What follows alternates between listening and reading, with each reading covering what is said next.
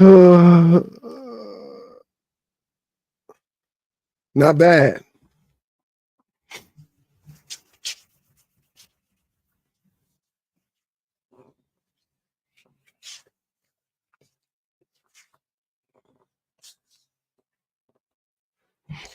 What's good? What's good, y'all? Morning. Happy is it Tuesday? Happy Tuesday, man. That's why. That's why.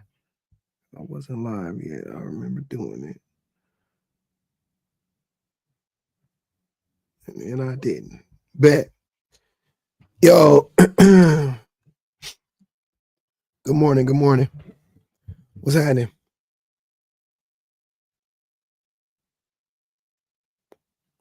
Yo. Let's talk about it. There we go. Yo, what's good, man?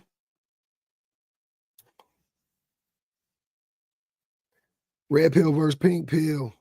Which is better for me?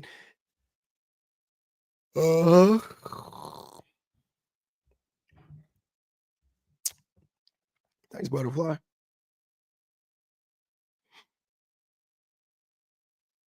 They said pink pill already. Yeah.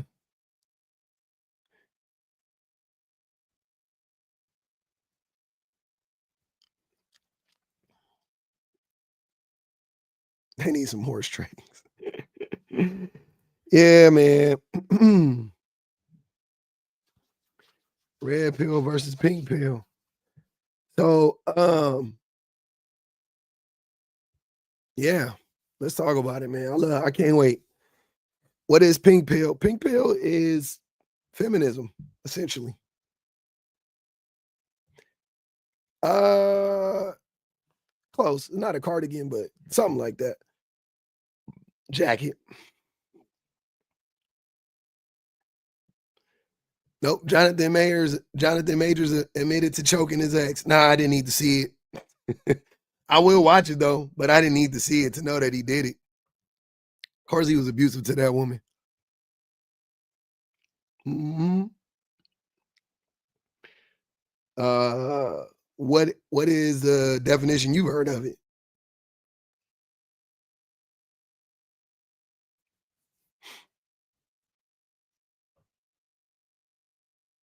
Thanks, Brian. He better not hurt Megan. Yeah, he better not. Maybe he was an alcoholic or something, and he was maybe he was on D-rugs. Now he's clean or something. Hopefully, I don't know. I don't know what the fuck is up with that guy. I don't pay him any mind, to be honest with you. I just know that I know the men's was loving to use him as another one of those like case studies. When in reality he was, he was a whole abuser. And they was trying to be like, he wasn't an abuser and all that stuff. So I mean, he openly admitted to it though. That's a step in the right direction. A lot of these dudes take that shit to the grave. Busy today. Catch you on the replay. Pink, hey ladies. I appreciate it. Aquarium nuts. Yeah, it's gonna be interesting though. So let's talk about some of the differences. So just so we can have a clearer picture of what I'm talking about specifically, I laid out a few like juxtapositions, right? So you got on the red pill side, you got being buff or going to the gym, working out, whatever, being fit, whatever you want to say, versus pink pill would say be confident, right? Like that's what that's what women actually, I feel like, and this is all my perspective from what I have learned in my on my journey. This is what I have learned, right? Like being like working out and being fit is all well and good, but being confident is even better because there's a bunch of like fit people who aren't confident. You know what I'm saying? There's a ton of them who aren't confident. Or Beatus, you can come up.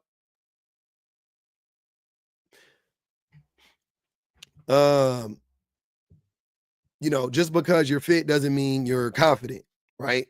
being wealthy, being rich versus being or being a provider.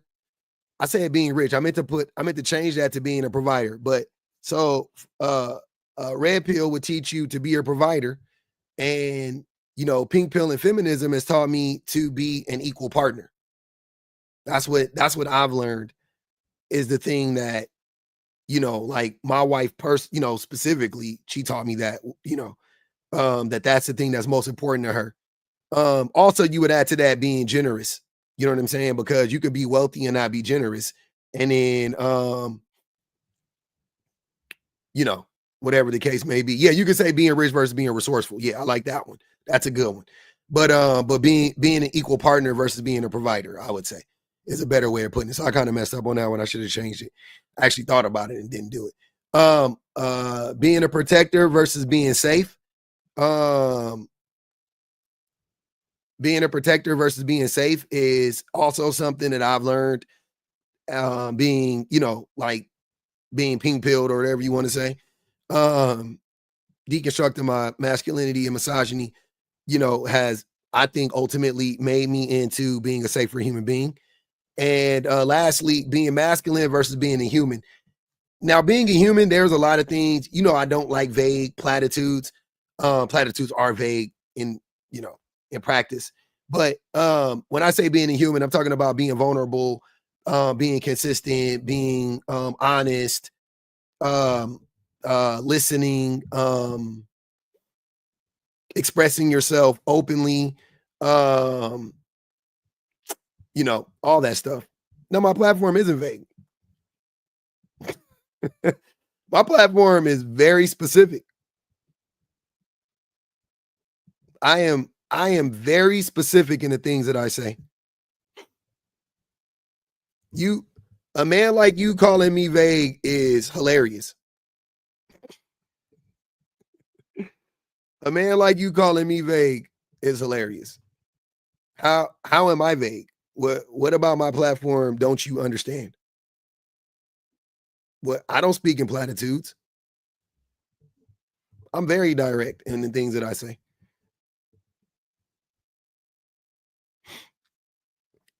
No, the white tea men need to be in here because the red pill ideology is directly linked to racism, and it comes from racist white tea men. So, they need to hear this the most. And if they can unpack this part of it, maybe if they can unpack the misogyny, then hopefully it'll lead them to being able to unpack their racism, right? Because it's all connected. Manimal, you said that my platform is vague. How is my platform vague? Well, I mean, how do you define masculinity? We've already had this discussion 1,000 times. Well, I know, and it was like it wasn't vague. I was very specific. Okay, to be specific now. No. I don't feel like having this discussion with you again when I've had it with you already. You can tell me how my platform is vague. Because your definition of masculinity was like, when I asked you, remember when I said if there was someone who is basically attacking their wife, right? Someone else's wife, right? You said the masculine thing to do would be join in with the attacker. What? Remember that? What did you say? I missed what you said. Okay. Last time we were having this discussion, and I asked you, like, if there was someone who was attacking your wife, you said the masculine thing to do would be to join in with the attacker. No. But you did. I didn't. That's stupid. Okay, then what would be the masculine thing to do if someone was attacking your wife? It's not what is the masculine thing to do. You see what I'm saying? Well, what's masculinity? Helping the person wouldn't be masculine. Helping what? If there is a person getting, if there is a person attacking your wife, jumping in isn't masculine. That's stupid.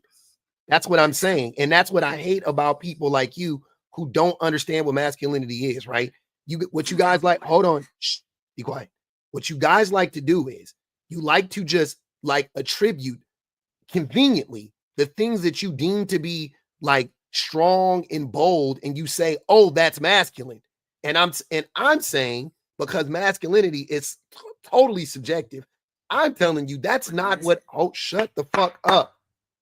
What I'm saying is masculinity to me would be, in that instance, the person that is attacking the woman is more than likely the masculine person.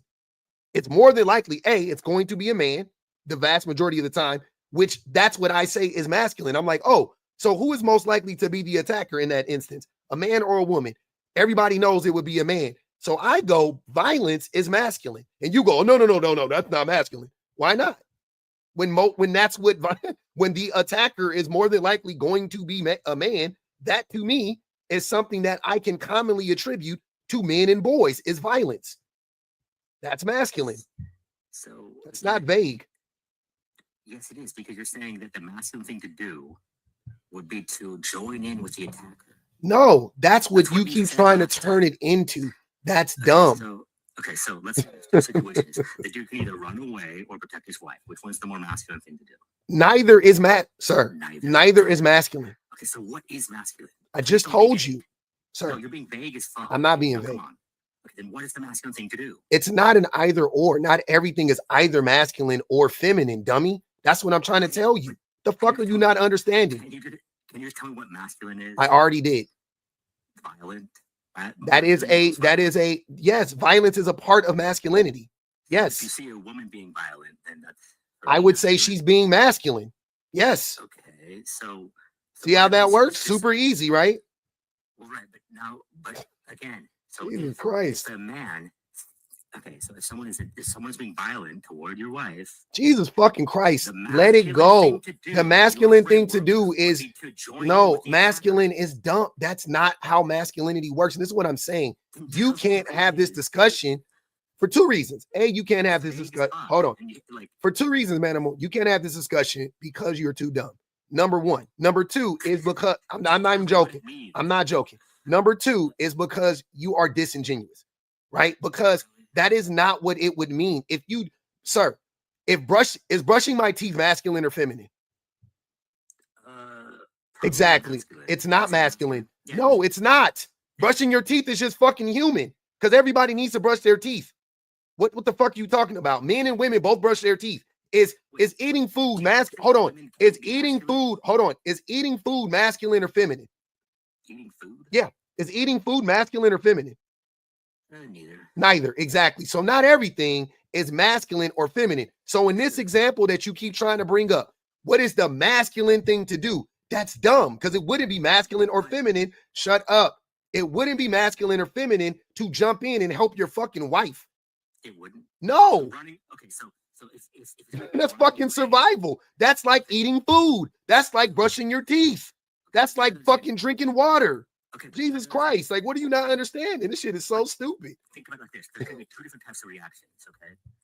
There's a threat. There's a bunch of different reactions. Okay, just imagine, all right? There's a threat that's being perceived, okay?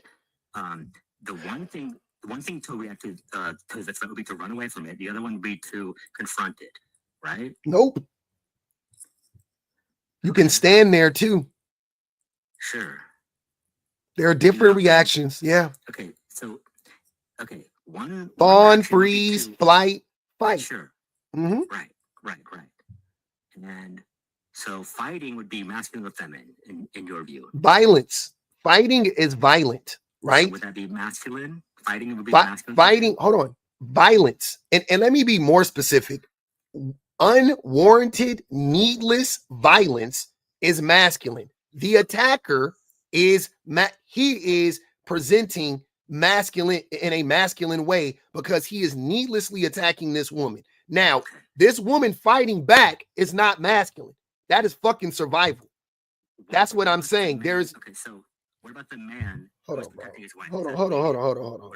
on. I can't.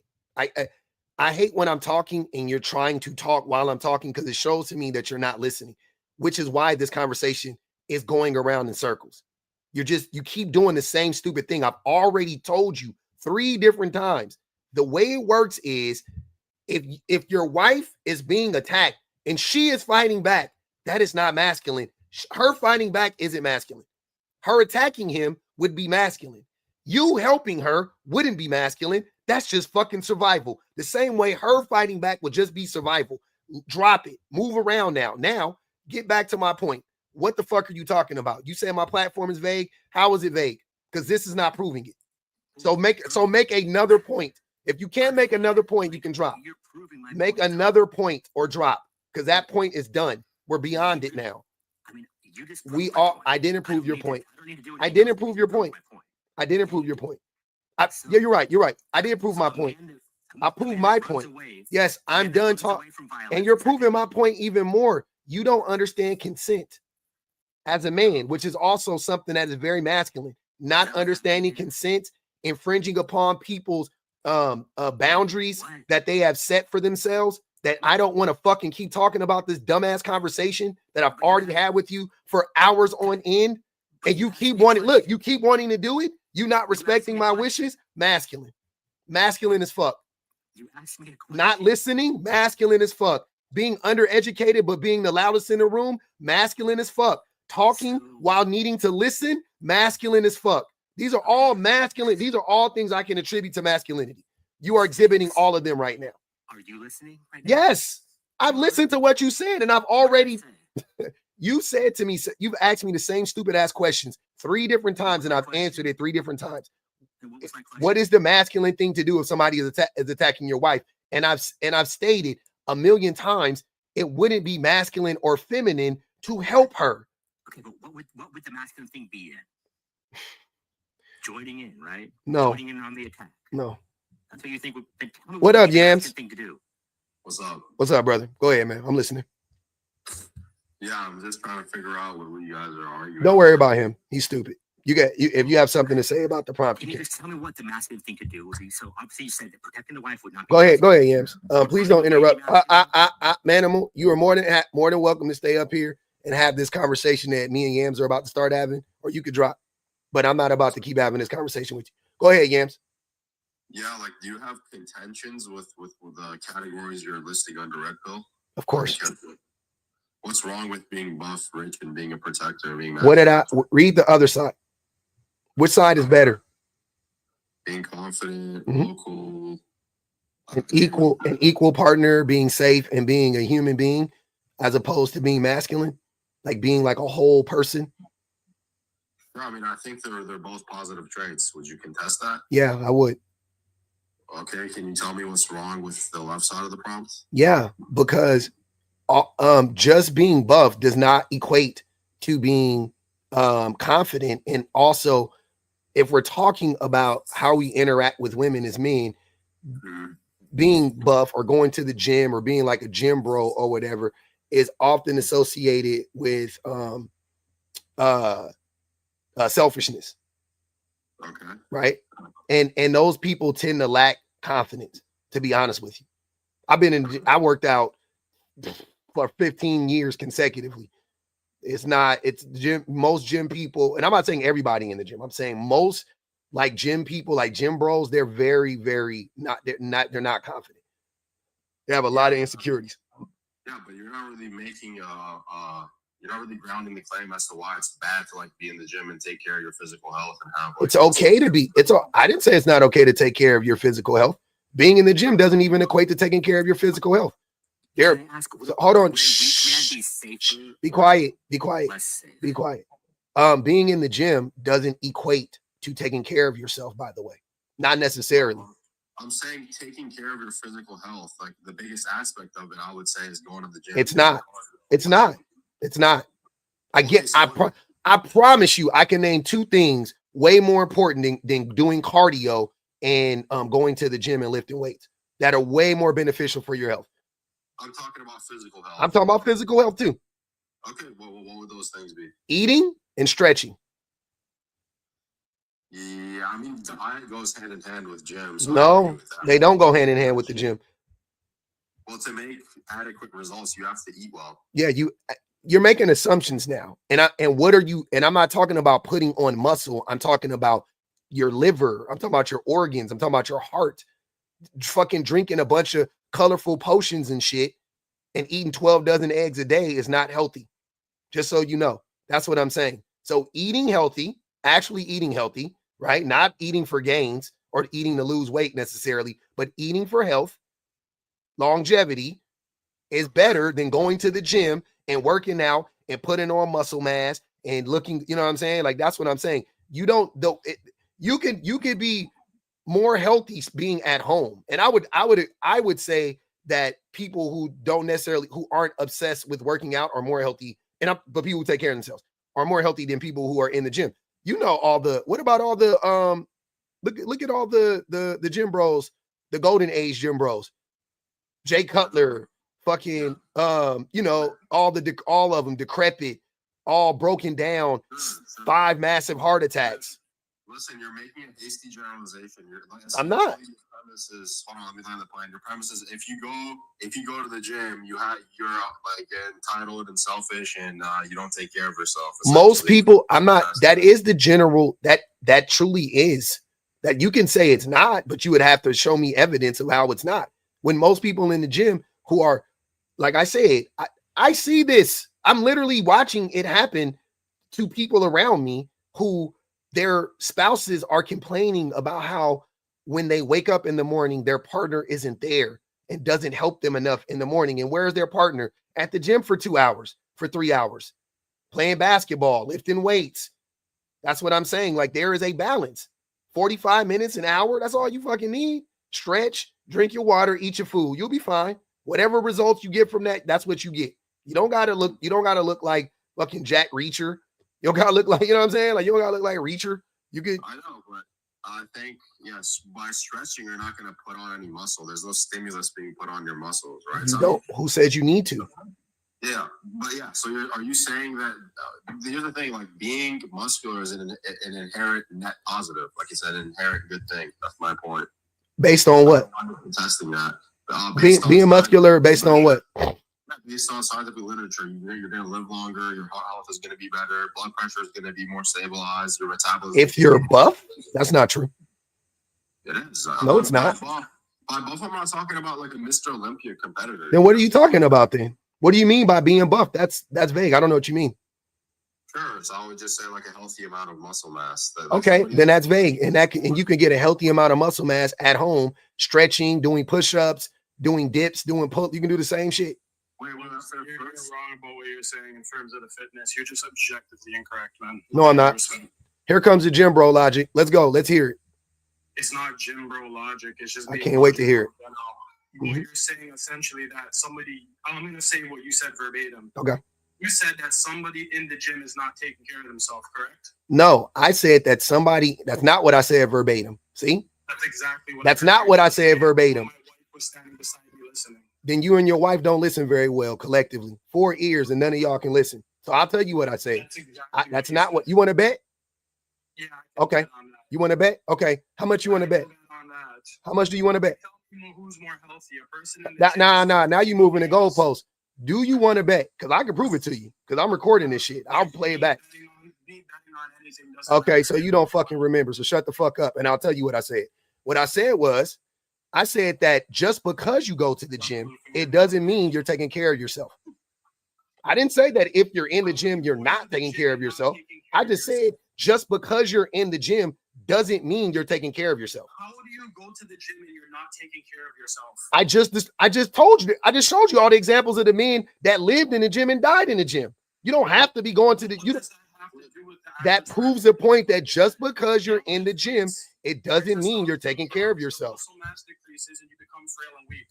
You don't, but your muscle mass doesn't.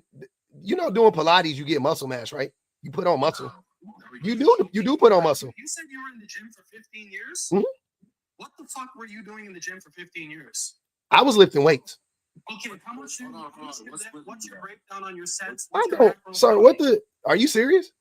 Yeah. Here, hold on, wait. Hold on, time out. What are we doing? What are we doing now?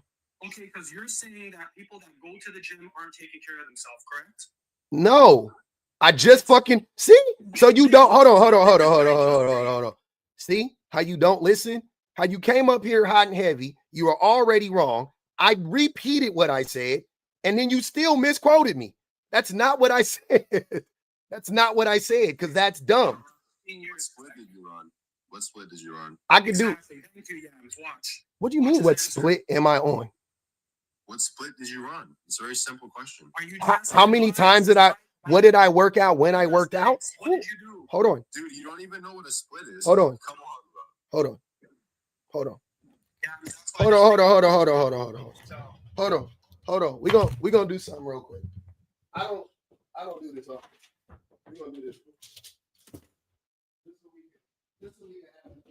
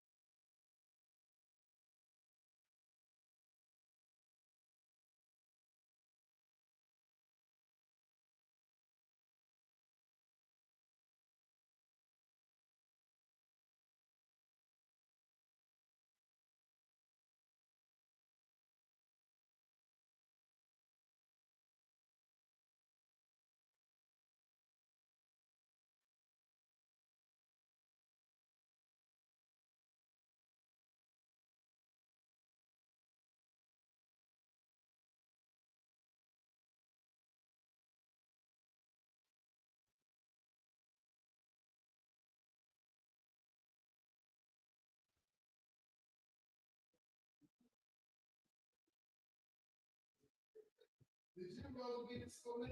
I just told you, I'm not a gym bro. I'm not a gym bro. And I will, hey look, I'm not a gym bro. I'm still stronger than all three of y'all. I promise you I am. I guarantee you I am. I guarantee you. I'll bench press. Look, I'll bench press you and your wife. You had 25 pounds on the bench bar. No, I didn't. I haven't even been in there. I haven't even been in there. I haven't even been in that motherfucker in months. I was on the pull-ups. I did pull-ups. I don't fucking know, man. You don't know because you're talking shit. I hurt my back years ago. Okay, I stopped deadlifting. we move on from the gym thing because we already whooped you. Okay, tell us why it's You bad don't for look men to get anything. Y'all really went on a fucking tangent mad about gym bro culture? Fuck up. No, it's What the fuck is wrong with y'all? Are you the girlfriend? No. Nah, I'm married, That bitch. makes fucking sense. He's the one on the correct surplus. But yeah. So, and you know what I find odd about the gym bros? Like, this is what I'm saying. This is what I'm saying. So, I'm talking about not being obsessed with the gym, right? Because being obsessed with the gym makes you don't actually have confidence. You if anything, you get hubris. You don't really get confident, as you can see, right? So you got a bunch of like fake, like like I don't know, like peacocking males that think like, oh, like how much do you bench, bro? I don't give a fuck. No, I don't bench. I haven't bench pressed in a long time. I don't. Hold on. I don't give a fuck though. That's all I was trying to tell you. All I was trying to do. What do you mean? Why wouldn't I bring it up? I can still bring it up. I'm gonna bring it up, and I'm gonna bring it up again. Being in the gym does not do anything for you on his face, right? That's not the thing that does anything for you. I'm telling you, The Why way do you have a gym at your home? Like, there's so many contradictions. I just want to. He said he hasn't worked out in a long time. Were you not listening? No, but why is he against working out? I'm not against working out. You fuck. Talking about it. It doesn't seem like that. Y'all just don't know how to conversation. He's never said that. Then what is his point? Let's discuss. What is his point? Hold on. This gotta be the worst. This gotta be the worst shit. What your point is, because Yes. Okay.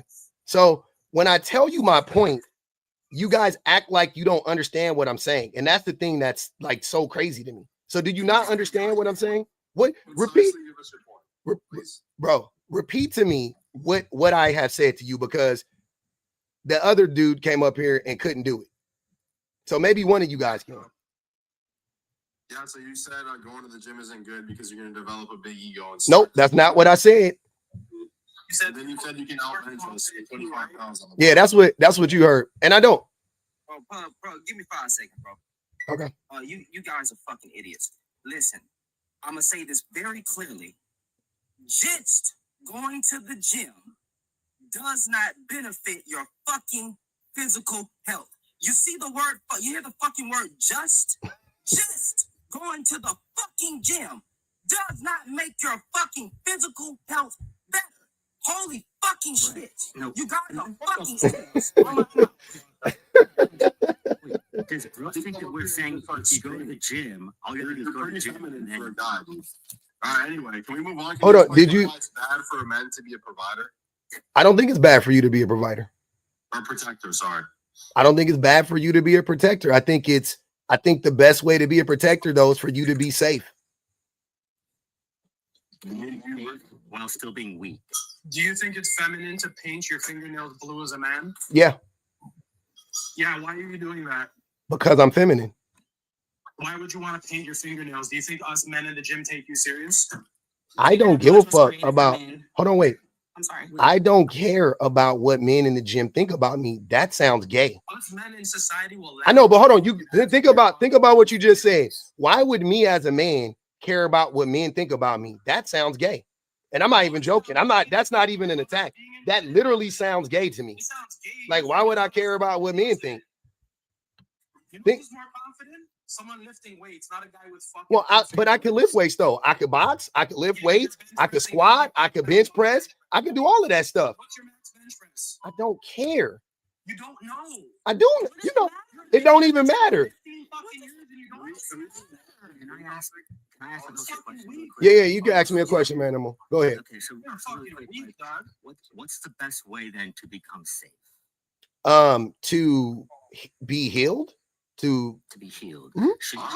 Should you try to become like a strong person? Would that be a safer thing to do? No. Or, no, Okay, the so- strong person internally, mentally, yes, physically, no. What? What is so confusing about Why- this? why would it not be both? Do you guys think? Hold on, wait. And I'm gonna. There's a woman up here. Let's hold on, manimal, stop. I'm gonna ask a woman up here out of curiosity. Does any of these dudes come off as safe men to you? Absolutely not. Absolutely not. I would trust a pet rat before I trust any of them. Okay. And what qualities? Can I ask her then? What qualities would we need to have in order to convey that we're safe? Blue fingernails. Not speaking the way that you're speaking right now, thinking physical strength is all you need to be a safe No one person. No one said that. No one said Yes, that. No one said y'all have physical done nothing but strength. No, say I'm literally you asking want the to question. buff. I've asked. Y'all's entire point. I can tell none of y'all ever been in a fight because y'all actually think that y'all. Hold on, wait. And here's another thing too. This is how I know y'all don't. No, none of y'all know how to fight. Hold on, wait. Hold on, manimal. Hold on. Here's another thing too. Manimal, shut up. Shut up. Nobody is weak and frail. I don't think any of you guys are weak and frail, right? I don't think that about you. That's not. I'm not making it about anyone personally. It's not an either or. Hold on, manimal. Manimal, why are you talking when I'm talking? I'm not saying it's an either or thing. That's the thing that, like, I got blue fingernails, right? But I can still fight. I got blue fingernails, but I still got shit. You know what I'm saying? Like, they ain't stopped making pew pews when they made y'all. Hold on. Shut up. God damn. I don't, just because I present a certain way, that has nothing to do with how capable I am as a person. That's what I'm trying to tell you. It just doesn't make sense. Who's And- not? And if you think that, sir, listen. And if you think that because you work out, then you're a better protector than somebody who doesn't work out, you're wrong. Because Manimal, shut up. Damn, bro. You talk so much for somebody that don't be knowing what's going on half the time. If you just because you work out, just because you go to the gym, right? This is awesome. I'm not even playing. Y'all be in the gym bros be in the gym and they be getting knocked out at the clubs. They be getting beat up at the bars because they be thinking that, oh, I got to put on all this muscle, so I'm going to go fight. And then you get banked and then your head hit the ground. Like, I don't know why y'all don't understand this shit. Like, I'm being for real. Yams, hold on. I swear to God, I am being so fucking serious right now. I'm not even joking. This is like on some like real for real. You know what I'm saying? Like, I don't know how y'all grew up type shit. I just done seen too much shit, right? It's always the motherfuckers that think they the toughest that get knocked out the hardest. Always. All the time, right? And I'm telling you that all of that to Manimal's point, Yams, not even to you. To Manimal's point, he's trying to say you being weak and frail, which, like I'm saying, if you don't go to the gym, then you're going to be weak and frail. Like, it's not an either or. You can be strong and not go to the gym. You could be capable and not be obsessed with working out all the time. That's what I'm saying. So it's not an either or thing. That's why your question doesn't make any sense. Okay, I'm gonna explain why. Go ahead, Yams. To get you to acknowledge that. Go ahead, Yams. Yeah, I'm gonna prove how you're proving Manimal's point. You're saying physical strength doesn't matter, but then you're That's saying not what I'm saying. God damn. I wish you motherfuckers would listen. The plane if you don't comprehend what he's saying. I never said that. You can't land your plane if you don't comprehend what he's You're saying saying. physical strength is not relevant. That's not what I said. Bro, let me finish. That's not, but why are you starting with something that I didn't say? That's what I'm, so you're already wrong. Why would you want to, Yams, why would you want to keep making a point based on something that I didn't say? You see what I'm saying? Physical strength is not the end all be all. To what though? To what end? What are we talking about? To strength in general. No, to protection. Okay, yeah, cool. But then in the same breath, you're saying, oh, gym bros get beat up in a fight, which is a physical. You didn't say that either. I didn't say that. Yes, you did. I didn't say all gym bros get beat up in fights because some gym bros got hands. I'm saying that just because you work out, just because you go to the gym and you put on some muscle doesn't mean you are actually a fucking capable protector physically. It doesn't mean that. It just means you're buff. That's what I've been trying to say. What's the qualities of a good protector go? Number one, a man that is safe, a man that himself isn't going to cause the woman harm. Okay, so how is because in reality, I just told you, by how does he become safe? The first thing you have to do to become safe, right? When it comes to protecting women is you have to see women as human beings. You cannot objectify women. You can't think that they are here to serve you. You can't think that they're beneath you. You can't think you're their leader. You can't think that they're here to fucking cook and clean and suck and fuck and shut the hell. Like, you can't think like that. That is not how you, if you think like that about women, you will not be safe for them. Okay, cool. So then is there anything else? There's a ton of things, but let's start there. And you keep interrupting, so keep going. So what else is that? Besides recognizing that's that enough. Women are human beings, right? Female human beings, right? That's enough for now, but keep going. So what are you? So what are you not understanding about what I'm saying? No, I understand what you're saying, but is there anything else to being safe? There's a ton of things, but those are some important things. Do as a man to, how did you get there? I just told you. Okay, but is there anything more? What more does there need to be? Well, you said there's more. There is. I'm saying, what more does there need to be for you to become? Hold on. As long as you see women as human beings and treat them with respect, that's all you need to do to be safe. That's the baseline of it. Yeah. Okay. Is there anything beyond that? What the fuck else? What more do you want me to tell you, Manimal? There is more, but what more do you want me to tell you though? Like, because you guys are just hold on, wait. Hold on. What I want you guys to do is, and I would greatly appreciate this. What I want you to do is first, sit with the thing that I just told you right now. First, You guys want to jump to level 12. Start at level 1. Do you understand what I'm saying right now? Understand what you're saying. Do you understand how that makes you a safer man? Yeah, bro. Okay. Hold on, wait. Be quiet, man. What'd you say, Yams? We all agree. Me and Animal agree. Okay, so that is a reason why women don't feel safe around most men. And also, I don't know if you know this, Yams, but or let me ask you a question. Who is the man that is most likely going to harm a woman? What is the most? Who? What? Yeah, like who is the man that is most likely most likely going to harm a woman? Like if a woman is going to be harmed. The most. The ones who are around her the most. Yeah, the ones that are closest to her, right? So Yeah, the so people who are around so the most are the people who yeah. have the most, So probability you of having being interactions with, yeah. negative or positive. We got you. Yeah. So the men the man that is in her bedroom with her, the man that lives in the house with her, right? So that's what I'm saying. So if you want to protect that woman, the first part, the most important person, like most women, right? If you go through their life, their random men don't pose that much of a threat to most women.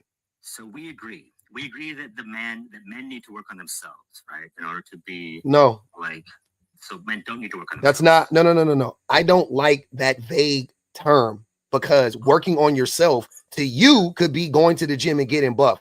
To me, it's fucking unpacking your misogyny. So no, I disagree. Be more specific. Can you just elaborate on what's What'd you say, Yams? Dude, you're preaching the choir right now. We all agree with you. We all agree. It's not No, you guys don't agree. None of us are obsessed with just going to the gym, bro. Like, it's not like we're not out there saying all you need to do is just go to the gym. Just ignore everything else. Just make sure these muscles are strong and they look good to other gym bros. None of us are saying that, bro. We agree with you that, like, I'm just gonna ask you a question about what. Both of you guys are talking at the same time. Man, right? I'm trying to get to what do you think the ideal man is, and you're I'm actually look. kind of prove my point here that the ideal man is capable of protecting, right? He's capable of like staving threats away from his home, exactly, his wife and his children, right? He's capable. Do you agree? If need be, you're able. And finish the statement. The ideal man is what? Hold on. The ideal man is capable, but what else? But what else? But what else? More importantly, what else? Respecting his wife. Is that what you want me to say? I want you to say what else, because I wouldn't agree with that statement in a vacuum, because that ain't what I've been saying at all. Again. So when you say we agree, we don't agree. Again. Okay, tell us what your the ideal man, hold on. The ideal man, first and foremost, would be a safe man himself. If I had to choose between that man being a safe man and that man being able to protect his house from fucking the big bad wolf that's never coming, I would prefer him to be a safe man in his own house. Now, the ideal man would be able to do both. A weak man safe. Oh, yes, a weak man can be safe. So a man because he himself won't be a threat to the woman. Therefore, he's safe. Right. The fuck are you talking about? Listen, think about it. Is a woman safe around a weak man? Yes. Can that man protect yes against outside threats? Hold on. Yes. And flip it. And children can protect from outside threats. And flip it around. Yes. They've done it before. They've done it. There's plenty of calls where kids are calling on the phone and they're calling the police, or they get, I don't know if you ever seen, I'm just making a joke right now, but have you ever seen Home Alone? But anyway, kids can use their phones. Yeah. I'm tired of you talking while I'm talking, man. I'm sorry. It's too annoying. But anyways, what I'm saying is yes, you can be frail and you don't have to be strong or whatever, and you can be safe. It is not it's not either or. Can you keep other people safe? Yes, you can keep other people safe. What is the most important thing to have in an altercation? Nope. Nope. What do you think it is? Your brain. To be able to think. Yeah. To be able to think. That's the most important thing you can have. Are you gonna think your way out of a fist fight? What do you I think, look, see, Yams, see? Hey, two things. Yes. Hold on, Manimal. Stop. Two things. A, yes, you can't think your way out of a fist fight. And B, when you fight, you literally have to think. I don't know if you know that. I literally think when I'm fighting. That's why I'm a good fight. I think when I'm fighting. We don't disagree, right? I'm not talking to you, Manimal. Shut up. God damn, he disagreed. I don't disagree. Obviously, I know you can talk your way out of a fight. I'm not contesting that, but I'm saying 100% you're going to be in a physical altercation, right?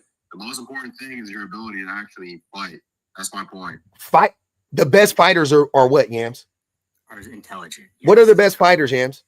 Yeah, they have fight IQ. Yes, being able to think again gives you the best chance of winning. Yeah, I'm not contradicting. Okay, so a frail man, a weaker man can think.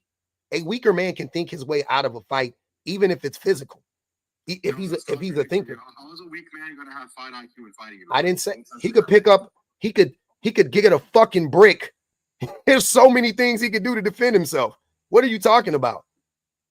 And this is just dumb. This is what I'm saying. This is just dumb. Hold on, wait. And this is just dumb because let's go even further. What is the likelihood that you're going to have to get into a fight? I'm giving you a hypothetical. I know. I'm saying I know, but let's not use. Okay, if we're giving hypotheticals, what are you going to do if everybody turns to zombies? Yeah. I mean, if we're just doing it, that's what I'm saying. I fucking hate hypotheticals because hold on. I don't like hypotheticals. I like probabilities. So let's live it. Hold on, gentlemen. What'd you say? I've been in it. Yes. Too many. Okay, so have I. But nobody here has ever been in a zombie apocalypse, right? So mine was more. But no. But I'm saying, hold on. But Yams, I'm 43. Guess when was the last time I fought? Take a guess. I don't know. I would hope it 20 over 20 years ago.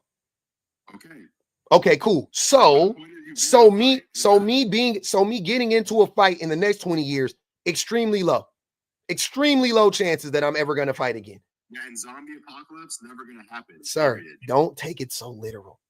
It was a joke. It was just making a point that trying to say. Can we stay on topic? What you're no. That is what you're. Hold on. You're projecting. That's a red herring. Talking about fighting to a 43-year-old man that hasn't fought in 20 years is a red herring. Can you tell me what a red herring is? Yes, you're using an extreme example. You're using an extreme scenario to make a point. You're trying to. It's like that is a fucking. What you just described is a hypothetical. You don't know what a red herring is. Okay. So it's okay. It's when you throw out something that's like irrelevant to the conversation to distract from the main point. It's the same thing. That's what you're doing.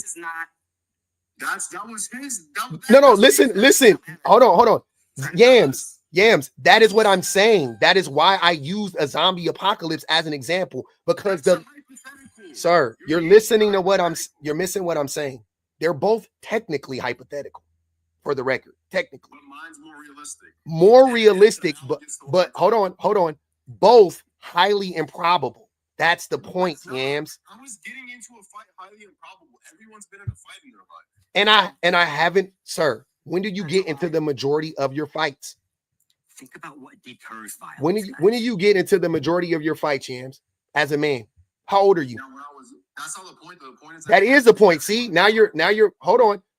It's all in context. It all has to make sense, right? So again, you sound like a child to me. You're like 20-something years old. I'm 43 years old. Yes, when I was 20 years old, what you're saying it makes more sense to me. I was still boxing. I was still in the gym. I was still Jams. Listen to what I'm saying. I was still doing that shit at 20 years old. I get it. I'm fucking twice your age. I'm not fighting anymore, bro. I haven't been in a fight since middle school. Exactly. You ain't even fought since middle school. What the fuck is you even talking about? The point is that everything. We're talking about what is best to deter. Obviously, we want to avoid the fighting, right? But what is the strategy? What's the strategy? Just listen for a second. No, man, this shit is crazy, bro. In real time, y'all be proving my point. It's so hilarious. You haven't fought since junior high school. That's no points. That is my, hold on, Manimal. I swear to God, I don't care about what you're saying. I don't care. Yams. The point is, and this has always been my point, but you keep fucking not listening. You thinking that physical, your stature is the thing that makes you safer is not true. And you keep, most important thing in a fight. see, but okay, now here's that red herring. Now we're talking about in a fight, and it's not the most important thing in a fight. Again, it would be your skill, and it would be your ability to think, without a doubt. I don't care how strong you are. If you don't know how to throw, Yams, if you don't know how to throw a punch, you cannot, sir, if you could be as strong as you want to be. You know what? I'm sure you've seen it. Go look up the videos of the woman in the gym beating up the buff gym bro. Go look at that shit. Beat the break. Now she was not as physically imposing as that man. He outweighed her by at least 80 pounds. She was mauling him. She was mauling him. Oppose another. Yeah, okay. Give it to me. So we're gonna have two people. One's gonna be No, don't mute him. Go ahead. Go ahead, Jens. yeah, we're gonna have two people. One's 6'5", 250 pounds. The other person's gonna be 5'5", 100. Yeah, I saw this already, and the 5'5" dude knocked out the 6'5" dude. I saw it before. Who is more likely to win The fight? person with the most skill. That was not in the hypothetical. You're reading it. This is a hypothetical.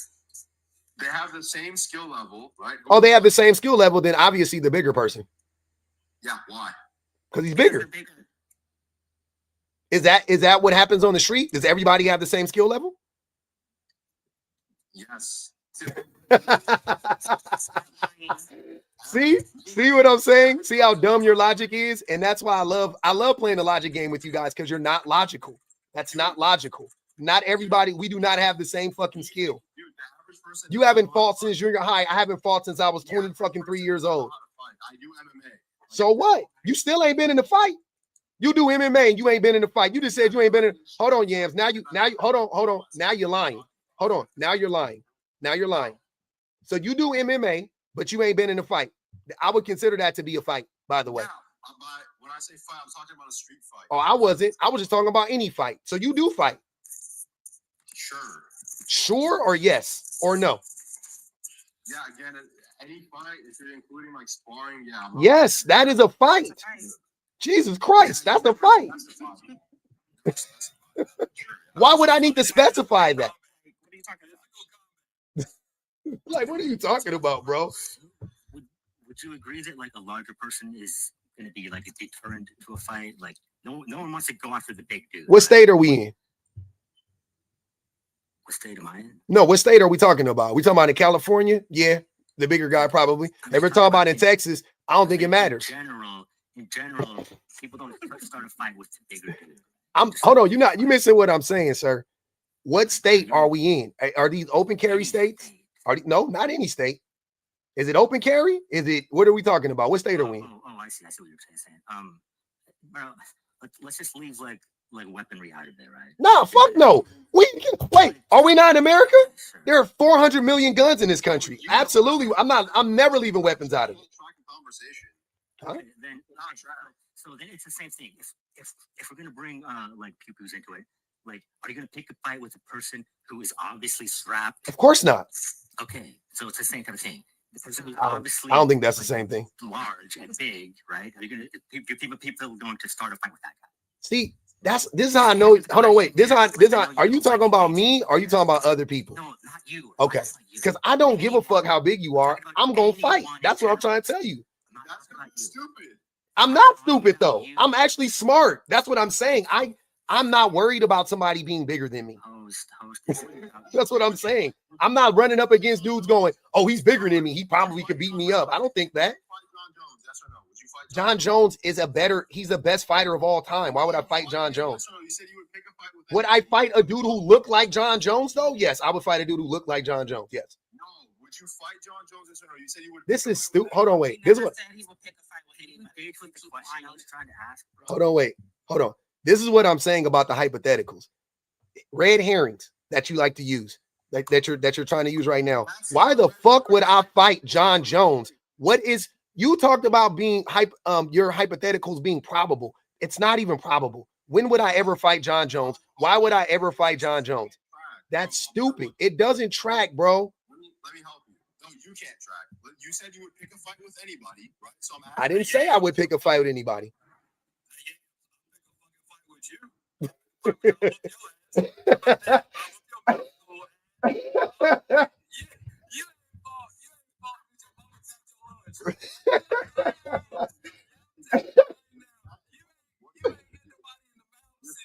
You ain't been hit in the mouth or hit nobody in the mouth in 13 years.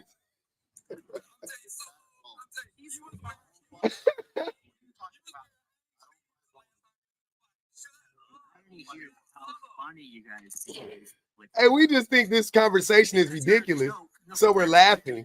It's a joke. This is a dumbass conversation. We have lost the plot, and I'm not, sir. No, I'm not. If you can acknowledge that being a larger person makes you like, it kind of deters violence, right? No one's gonna go out. It doesn't. See what I'm saying? Y'all don't. This is how I know y'all not really from them spots. Where I am from, the bigger. Hold on, y'all. Shut up. Mute up. God damn. Where I am from, bigger people. Yes, it matters where I'm from because I don't know where the fuck your corny white ass is from. I'm telling you where I'm from, what I have observed. All this shit is stupid. All this shit is subjective. So I'm giving you my anecdotal experiences. I'm telling you that where I am from, they would literally pick the biggest dude in the group and go try to punk him for stripes. They would literally go to the biggest guys and be like, oh, that big motherfucker, he a big corny motherfucker. Let me go pick on him. Why do you think they were trying to prove a point by beating the biggest guy? Why? Because of masculinity. That's what masculinity teaches you. No, but why in specific are they going out singling out the biggest guy? Because people think that if you can beat the big guy, then you must be bigger, you must be stronger, you must be superior. That's the point. Because society would view a bigger, stronger people as a deterrent, right? No, not as a deterrent. Yeah, because then if you can beat the big guy, people aren't going to come after you, right? It's signifying dominance. That's the point. They would. It's going to be a deterrence to violence. You're a non-dominant motherfucker. That you ain't been in a fight since middle school. Who's talking? That's Alabama at the top. Thank you for proving the point. More than fat, bro. Stop. Bald and fat. Worried about getting in a fight because you ain't been in a fight. You don't know about fighting. We're not trying to advocate for fighting, dude. We're advocating for advocating. What you guys are trying to advocate for is this idea, or you're clinging on to this vestige of masculinity that I need to be big to deter violence. And I'm telling you that is not the way that you deter violence. That's not the best way to deter violence. It's not being big or being strong. When I was my biggest, yams. When I was my biggest and my strongest, that's when I fought the most. That's what I'm saying. When I was in my early 20s and I was my biggest and my strongest, I fought the most. That's what I'm saying. And not even by me. It wasn't like I was picking fights. I swear to God, I wasn't picking fights. I'm not a fight picker, to be honest with you. I am aggressive. I do talk shit. Don't get me wrong. But I was also rational. Like, I wasn't like, oh, you said something to me. You stepped on my shoe. I'm about to go. I wasn't like that. That wasn't my MO, right? But that was when I got into my most fight. Like, that was when people would challenge me the most. When I would be at the bar and I would be drinking and I'll be out there with my little tight shirts on and shit like that. That's when they want to test you. That's when they want to bump into you. That's when they want to think you all, you know what I'm saying? And it was that all that bullshit. And I'd be like, and I see, I don't, you take, hold on. You snort powder? I told him to take finasteride. You know what that is? You don't know what a 5-AR reductive? No, I don't take none of that weird shit. I told you I was never a gym bro because y'all motherfuckers are stupid. That's not a gym bro. You're actually slow. Holy shit. Hmm? Look at It's medication. Look at the chat. Look at the chat enjoying my cam, yams, cam up. You said it's medication. It's medication for what, sir? I know it's hard. You said it's medication for what? for hair loss.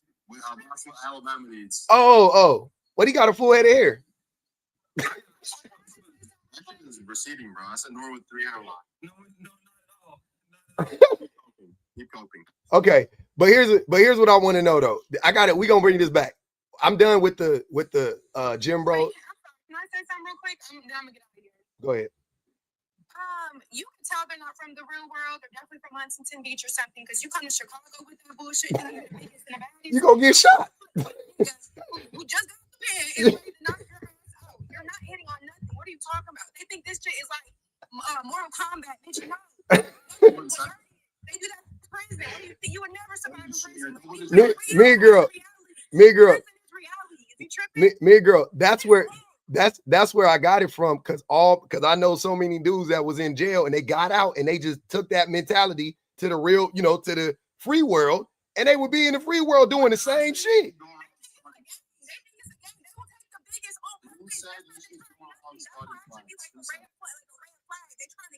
That's what. So that disproves your point though. That's what I'm saying. That's what Mid Girl is saying. That would disprove your point. No one said you should go around picking fights. That's not what we said. It's a green flag. It's a green flag. Not the time. You say you slow, right? You don't go slow yourself. The time is telling you stop. Don't go. No, bitch. You 6'6" and you think you're the biggest. Don't go. They're gonna go all day. You ain't never been nowhere. You can tell you never been nowhere real. You the biggest. You slow. You're exhibiting all the low IQ traits. Are you done? Wow. But you understand what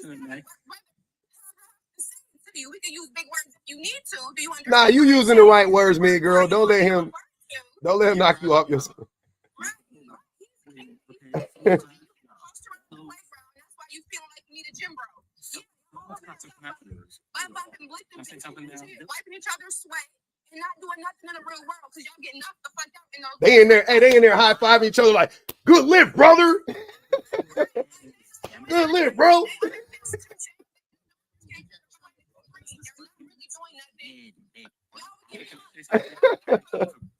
What we're doing is just pointing out the obvious. It's just dense to track it. All right, go ahead. Shia, hold on, wait, y'all. It's another person up here. Let Shia go. Go ahead, Shia Jocks. So yeah, I just want to say that these two guys are proving why being buff and a protector doesn't really mean anything. Because they're saying that a weak man can't protect somebody. But as you already stated, we have pew-pews in this world. Yep. We have the tasers as well. We have so many things where even a weak person with no muscles can still protect you, whatnot, for one. Secondly, I don't even believe masculine friendly is not a thing. I don't believe that yams are MMA fight. Hold on, brother.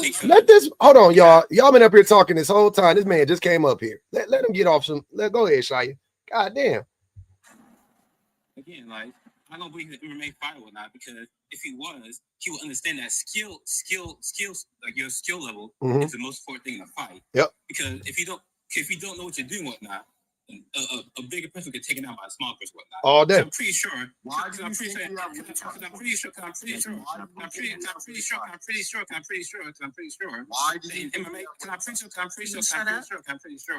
In MMA fights, whatnot, like you're saying, there's weight classes, high class, all that stuff, whatnot. Yeah, to mess up, whatnot, and at that point, it can skill up, whatnot. But again, I lived with that.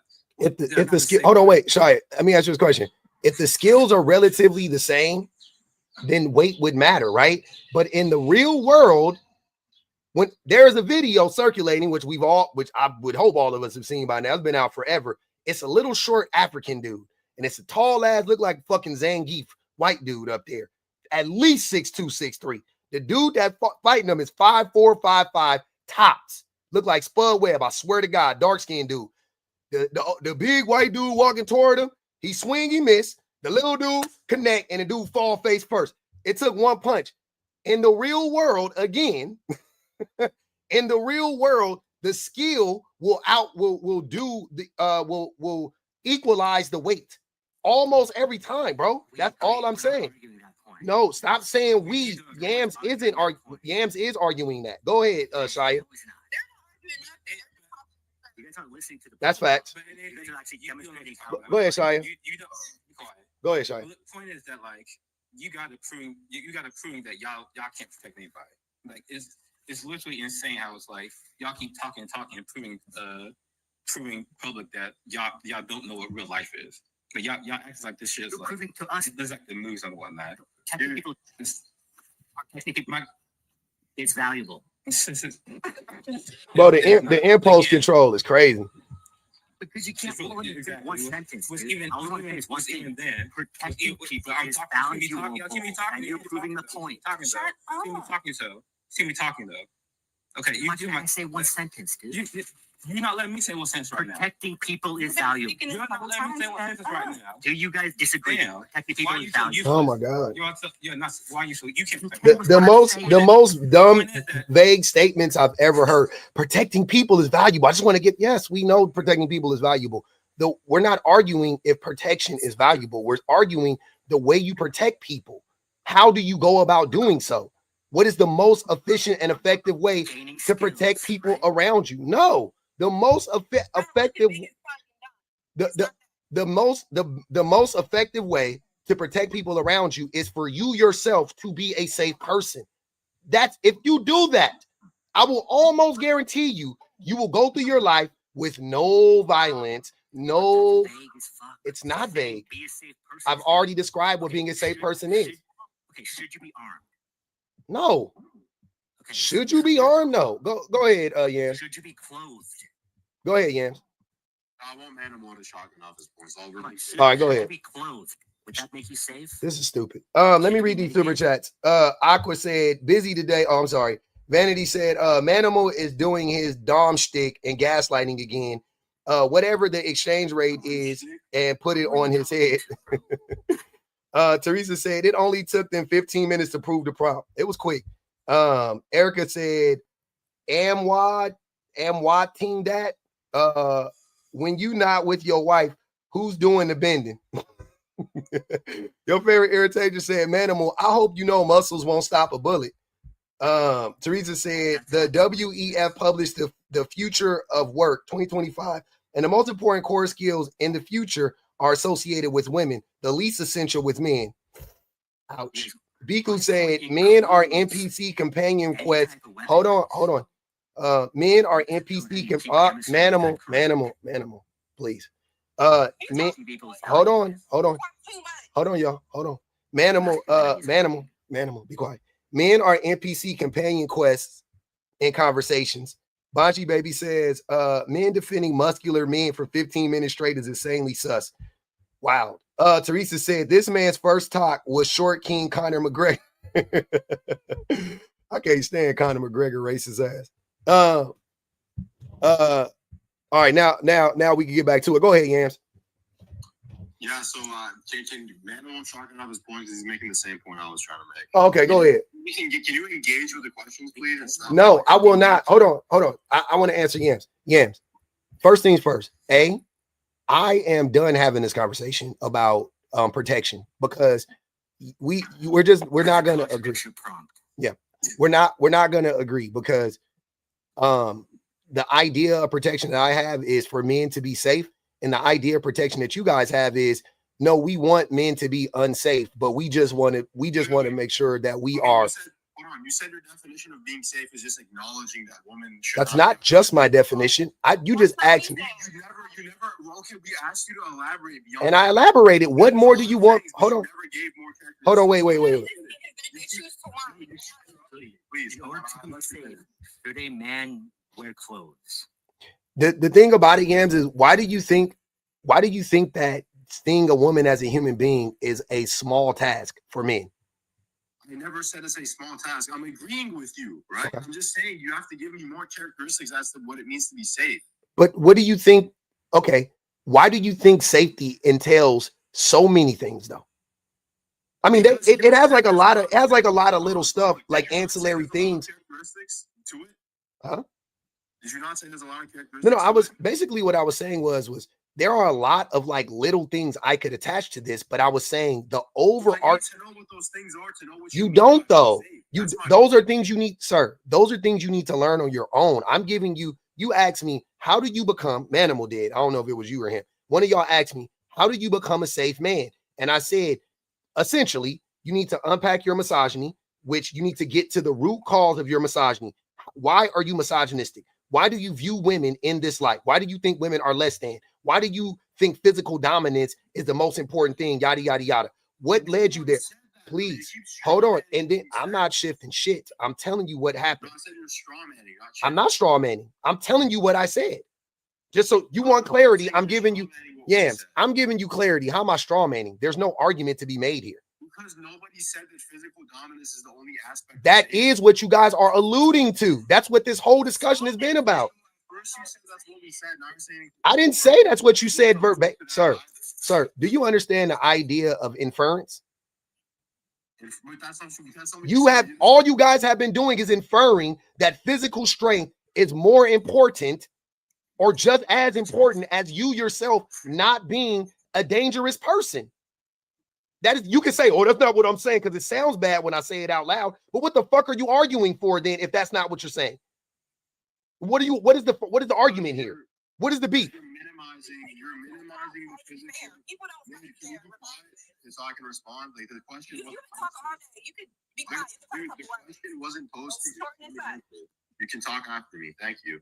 Yeah, so you're minimizing the physical aspect of it. That's my point. I'm not minimizing it. You're overinflating it. Constantly a threat in the first place, then women wouldn't need protection from men. Exactly. We all can agree that it's men that they need protection from. Yes. If you don't mind allowing me to finish, instead of focusing on how women need men for protection, why don't we focus our energies within society on stopping men from being the threat? Jones, can two things be true at once? Sure, but one of those. Okay, thank you. No. But John, in this, hold on. That is what you see. See how you guys ask vague stuff, and that's why I say no to, because that was dumb. Yes, in general, two things can be true at the same time, but in this case, no.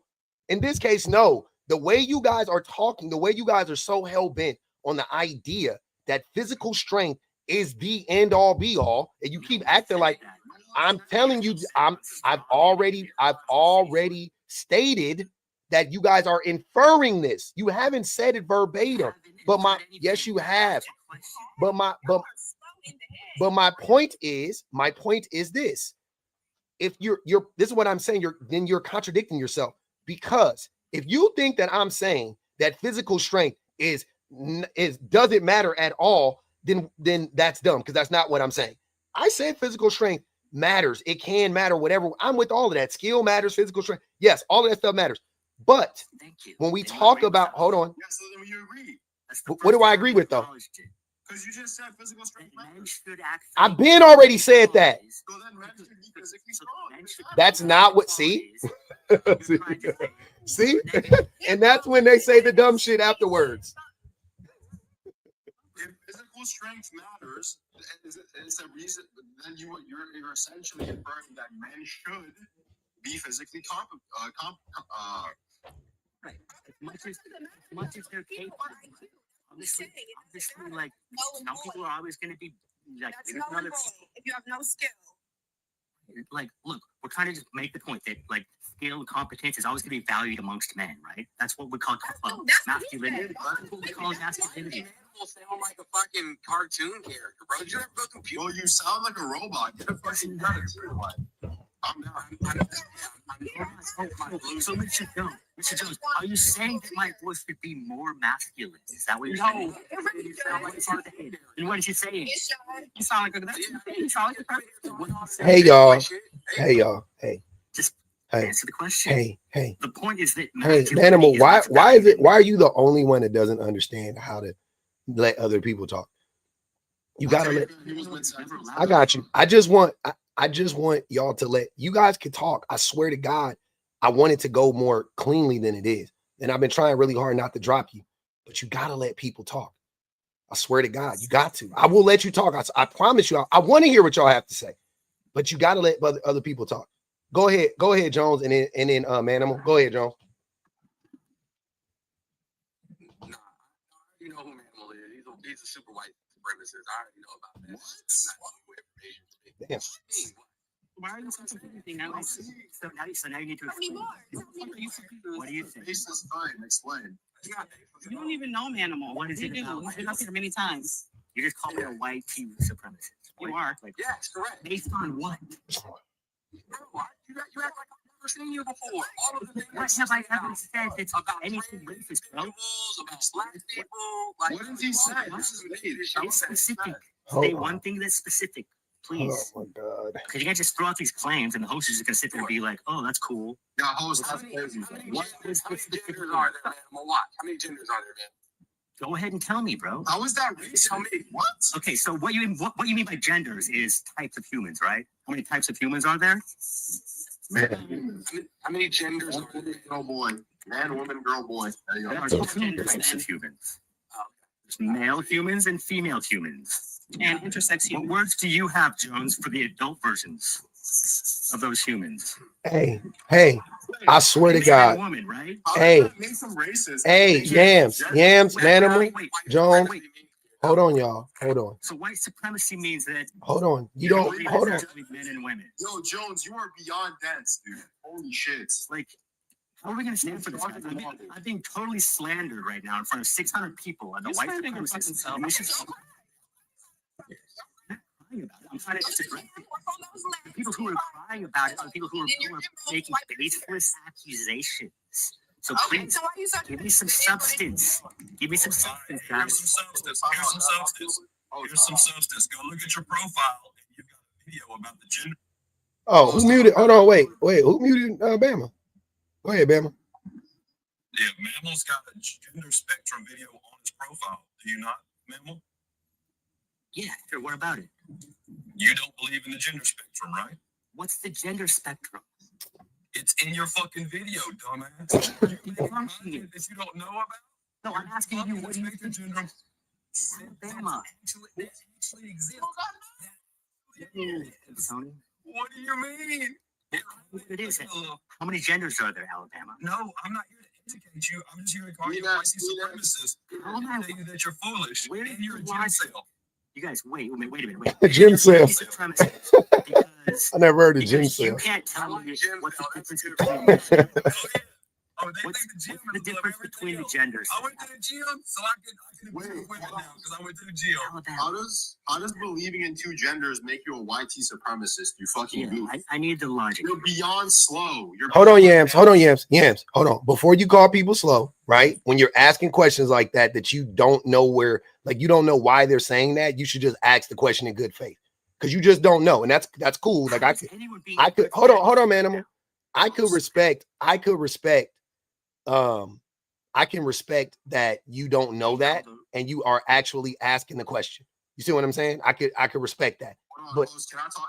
But as soon please don't cut me off. But as soon as you start saying people are dumb when you don't even know why, because that shows me once they connect the dot, you're still not gonna agree, right? Because you don't care. You don't care if it's racist. You don't care if it's connected. You don't know how it's hold on, Animal. You don't know how, right?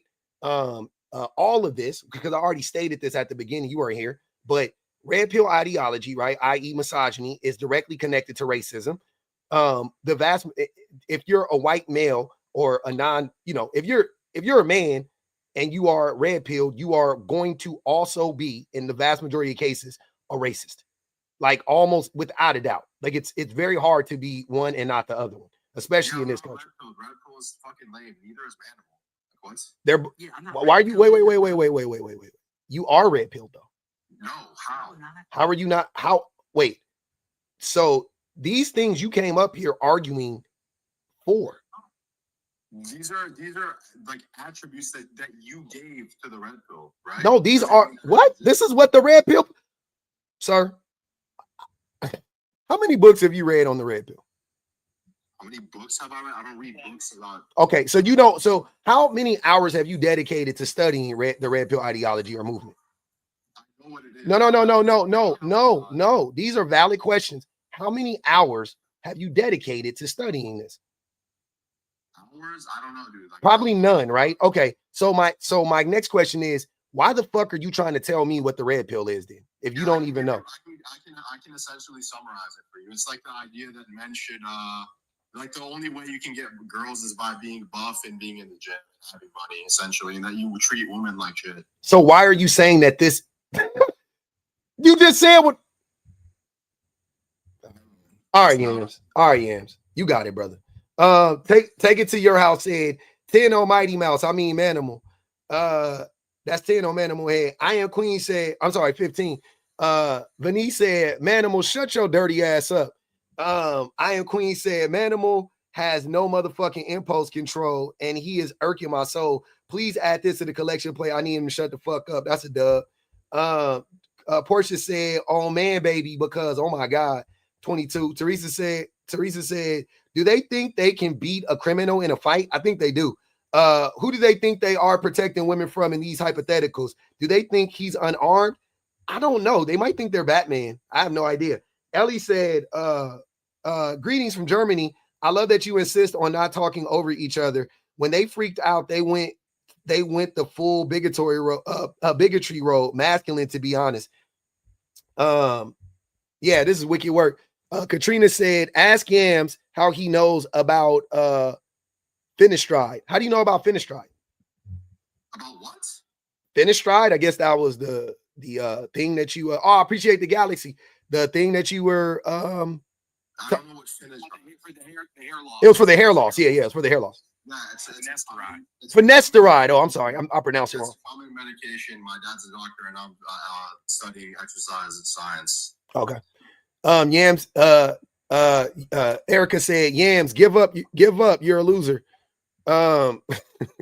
Can I address you now? Hold on, you can't. I'm just reading. I gotta read these. I gotta read as soon as I'm done reading the Cash Apps and prompts. You guys can go off. Black Star said, "Oh, these niggas who talk over each other. These are niggas that talk over each other." Okay, go ahead. Oh, damn, one more. Can we get Jones to acknowledge that's 27 on Manimal, by the way. Kim. No.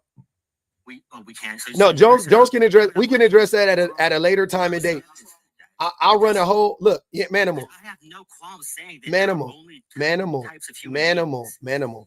I'll run a whole prompt for you one day. I'll put your face in the background, make you feel real special. We'll bring you up, and you and Jones can have at it. Or Jones can do it if he wants to on his platform, but I'll do it over here. I don't know why he can't just bring it right now. What's the evidence? Because I don't want to have this discussion right now because we've already been derailed. Well, then he can. Well, then I just want to. Yeah, he can. You can DM him too. Came in here and say you don't have any evidence right What'd you say, Jones? him like $10.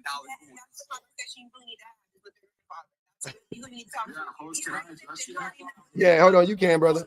I'm with it. You don't have the evidence right now. Yeah, we don't have the evidence right now. You're right, Manimal. Okay, thank you. Okay, cool. Can Mr. Jones say it? No, Mr. Jones not gonna say it. Like hearsay? Yeah, it's hearsay. I will not. It's all conjecture. Okay, yeah. Do you have anything then?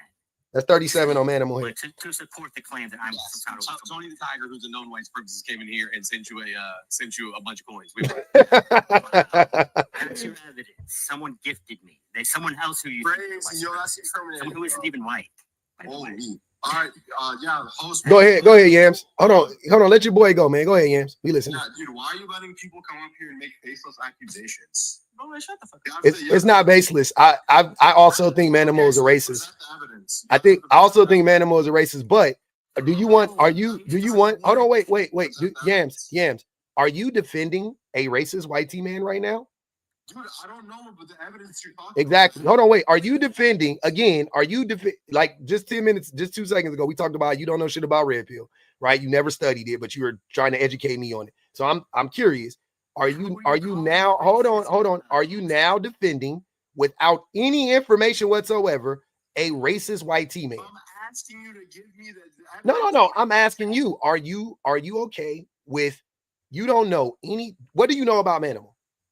Or do you follow him? Are you mutual? I've paneled with him before. Okay, so you paneled with him before. Okay, Yes. and you don't think he's racist. That's fine. So Yams, I would like to know. What is your ethnicity? Mine? I'm Middle Eastern. You're Middle Eastern. Okay. Why don't they know the difference between white supremacy and racism? Like, did I say racist or I say white supremacy?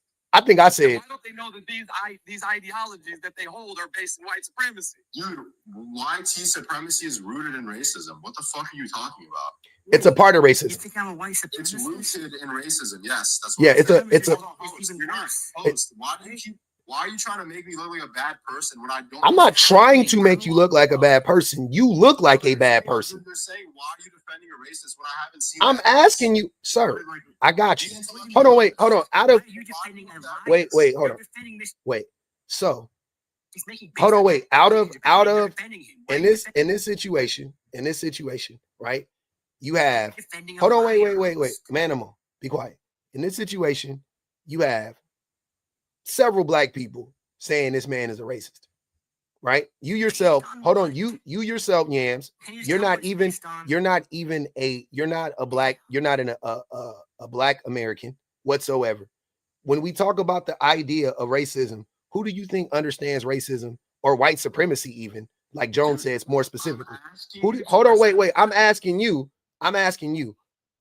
who do you think understands white supremacy better in this situation? Mr. Jones or you? There's going to be the people that are directly affected by Okay, cool. So I'm just saying, and it's all I wanted to say. I didn't want to have the whole conversation. I'm just saying, if we are all saying it, even Bama says, and he's a white man, by the way, but if we're all saying it, right?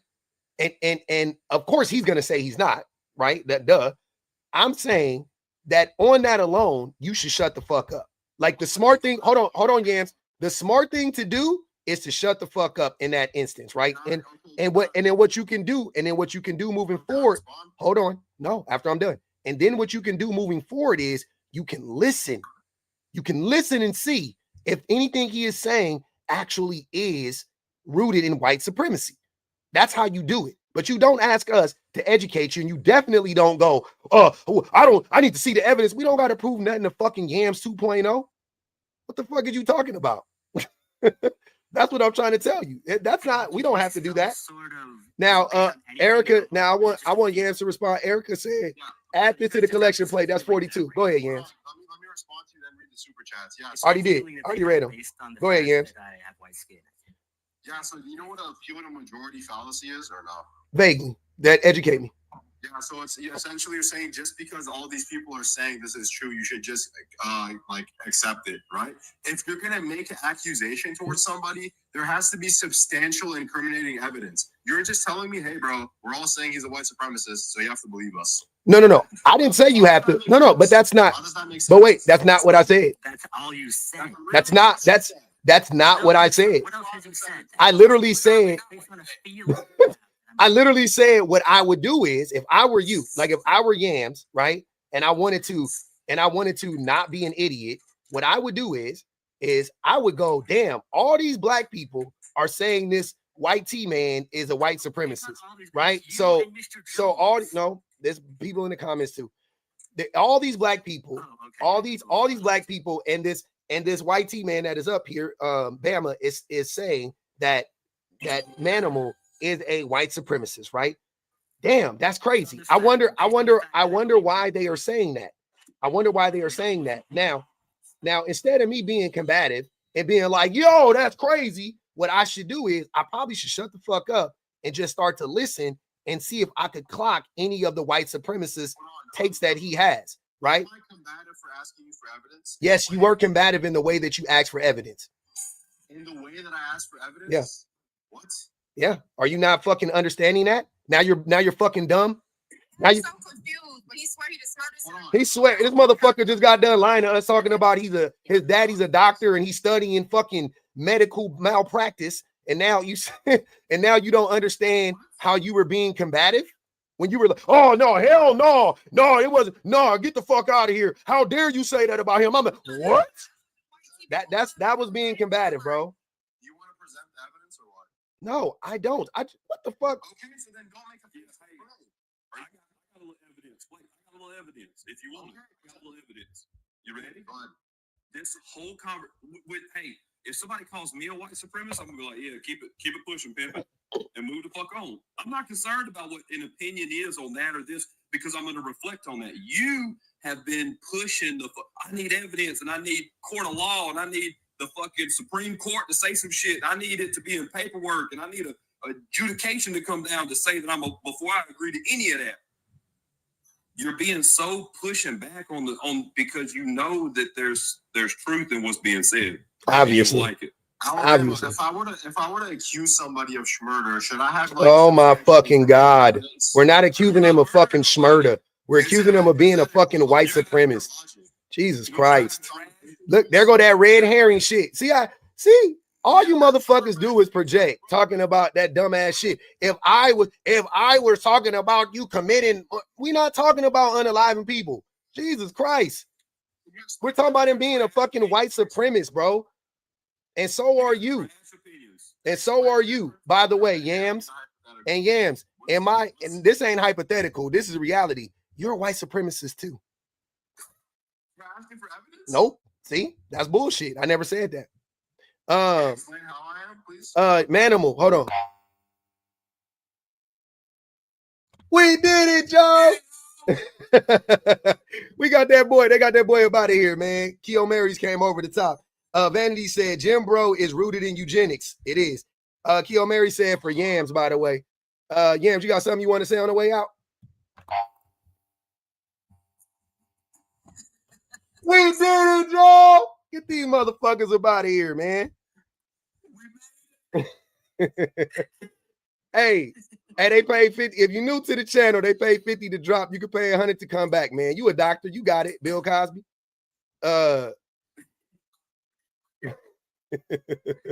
You got it, Cliff Huxtable. Come on.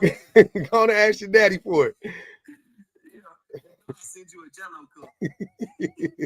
Pudding, bro. Little pudding. We get you some. Jello made pudding. Damn. They made both. Hey man, you know what though? I love it though, man. You like it, I love it. That was a derailing of the conversation if I've ever heard one. We never got to the things at all, and they didn't even take into account people playing dirty and playing. They just think it's a fucking one-on-one fatality type of fight. Like they're really slow. Yep. Getting jumped. They don't know, but they just ain't never been in the fight. That's what I was saying. I was like, y'all ain't never been in them spots. Like, you don't know about people pulling out poles and sticks. Black Star said they sound like they host headbutt competition. Manimal said, I'm tired of his weird ass voice. Oh my God, not you again. You got you black if your mom's white, homeboy. And Manimal just is the most lovable person. That's all I gotta say. If your mom is white. No problem. Yeah. How does race work? What is race based on? Oh, of course he didn't want to actually. That's why I was gonna drop him. You thought he was gonna talk to you? Come on now. The real question is, Hey, y'all people are the shit out of it. It's a whole cyber swerve orange. Well, he got blocked. Don't worry, he won't be in here no more. He getting blocked. You know, if you're gonna say it, you gotta stand 10 toes in it, brother. We not doing that. Yeah, y'all be saying stuff. Cyrus, stop. Y'all be saying stuff that don't make no sense to me. On some real shit. I don't be understanding that shit. They said that shit to me earlier. They said, what did they say? Oh, so you in the gym. So what's wrong with getting attention from men in the gym or something like that? I was like, what? I was like, what? I was like, why would I? That's what they were saying. I was like, why would I? They was like, what's the problem with getting attention from other men? I was like, why would I give a fuck? they need to be who they truly are on the inside. That's what they need to do. Free yourself. Free yourselves, bros. Damn. Live authentically. Come on. Live on. In your true self. Bama, you know what'd be crazy? I be saying this is the place for y'all to be who you want to be. We not gonna judge you. By all means, that's what I be. Hey, I talk about going to the game bar all the time because I love it up in there. It'd be fun. I ain't one of them, but I be having a blast. Yeah, It'd be fun. I love it. I went to the gay bar a few times. It was clean and it. You better chill out with are you white nonsense. That's what I told you. The gay bars be clean and the music be good and the drinks be strong and cheap.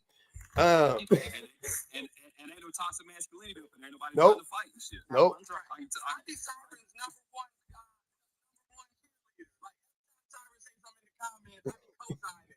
And then with that nonsense. Don't worry about Siren. She said she white too. You can't pay her no mind. Siren be saying anything. Gay bar. They only get like Mm-mm. They don't, man, girl. They gonna what? Biracial is not a descriptor for a person, guys. Biracial means that your parents are two different races. Uh-huh. That doesn't mean that there's no such thing as a biracial person. I don't know where that got mixed up or where those lines got crossed. A person can only be a single race. Yep. Their parents can be of two different races, so they're biracial parents. They're only one race. Mhm. So you are either phenotypically black or phenotypically white or indigenous or Asian or whatever. Now, the person is not biracial. It's not how that works. I know some racially ambiguous people, but I'll tell you what. I'll tell you what though. If you ain't white, you ain't right in this country. That's one thing I know for sure. I don't know if you can present as an Asian, you can present as a black. As soon as you don't present as a white person, though, your life different. I don't know what your life gonna be. It's gonna be different varying factors of that shit, whatever. But I know if you don't present as a white T person, your life gonna be different, right? If they can look, you Mexican, you El Salvadorian, and you white in El Salvador, you white in Mexico, but you come to America, you come here, you might not be, they might be able to spot your abuela. They might be able to see a lot of your abuela in you. You know what I'm saying? That's all I'm trying to tell you. And then by that point, your life gonna be different. Your life gonna be a little bit different. You're gonna get passed up on for a few of them promotions. You're not gonna get some of them jobs. You know what I'm saying? You can change your name to Jack Johnson. When you come up in that motherfucker, though, trust me. You can change your name to whatever you want. Fucking Kyler. I don't give a fuck. Skyler, Kyler, one of them others. You can change your name to Tyler. You can change your name whatever the fuck you want. But when you go into them interviews and they talk to you, when they gonna be like, oh, that black accent. They gonna know. Hey, Bama, no, look, you country. You got a country accent. You don't think they'll treat you different in the North? Oh, I get looked at all the time, silly. Just being white with a country accent get you looked at crazy. Yeah, they're like, hey, let me see your high school diploma right quick. Just being white with a country accent will get you side-eyed like a motherfucker in this country, let alone if you don't look white. Like they on you. They on your bumper. They like, oh, you ain't white. Oh, okay. Oh, let me think on that one. Brad? Let me think. Brad, never. I'm trying to think about if I know any Brads. I fucked with Brad Pitt until I found out what he was doing to them babies, and I stopped fucking with him. Damn, I can't think of no Brads I like. Bradley Cooper, I don't like him. Bradley Martin, I don't like him. I think you might be right. I don't fuck with no Brads, huh? I got a Brad. I fuck with him hard. No Diddy. No Diddy. Nah, I got a Chad the homie. Yeah. I know like 2 or 3 Chads is cool as shit. Michelle said, Manimal. Yep. Michelle said Manimal is a hit dog hollering. Go ahead, PR. Man, hi guys. What's up? Jones. What up? Ladies. I requested when the 3 dummies were here. One thing that, first of all, I will never believe Manimal when he comes up because you've had these conversations with him time after time after time, and he keeps repeating the same crap over and over and over again. One thing that he asked, well, they all kind of chimed in, is how can we, quote unquote, them as men be safe? And then took the next, hour to prove exactly why they weren't safe.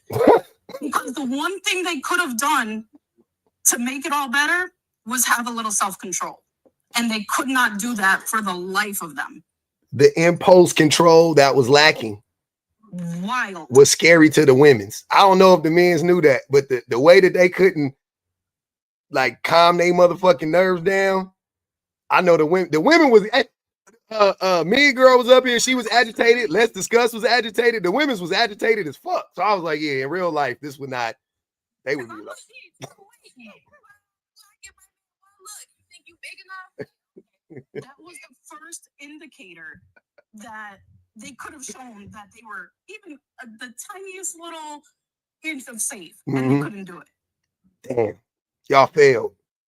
Hard. You Hard. know what's crazy to me, though? You know what's crazy to me? Nicole, I know you see this on a regular basis. These people will do anything they can to come up on a panel that's not mine so they can say something to me. But when I'm live by myself, I see them, they never request. Yeah, they do that everywhere. They do that to They they only do it in other spaces where they think that the host won't. is going to Yeah, protect them. yeah, But that's the what they do. host, you know what I'm saying, is going to allow them to speak. Your panel Y'all was are open this morning. I was in there.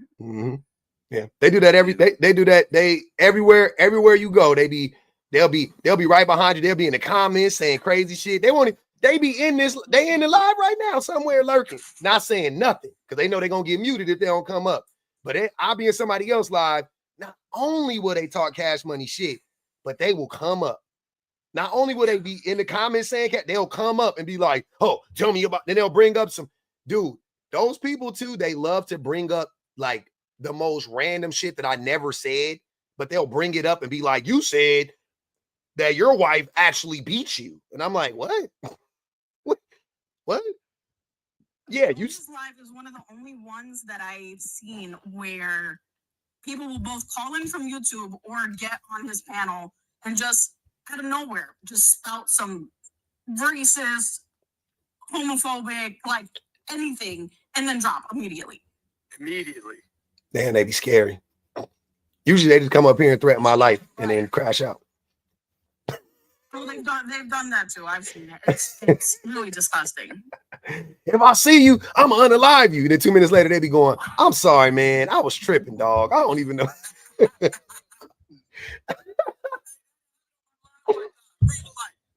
up. I said, all right, cool. I said, DM me right now. Bro was like, nah, you said that too quickly.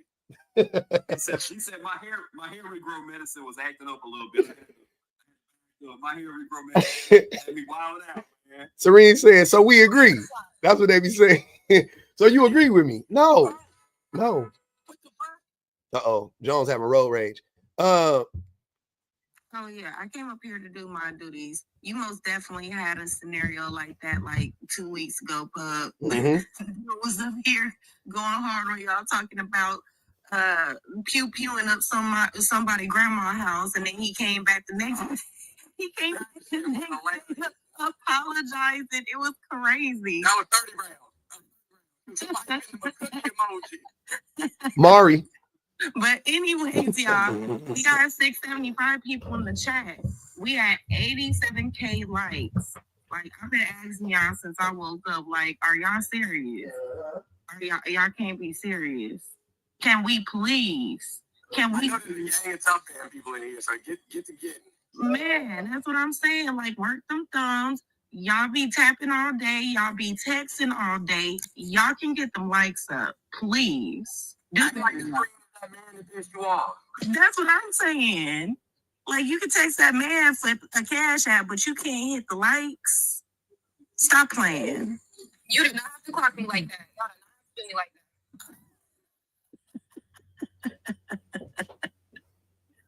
You can send that motherfucker 37,000 text messages simultaneously. You can tap the screen. Just a little bit. Hey, this is what I want to do though. Some real shit. I'm ready for a reset. I'm ready to get on topic. And hopefully, we could, what I'm saying, I've only been live for, that took a lot out of me. I ain't gonna even hold you because I only been live for an hour and 44 minutes. I feel like I'm in my 4th hour. Well, this was fun. I'm gonna drop, or if you're gonna reset, I'll definitely come back in. Before you reset. No, I'm not about to restart the live. I'm just about to reset start over. You know what I mean? I have a question really quick. Mhm. For the men on the panel.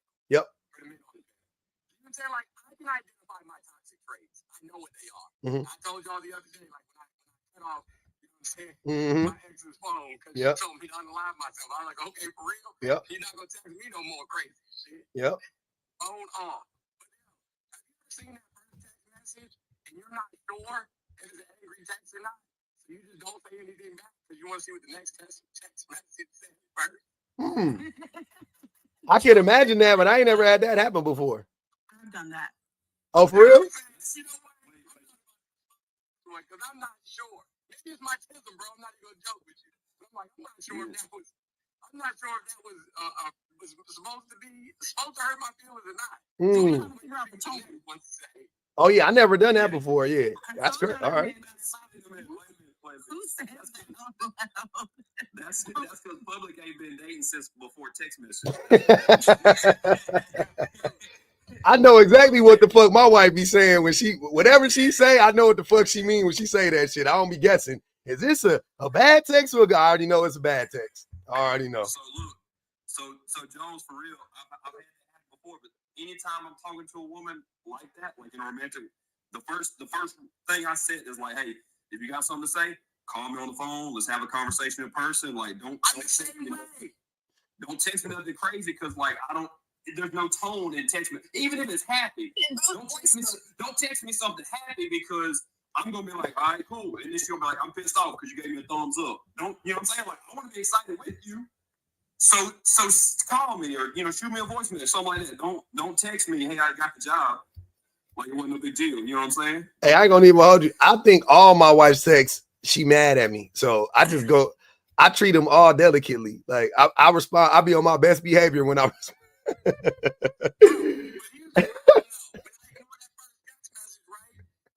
or two things happen. Either 19 more text messages come right after that. Like, oh, you just ignored me. Yeah, nah, I ain't with nah. See, I ain't gonna make the situation worse. I just assume she got something that she need to get off her chest. So I handle it, you know what I'm saying? I just handle it accordingly. Like I just be like, all right, babe, let me be real nice. And no, absolutely not. Actually, I definitely went to go pick him up already, and he's here now. How was your day?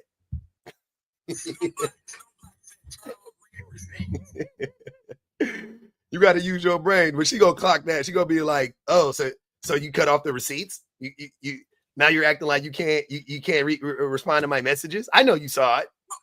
I'm not joking when I tell you that I really like more often than not. Like I'll read something and I don't know. Like I know what it says, but I don't know what the emotions behind it are at all. Like I don't know. Oh yeah, you know what I'm saying? That's why I just assume. I feel attacked right now. I need y'all to stay out of my house and out of my relationship, okay? Please. Thank you. I'm telling. That's why I just assume. Hey, after you've been in trouble for so long, you just assume you always in trouble. You know what I'm saying? Voice notes. I'm telling you, it'll clear up everything. I do voice notes. Yeah. I'm a voice note sender, but my wife isn't. She a texter because she be at work, so she'll send me some shit. And you know what I'm saying? I already know that based on what we're talking about, I already know it ain't, whatever. But she sent me some shit or whatever, and I'm on it. Like if I think it's even in the realm of like I need to do something or whatever, I'm not being on some like fuck, I'm just sitting, I'm just like, okay, absolutely, I'll take care of that, or I got it, or I did it, done, whatever. All I know is I don't want the shit to get worse. That's my thing. Like I don't want to pour gasoline on fires. You know what I'm saying? Like that's not, I'm really about like not pouring the gasoline out. I'm like, all right, there's a fire there. Let me stamp this motherfucker out. I got all the power to stamp this shit out. Cool. Let me go there and all right, what did I do? Or what do I need to be done? And okay, I did that. Cool. Then we moving on. I ain't about to sit there and be on that. Like, is this a bad text? And then, or I don't want to respond back in a way that she doesn't understand my tone. I want to make my tone very clear, if that makes sense. Like it ain't even about what she said. I'm gonna make sure my tone is very, like you could hear exactly what I'm saying, exactly what I mean, and then we moving on. Because I don't. And you're doing the right thing. Because the moment we even get a hint. Oh, you got an attitude? Yeah. We ain't feeling. We gonna be like, sir, what's going on? What's wrong with you? Don't play with me. Yeah, I don't like that shit. Play with me. But anyways, I'm gonna go ahead and drop y'all. All right, Billy. Thank you so much. Please tap the screen. Thank you. I'm gonna drop 2. Bet. I just want to say, if you're staying on, Yeah, I am. You know, I don't do the church thing, but bless your live with some apps that can actually listen and comprehend what's going on. I don't think they go. I mean, can they though? Because if you can listen and comprehend, I don't know. Those aren't ops. That's the bad part. I don't consider those to be ops. Those is regular. You know what I'm saying? We call them. They on the pad. Exactly. Mm-hmm. Yeah. The ops is the ones that come in here like, this is fucking crazy. What do you mean masculinity is bad? But I knew as soon as I saw this pop up in your background, I knew they was gonna be mad. Yeah, they were really upset at me. And old boy, yeah. All right, I'm gonna open the box for you. All right, appreciate it. Bye, guys. Yep. Yeah, what I want to do is, like I said, I ain't about to end the live. I just want to just start over and start talking about the prompt again. Say, leave me, girl. I ain't kicking her.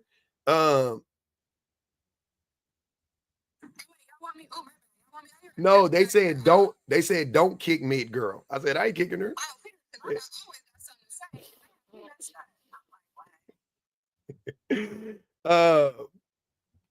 Yeah. So go on. We can go on and address the prompt. So basically, I was talking about this earlier. I started reading this book, and I was like, nah, I gotta spend the block on really getting on the I gotta really start getting on the getting back to really addressing the red pill ideology like straight up and down. And I started watching that show, Adolescence. Man, you should, if you identify as a red pillar, you should be ashamed of yourself. That's all I'm gonna tell you. If you identify as a red pillar, you should you need to be ashamed of yourself, because the people's is tired of it. You know what I'm saying? The people's is tired of it. People clocking it. People know exactly what it is. You know what I'm saying? Everybody's like they're talking about exactly what it is. They're bringing it up. Yeah, it's good. Oh yeah, absolutely, it's good. Your kids need to watch it. I'm gonna watch it again with my son, my 9-year-old. Yeah, man, it's exactly what's going on, and you can see how it's starting young, and it's just growing and growing and growing as they get older, and it becomes this self-fulfilling prophecy. It's on Netflix. Yep, streaming on Netflix. Adolescence. Now, go ahead, Joe. I was about to say, bro, I need to stop listening to you about shows to watch and be dead ass, bro. What? Because like the amount of Love Is Blind that has been played, you know what I'm saying? Like in my home on a daily basis is not okay with me. You haven't watched it? What y'all watch? Y'all like binged it? People getting left at all the back. Ain't it some shit, bro? Love Is Blind is wicked. Love Is Blind is a wicked ass show. We need Pub to come out with a time management thing, because he's on live all day, every day. Mm-hmm. He watched 97 videos. He always wins kids, man. Look, this how we do it. This how you do it. This how you do it. When your kids is at school, you do all your bullshit. Then at night, me and my wife watch TV. So we watch our shows. That's why it take us a long time to finish it. Like, we ain't finished Adolescence, right? We started watching it like 3 days ago. We should be done. Like, I think normal people, it's only 4 episodes. You will watch an episode a night. They're like an hour. We fell asleep the first 2 nights. Yesterday we watched a little bit during the day when we was with, I was downstairs with my baby. We watched it like half that shit, and then we watched half the other episode when we got upstairs. So we watch, that's our, that's a part of our like bonding time, is we watch our shows together at night. We do about an hour on average, and then on the weekend we might do like maybe like an hour and a half. But that's it though. And I'm in the bed, I'm knocked out 10:30. I mean, you know what I'm saying? But I wake up at 5 and I get everything cracking. You get cracking at 5, I finish all my shit by 2 o'clock when I go pick up my babies, and then I'm with the kids. You know what I'm saying? I took my baby to practice yesterday. He had his jiu-jitsu and shit. It was fun. And then yeah. But what I don't have time for, oh, I'm sorry, that's a lie. What I haven't made time for is working out again. I haven't made time for working out again. I need to work out again. I'm moving. Just so y'all know, I'm moving in like 2 months, 3 months. I'm about to buy a house, and we get in the pool and all that shit. So I'm gonna be out there chest naked on Gitanos all summer. So I need to go. I need to. Baby Jones. I beat Baby Jones in basketball 1-on-1 the other day. Oh, that's I was crazy. like, yeah, I still got it. That's crazy. That's And crazy. college athlete. That's crazy. If you beat a 20-something-year-old in basketball in your 40s, that's yeah, that's crazy. Let's do it. Let's do it. Yeah, you doing something right. And then ran 3 full court. Man, not me. My hammy still tight from running from them coyotes. Yeah, it's wicked work out here, fam. But yeah, we in Cali. We staying in Cali. Now we both gonna be posted up by the pool. You know, I've not been in my pool not one time, bro. Not once. Why not? I don't know.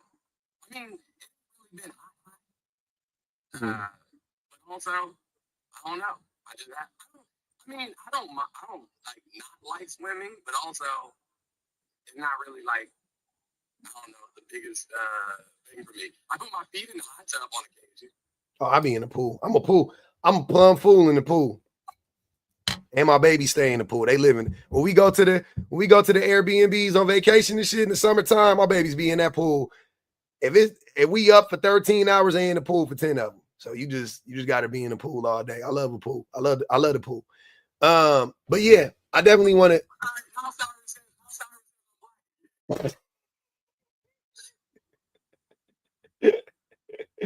You back on the black train, man. Welcome. I guess so. Old people need a pool, Jones. Good for arthritis. Damn. Why they doing you like that, man? I'm not seeing David getting paid to come back on the live the other night, bro. Because he had so much to say. Me too. Somebody send the live to see Dave, see where he at. See Dave in here. I know see Dave in here. I know for a fact see Dave in this motherfucker. Without a doubt.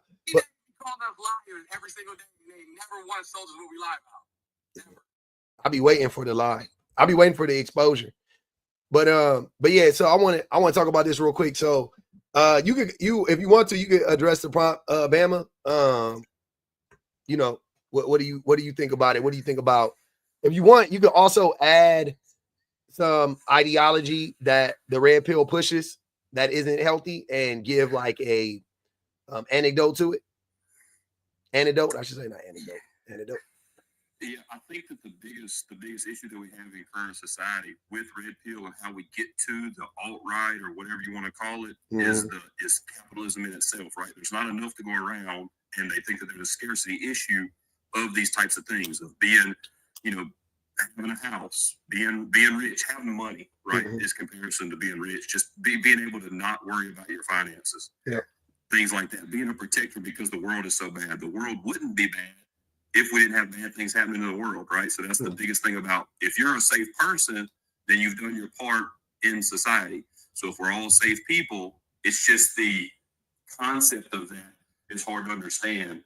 The material surroundings that we're with is what shapes people's ideas, and they can't see past that to what could be in a socialistic society or something like that. Or in socialism and feminism, all that kind of goes together because it's equal for everyone. It's to give people more when they need more, to take care of the people that might need extra care, you know, stuff like that. Masculinity and red pill doesn't do that. It's all for yourself, which is capitalistic. It's all for however much I can get, however much you can consume yourself, how much you can take advantage of in society. And that's the missing point that I think that a lot of those kind of go around. You know, red pill is the end result of scarcity mindset in society, not having enough money, resources, stuff like that. Have it, So here, Bama makes an excellent point. It's because, again, men don't see women typically as human beings. They see them as a resource, as capital. And so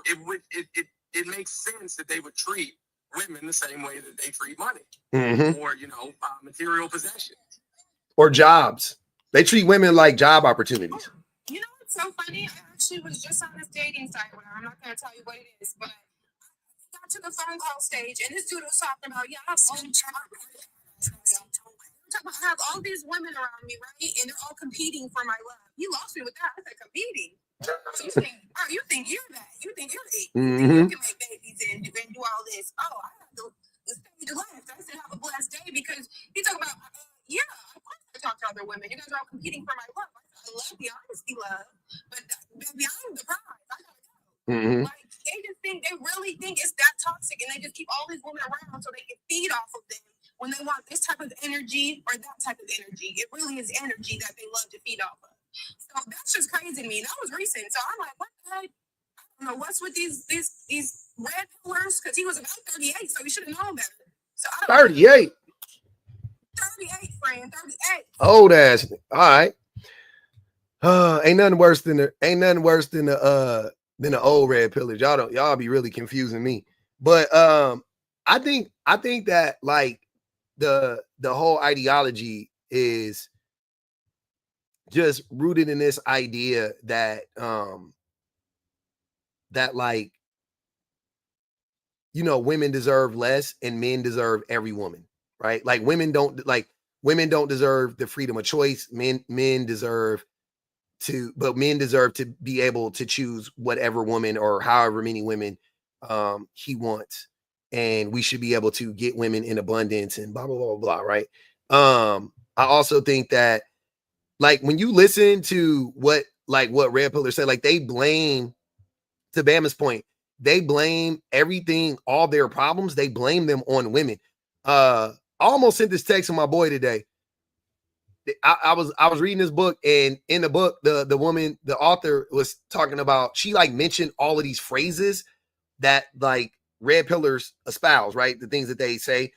And it was so funny because I was like, yo, I've heard you say pretty much all of this stuff before.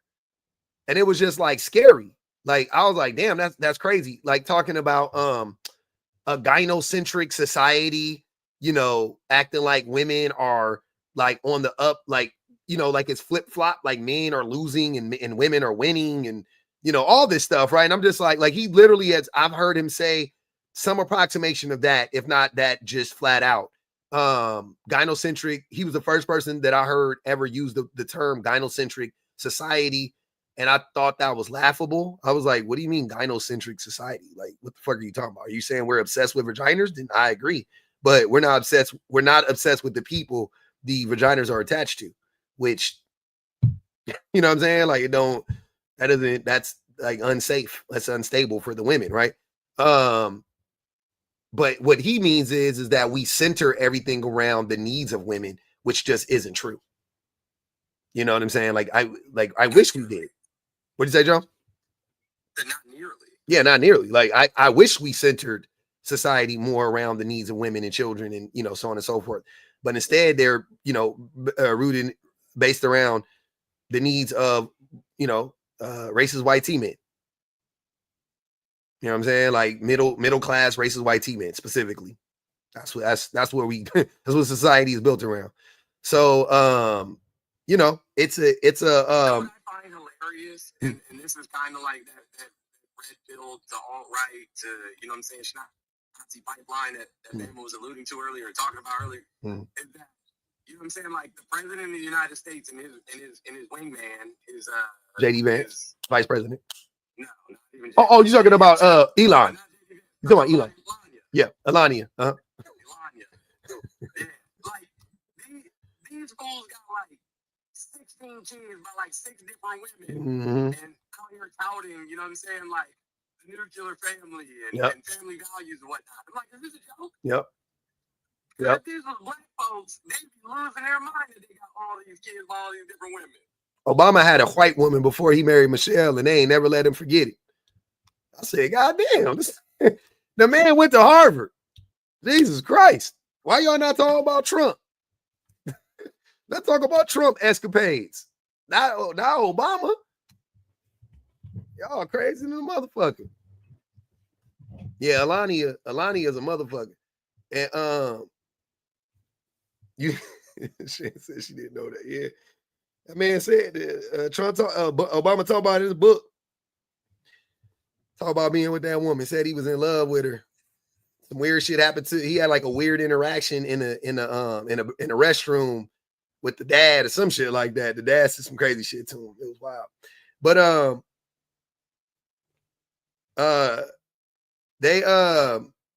the whole premise though behind the red pill, if you know, is basically them just lying to each other. They create these echo chambers and they lie to each other and tell each other that the reason why you can't get women and the reason why you can't get this job and the reason why, you know, you can't be successful is because they're giving everything away to women, and then women don't need you anymore and they don't want you anymore, right?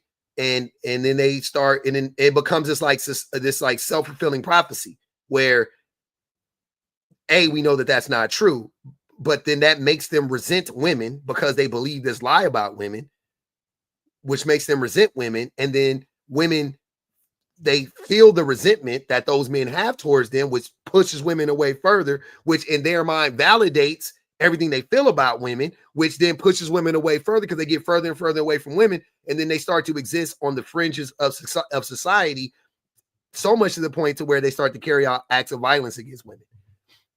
Right? Like I looked up a bunch of people today that I didn't even know about. But I don't know if y'all noticed there have been so many like mass pew-pewings and you know, men driving cars into groups of people, and then you go read their manifestos, and it's like, yeah, I'm doing all of this because I can't stand women.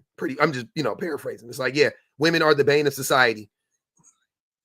And I'm like, so there's a professor, I don't really agree with all of this stuff, but he was saying that the biggest thing that we need to be worried about as a society is the fact that 1 in 3 adult men are 12 months celibate forcefully because of the way society is. But that alludes to the fact that women don't want to engage with men in that manner because of the way that men are. So it's like a negative feedback loop of it's going to continue to get worse, and men are going to continue to act violent because they don't think that women want them, because women aren't responding correctly to the red pill ideology of you should want me because I'm a protector and a provider. Mm-hmm. So it's like it's just going down and down and down. And the fact of like the journey that we're on, it don't look good to begin with. Yeah. Right? It don't look good to do all the work. It don't look good to like think, oh yeah, that's shitty for me as a person. It's not good to go through those, breaking points and understand the way that you've been indoctrinated and taught to subjugate people and look at hierarchy as a normal thing and push all that away and figure out that we need to be better as societal members instead of individualistic people. Mm-hmm. So it's a difficult road to reach those people that are on that negative feedback loop and get them into a society that is equitable for everyone. Yeah, I think the way to reach them is to reach them when they're younger. You know what I'm saying? Because it is starting really young. And I was talking about this earlier, but my son is my 9-year-old son is obsessed with jawlines. Like the way your jawline looks as a man, he's obsessed with jawlines, right? And the other day, we were like, me and him and his mom, we were like downstairs, we were just like talking and shit. And he was like, daddy has mewing. Yeah. He was like, daddy has a perfect jawline and da da da da. And I want to have one. And I was like, you're gonna have that jawline. Like, I was like, you know what I mean? I was like, we look alike. Like me and you are gonna. I was like, you're gonna look like me. You already look better than me. Like, I'm like gassing him. I mean, he's freaking. You seen that kid's cute. I was like, yeah. I was like, you look better than me already. Don't worry about it. You're gonna have a great jawline. You already have it. You're just, you got a little baby fat in your face. I don't know where the shit comes from. I'm just thinking. I knew he got it from online, but I never connected the dot, right? So I'm like I said, I'm reading this book, and in the book it was talking about like jaw, like that comes straight from the incel, the incel, whatever the groups, the incel groups. That's literally where it comes from. And I was like, oh shit, look at that. Looks maxing, yeah. I've heard about that. I didn't understand it all, but now I like completely understand it now. And I was like, oh, okay. My son, he's always chewing gum. He always wants to chew gum, I should say. I don't let him chew gum often, but he always wants to chew gum. And he said it like 2 weeks ago. He was like, he was like, yeah, he was like, I really like to chew gum for my jawline. And I just laughed it off. And then the next week he said the same thing. And then the next week he said the same thing. Come up, Rich, and explain that to us. Man, the Brits, man. All right, man, girl. This phone call, but Yep. I will be in the comments. Thank you so much for having me up. Love y'all. Bet. Have a good day. Appreciate it. Come on, Rich, please. I would love to hear this explanation, how it came from women, because we know that that's a lie. But explain it to us. Women determine male attractiveness. If that is true, if women determine male attractiveness, then why are men obsessed with working out? Why was my hairline in question earlier? It went to. It was only questioned by men. It was only questioned by the men. That's what I'm saying. Like, so who's setting the standard on that? Men. Men. Yeah. I don't think women are setting the beauty standard for men. Unfortunately. Men are setting the beauty standard for men. They are. I guarantee you, if me, Jones, and Bama pick 5 dudes who we think are like the most attractive dudes, right? Like, just like, oh, this would be the pinnacle of attractive men. Not to say a lot of women wouldn't find those dudes attractive. I'm sure they would. I bet you if you asked 3 women to pick their 5 dudes, it wouldn't look like our list. It wouldn't look, their list would look more similar, and our list will look similar to each other's, but the men and our list won't look the same. Our list won't look the same. Our list will look like what's that guy's name? The guy that played Thor. It'll be like Thor, and you know what I'm saying? Like, it'll be like the most masculine, and then theirs will be like Jack Black. I'm just making up, but it'll be like Jack Black and Evan Peters, and like, yeah, it'd be like all these, like, it'll be different. Look, Adam Sandler, like, it'll be just like weird dude. You'll be sitting there like really? Yeah, like I wouldn't think so. I would think they said Pedro Pascal. I don't know shit. Public, you often contradict yourself, bro. Right? You just said that men set the beauty standards for women. But in many other lives, I've heard you say that men will screw anything that is moving. So what does that tell you? What? Like, logic hits you hard, doesn't it? Men don't set the beauty standards. They just don't. Right? Because based off of your life, Absolutely do. No, hold on. That's the most absurd thing I've ever heard. Hold on. Based off, the public has heard many times how men don't care. They will just lay down with any woman because they're bums, because they're this. But now all of a sudden, we're setting the beauty standards. You're a walking contradiction, bro. What wasn't the conversation? No, hold on. That's not a contradiction. They're laying down with anything because they have access to it. It doesn't mean that they find them attractive. It doesn't mean that that's what they want. There it is. Once again, there you go. Another contradiction. That's what they have access to. You guys remind me of pulpit preachers, all right? You know what I mean? And it's a good hustle. It really is. But like, most people see through this. This is like ghetto talk. If you guys really want to know the truth, this is ghetto talk. And I come in and I entertain the ghetto every now and then because I am from the ghetto. I choose not to live there anymore. But nobody that really has things going on in their life. Well, both of us are wildly more intelligent than you are, and probably also more successful. So where do we get this ghetto talk thing from? You lost already, because it is. Most people that have things going on in their life don't sit around and talk about this type of shit all day. Hey, New Jack, don't you live in San Bernardino? No, I live in LA, man. Yes, we do. Those of us who have children, especially those of the daughters like myself, engage in this so that our daughters don't grow up around motherfuckers like you. So what you're admitting to is that you're a man that has problems deciphering when other men are bad because you need TikTok to teach you that. No. Yes. I have a daughter myself, and the last thing I would do is not help her. Hold up. Relax. somebody like you? Relax, man. No, I want her to date somebody better than me, like most fathers do. I want my children to be better than me. See, this is where you got Anybody, bro. Literally, is anybody. what? Yeah, I mean, come on, Mr. Jones, get out of your feelings, bro. Relax, man. I'm not anybody, yo. Damn, that was fast. Mackenzie said, again, tell New Jack to put the fries in the bag. Damn, y'all ain't wasting no time. Mackenzie O said, put the fries in the bag, sir. God damn. Yeah.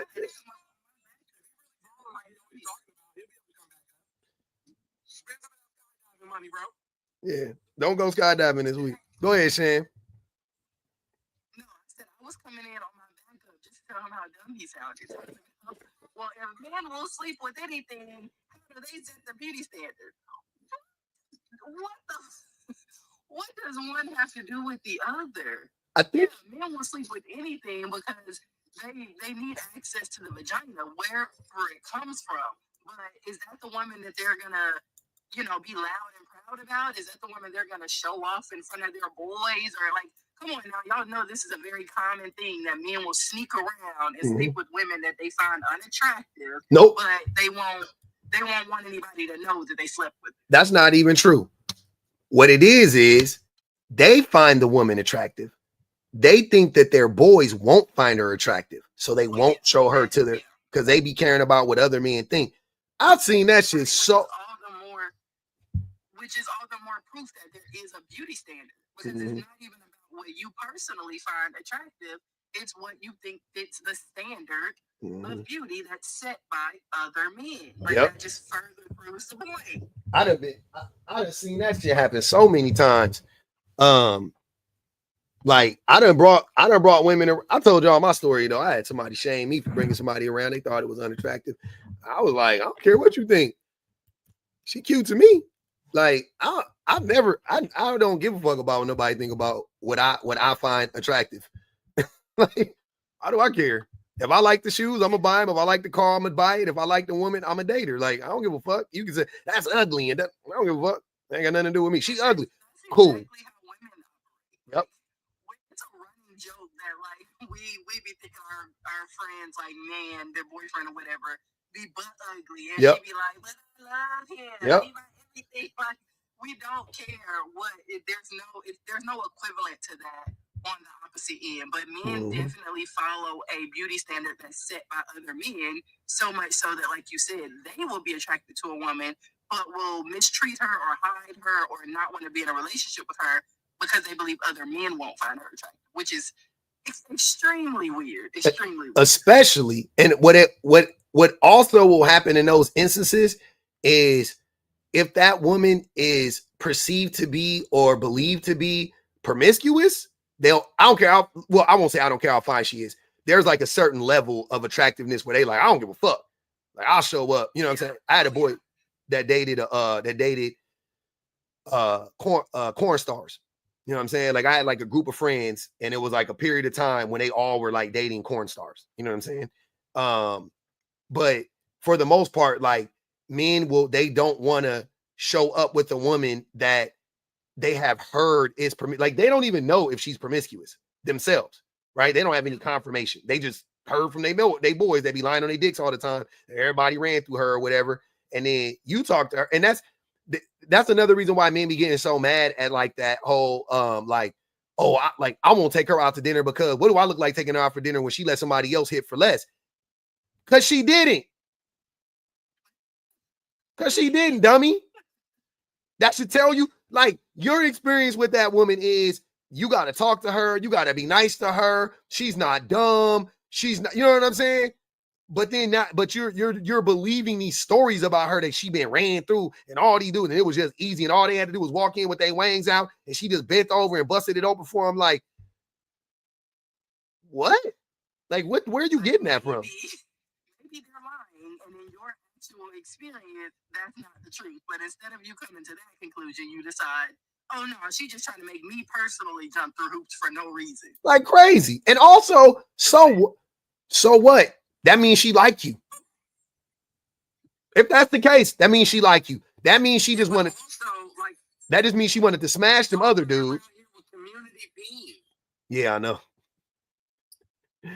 Yeah. So like, listen. I have been several different levels of hoe. Mm-hmm. So what the fuck I look like saying something? You ain't gonna never find me. You will never find me judging promiscuity. Never. One time ever. It will never happen. I can't stand men. I can't stand when men judge it because I'll be sitting there going, nigga, if you had the access to vagina that women have the access to peen, y'all niggas would have HIV. Y'all niggas would have 19,000 babies. Y'all like, hold on, Bama. Hold on, my bad, Bama. I had to mute you. I didn't know if you knew you was off mute. All I heard was, but yeah, like y'all will be out here on some wild shit. Let's be for real. Let's be so fucking for real. You just jealous. Like, stop. Like, I'm not about to sit here, dude. Y'all just ain't never had no access to it. That's all it is. That's all it is. Yeah, they definitely. No, you good. And they definitely will use each other for the weird validation like that. They live for that. Oh, that's you, nephew. Like, they live for that. Mm-hmm. Oh, that's you, nephew. Hey, Juniper said XY would be hygienic if XX chose XY beauty. Interesting. To Nigel said, quote, you let that nigga Terry bone. I know I look better than him. a la the wood. Oh man, y'all go watch The Wood, man. Go support black movies. We don't got no more good black movies anymore. What was the last good black movie y'all watched? Real quick, drop the last good black movie you watched that came out in the last 5 years. Name it. I'll wait. I'm waiting on it. My daughter said Black Panther. Nah, that ain't a black movie. That's not a black movie. Black movie, original content, not no remake or nothing. Some new. Fences was more than 5 years ago, though. What? Yeah. How long has it been since Fences came out? I don't know. Fences has been a cool minute. Yeah, I mean, you're right. It's probably more than 5 years ago, but it was still a good ass black movie, though. It was, and I ain't never watched it again because it pissed me the fuck off. Yeah, that movie. If you could watch Fences more than once, something wrong with you. He said the last 5 years. The 5 Heartbeats is one of the best black movies. I hate saying black movie. That's one of the best movies ever made. Yeah, that movie came out 2016. The Harder They Fall was good. The Harder They Fall was good. Yes, absolutely. What about that one with the dude and the girl, and they was running from the cops because he accidentally? I forgot the names. I know you're talking about though. They got the American dude. I mean, Queen and Slim. Yeah, the English dude or whatever. Yeah. It was good. It was good. Yeah, I think that came out the last 5 years. Hidden Figures last 5 years. Hidden Figures? Is it? Hidden Figures was like 2016. Yeah, Hidden Figures was cool. Was a cool little minute ago. I didn't like Queen and Slim that much. It was cool. Rebel Ridge. Is that a black?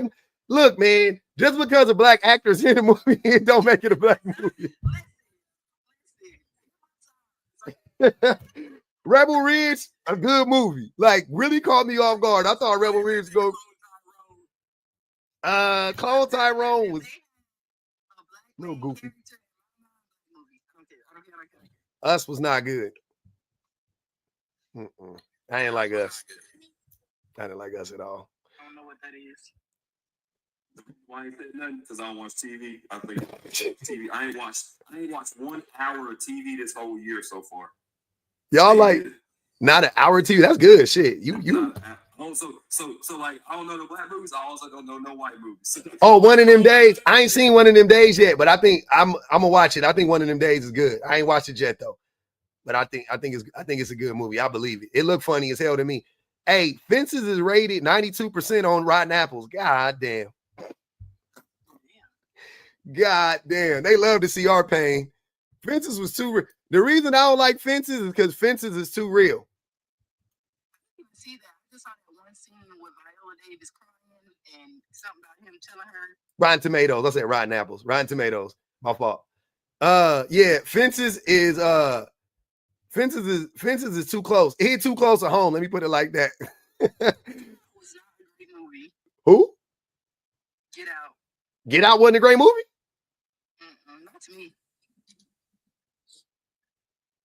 Get Out wasn't a great movie? No.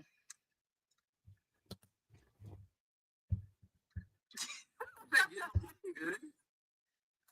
said it wasn't a great movie. Get Out wasn't a great movie?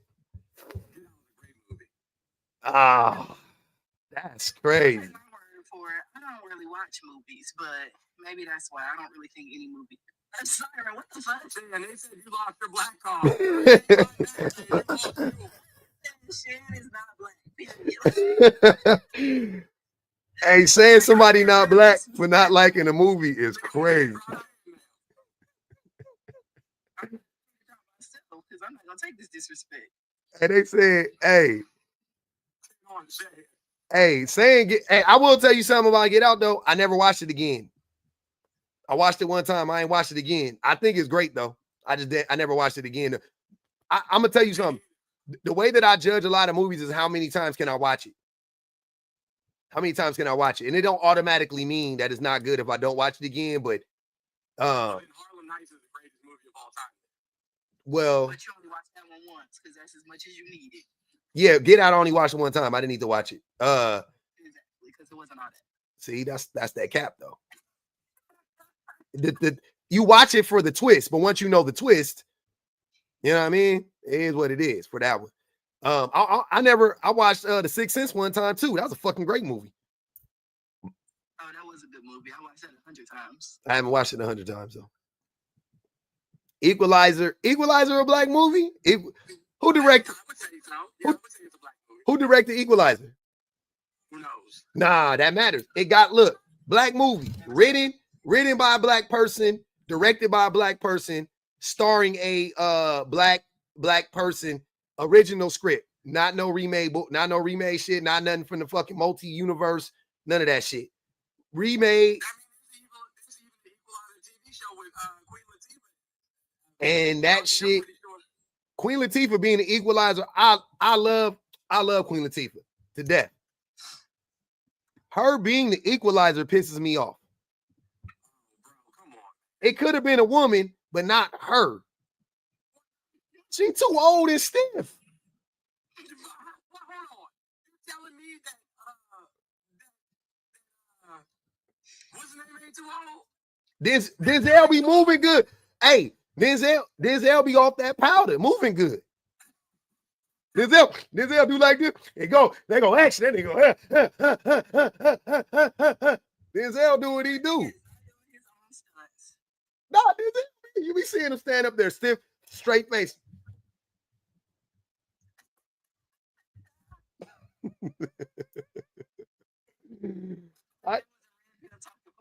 They need a no. They need a. I'm cool with it being a woman. I don't care. They need like a younger woman. They just need like a more or just like a more. It ain't got to be younger. You know what? No. You know who it could be, because she be beating people's asses and she been whipping people's asses for a long time. Angela Bassett. Oh yeah. If Angela Bassett was the Equalizer, I'll fuck with it. I believe it. I've never even seen that movie, but you have me at Angela Bassett. Yeah. I believe Angela Bassett could be the Equalizer. I'll buy that. Like she can whoop some ass. I like that. That's a good one. Easily one of the top 5. Oh, easily. And she got finer the older she got. But yeah, no, you give me Angela Bassett as an Equalizer. Yeah, I'm with you now. I can fuck with you.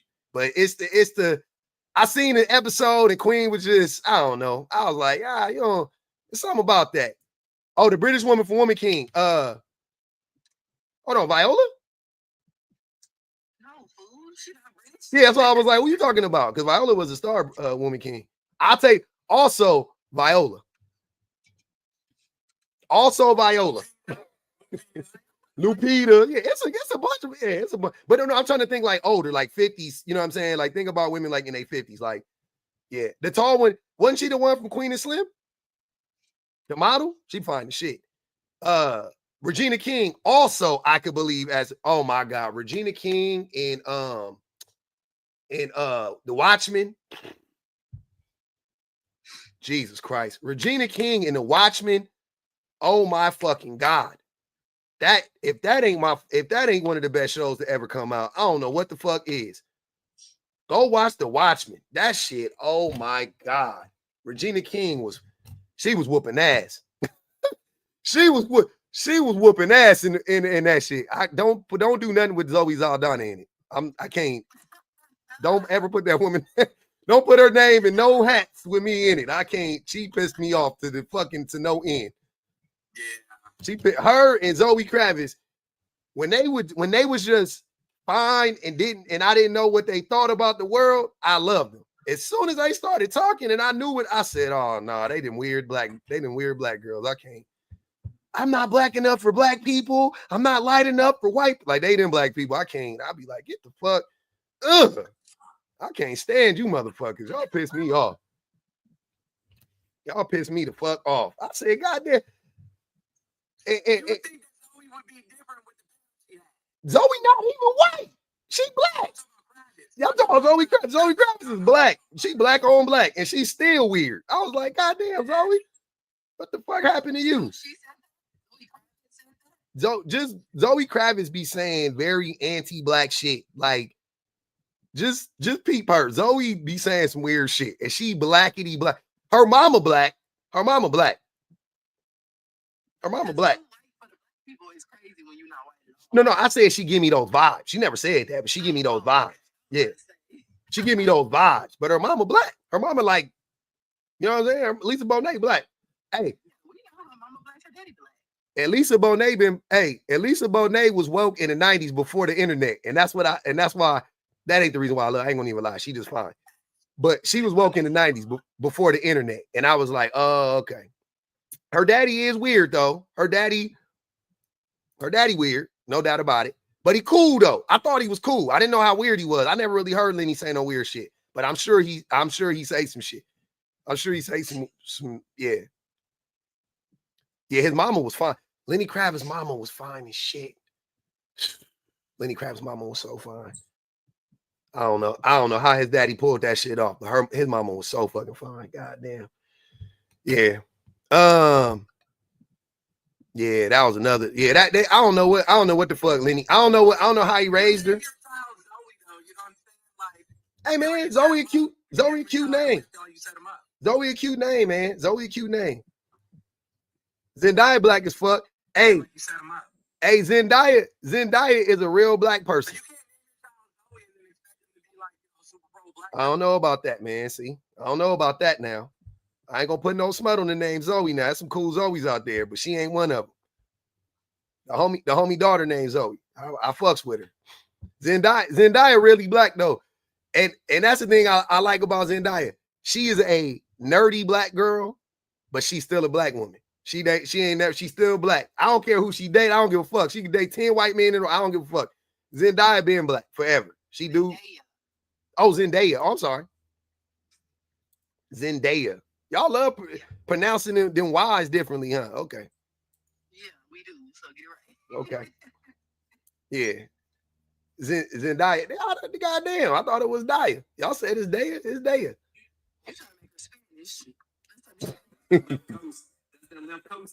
Yep. That's that Cali shit, man. I thought it was Zendaya. My bad. If she was born out here, it would have definitely been Zendaya, but it's Zendaya, and I respect it. Yeah, she was born in Cali for sure. They do that D-A-Y, mean Tonight just said she put $1 on me for talking about her wife. She talking about Queen Latifah. Oh, Zendaya from Oakland? Okay.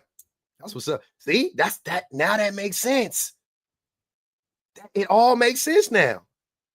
Oh, she's from Oakland. That makes sense. I think her mom was like a teacher. I think both her parents were like teachers or something. Okay. That makes sense. Okay. That it comes together now. I can see that now. Okay. Yeah, because she real black. I like her. And I like what's my girl? Kiki. Her and Kiki, I like them. They my two favorites.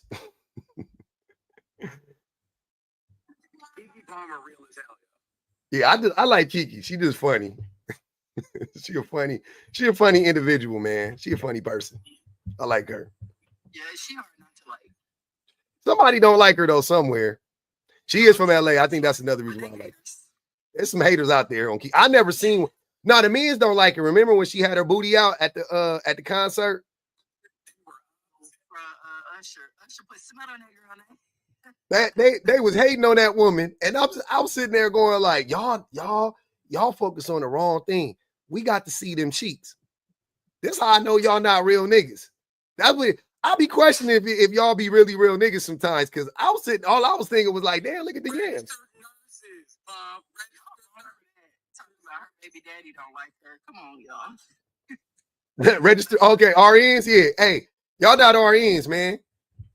I didn't know. I said, wait a minute. Y'all was focused on the road. Y'all was focused on the baby daddy. Y'all was focused on the yams. I know we living in two different. The priorities. Our priorities are all over the place. I don't care nothing about what that man feel like. All I knew was she had on a sheer dress and the yams was out. And I was like, I saw the picture first before I even saw the uproar. I didn't even know what was going on. I saw Kiki. She had the silk press. It was beautiful. She had the yams out. I was like, yeah, the baby did. It was good for her. Sometimes the babies be good for you. Hey, sometimes the babies be good for your health. I ain't gonna even I know they be talking about the baby. I know we be saying how the babies be messing up, the baby, women be putting their lives on the line. I feel you, but sometimes I'm saying the babies they be good for, in some way they be good for your health. I don't know how, but yeah, that's what. Thank God for that baby being here. Yeah. Yeah. When you had that baby, I'll be like, okay, yeah. You need, yeah. I'm glad you had a baby. Go on and one more. It worked out for both of us. Insane. Go on and one more.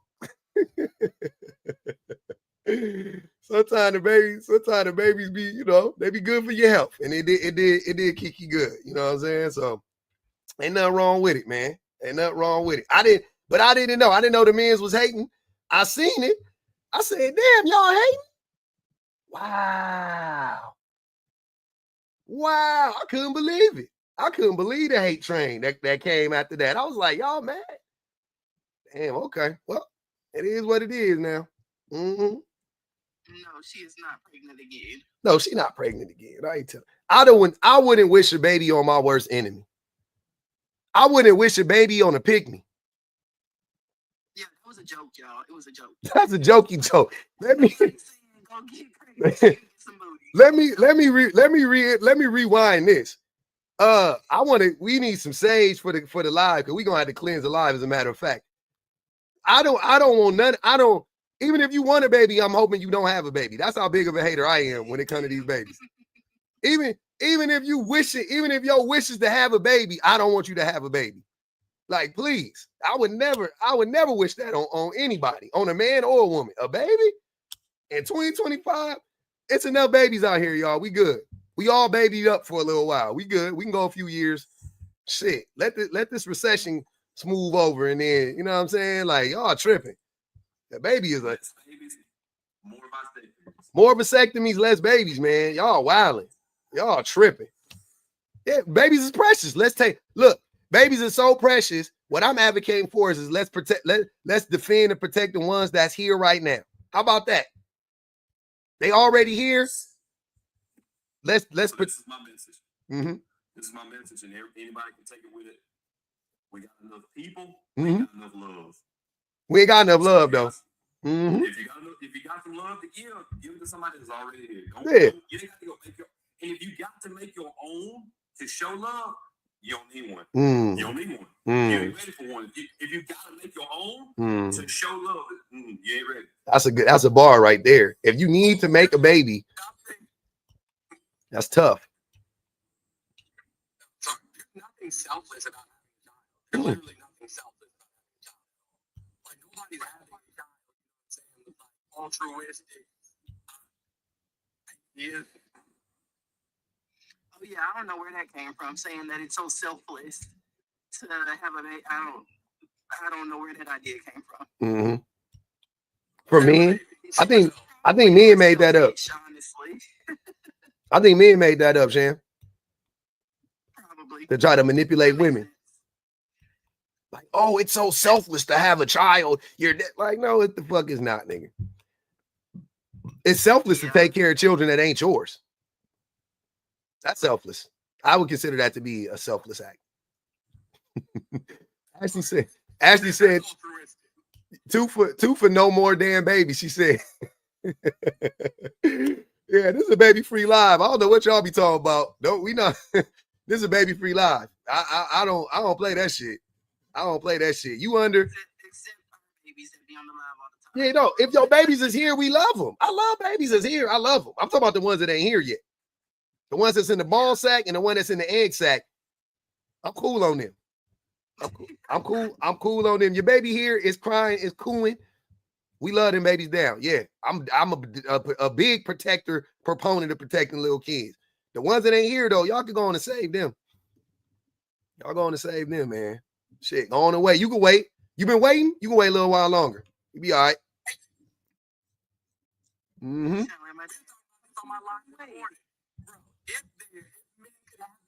Mm-hmm. If men could get pregnant, there would be abortion clinics like drive-thrus. Oh yeah, absolutely. Hey, you know what I saw? Like McDonald's, they be everywhere. Even better than that, Jones, they would have already fixed the birth control issues. Like, it Yeah. wouldn't have to get there. Yep. Like, the shit that women have been complaining about when it comes to birth control Yeah. would have already been fixed by now if men were the ones getting pregnant. 100%. You know what I saw?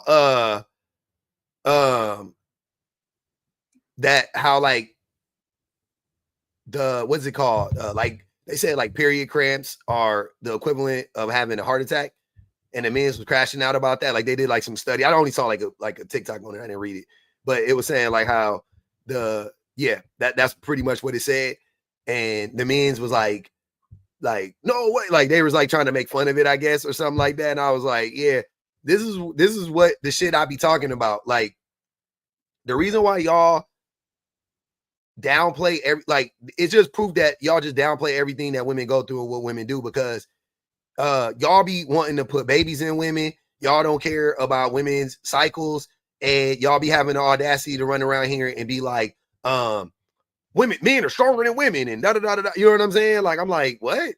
We're not though. No chance. Like y'all are so cool. Like I like to see y'all get birth. Or You see, I've done this in person. That little thing where you put on their stomach to like simulate the cramp thing. I did that shit one cramps time. and what you call it? What's the other one? Contractions? Mm-hmm. Every single man that I've seen do that, they be folding at level 1 and 2. Yeah, I'm not doing Like it. literally, like take this shit off me. I'm not talking about period cramps ain't that bad. I'm not doing it because guess what? I know they hurt. You ain't got to convince me. You ain't got to convince me. I done seen my wife whole attitude change. I done literally watched her whole like going from that to like I'll be like, yeah, that's that. You all right? I already know. I already know. It ain't nothing. You ain't got to convince me. That's them dudes that think like it's become more of an issue now too, because there's been companies, granted a very, very small amount of them, but there have been companies that have created like period days essentially, like for anybody who people who experience period cramps or symptoms or whatever get like I guess free off days or extra sick days. And of course the men are like, oh, that's not fair. And oh, is this what equality looks like? Yeah. That's exactly what equality looks that's like. what equity looks like. Yeah. They think equality is they both get the same amount of days, but I'm like, but do you get periods? No, okay, then shut the fuck up. Yeah, that's exactly what equity looks like, because it's not equal now for the woman to have to be sitting in there doing the same work as you, working just as hard, if not harder, while going through that kind of pain. Mm-hmm. Crazy. Having it, and she be at work just performing her ass off too. Yeah, pretend like your inside's not like Falling literally out. fighting each other. Mm-hmm. Yeah, that shit crazy. You ain't never gotta convince me of that shit. I'm not the one. I spent many of days laid out under my desk, like Mm-hmm. I cannot do this. Please just let me go home. Mm-hmm. Yep. Yeah, I'm all for it. If I own a business and women work for me, you good. Work from home for the next 3 or 4 days. You know what I'm saying? At least, come back when the motherfuckers is down. When it You really only need like 1 or 2. Like those yeah, I know it ain't all 5 to 7. That's what I said. It's pain. It's like 1 to 2 days. Like that's not for too much to give women at least 1 day every month where it's like if you got some horrible cramps this month. Mm-hmm. Yep. Yeah, the days leading up to it be crucial. That's how I could tell. My wife be ready to drop me on my head out of nowhere. I'll be like, man, where'd the love go? That's how you really feel about me, huh? You've been masking the rest of the time because she's a lovely human. About 2, man, them 2 days leading up to it, I'll be sitting there like, are we headed for a divorce? Like, when did this? We was just hugging and kissing like 2 minutes ago. What the fuck happened? That shit was crazy. And then that motherfucker hit, and then she'll just be like, just FYI, I started. And I'll be like, oh, okay. I knew it. I figured. Yourself, bro. Don't let her hear this live 1 to 2 days beforehand. She already know. She already know. We done had this discussion. We done had this discussion many a times. She already know. She know how I feel. She know I don't be tripping. That's when I know I gotta be on my bestest behavior. Oh, I got it. No, I got it. I can take them to practice. No, I got it. So to tie this together though, with like the masculine men built the world type people that hate to hear this argument about period days and stuff like that for menstruating people, the thing that capitalism has shown them is that they should work harder and they should try to do harder and they should try to work more hours, more than 40, 50, 60 hours a week. We should be working 30 hours a week. We should be doing what we're doing now.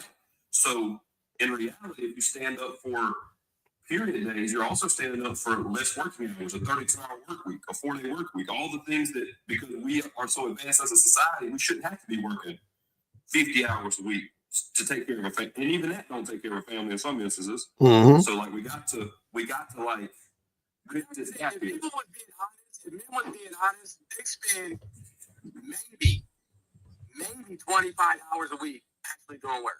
Yeah. That's what I used to say all the time. I was like, I don't work.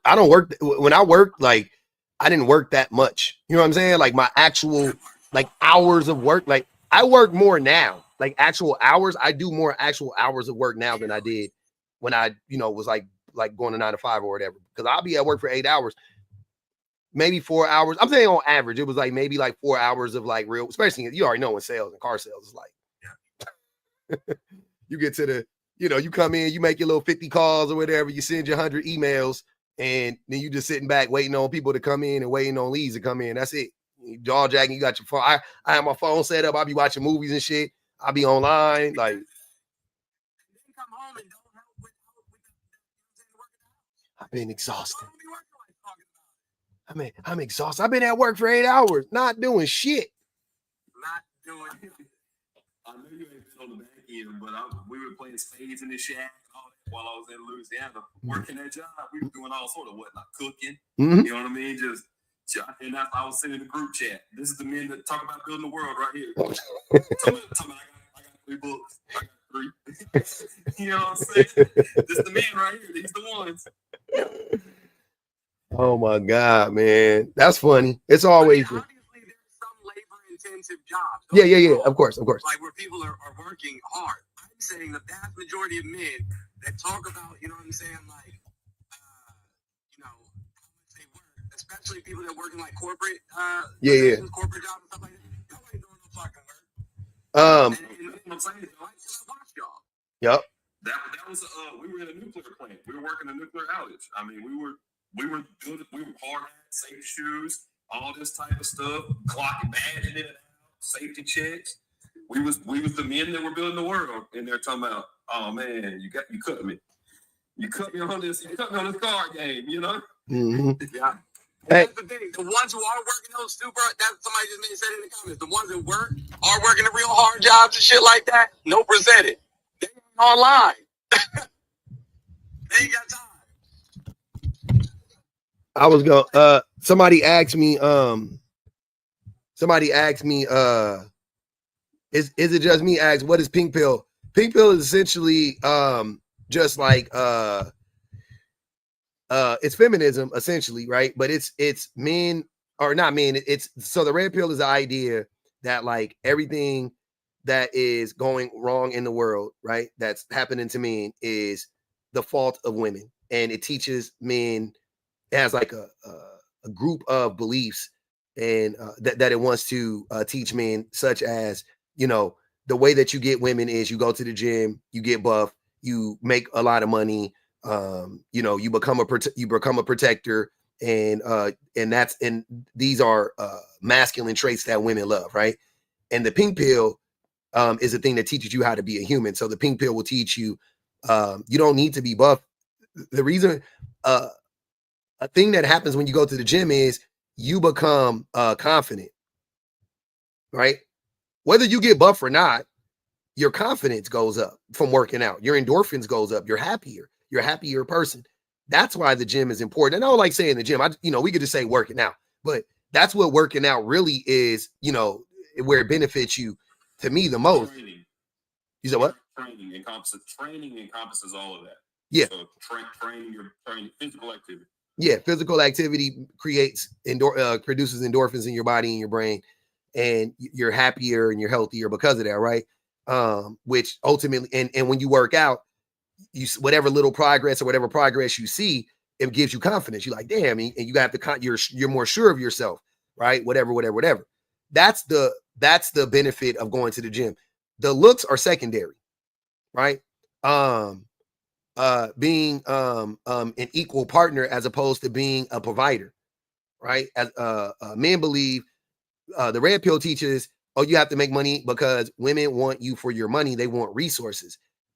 But ultimately, women want you to be an equal partner. They want you to be able to produce the same way or at the same level, or maybe a little bit more than they can produce, right? Because they're going to have kids and they're probably going to need to take time off and so on and so forth. So yeah, they want you to be capable of handling the financial load for a period of time. But most women aren't looking for men to do that for 30, 40, fucking 50 years, right?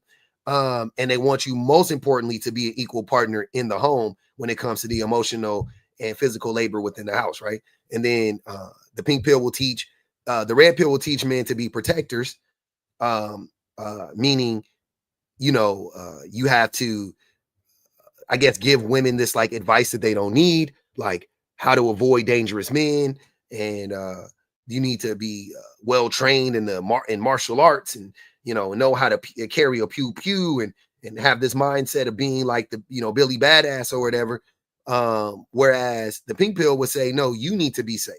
If you want to be a protector, you need to be safe, because you are the most likely person to harm me in this relationship. And also, you need to go around and teach other men and tell other men to be safe, right? It ain't just about you being safe. You need to, when you are in the presence of other men who are unsafe, you need to be correcting them.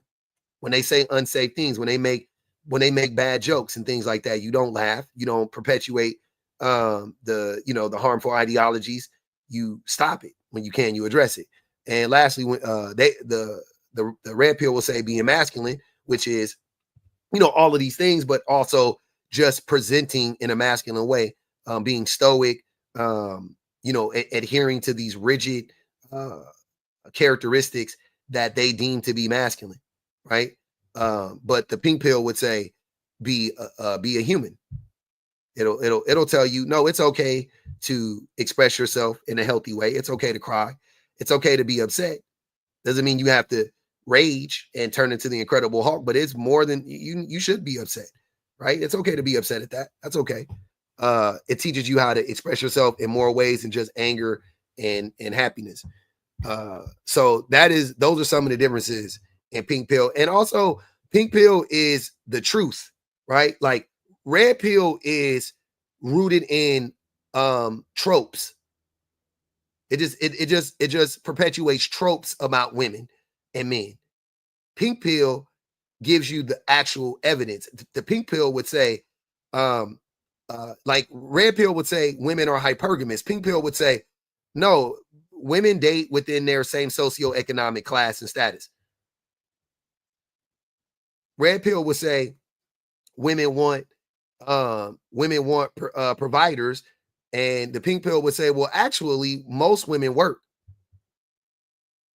Most women actually work.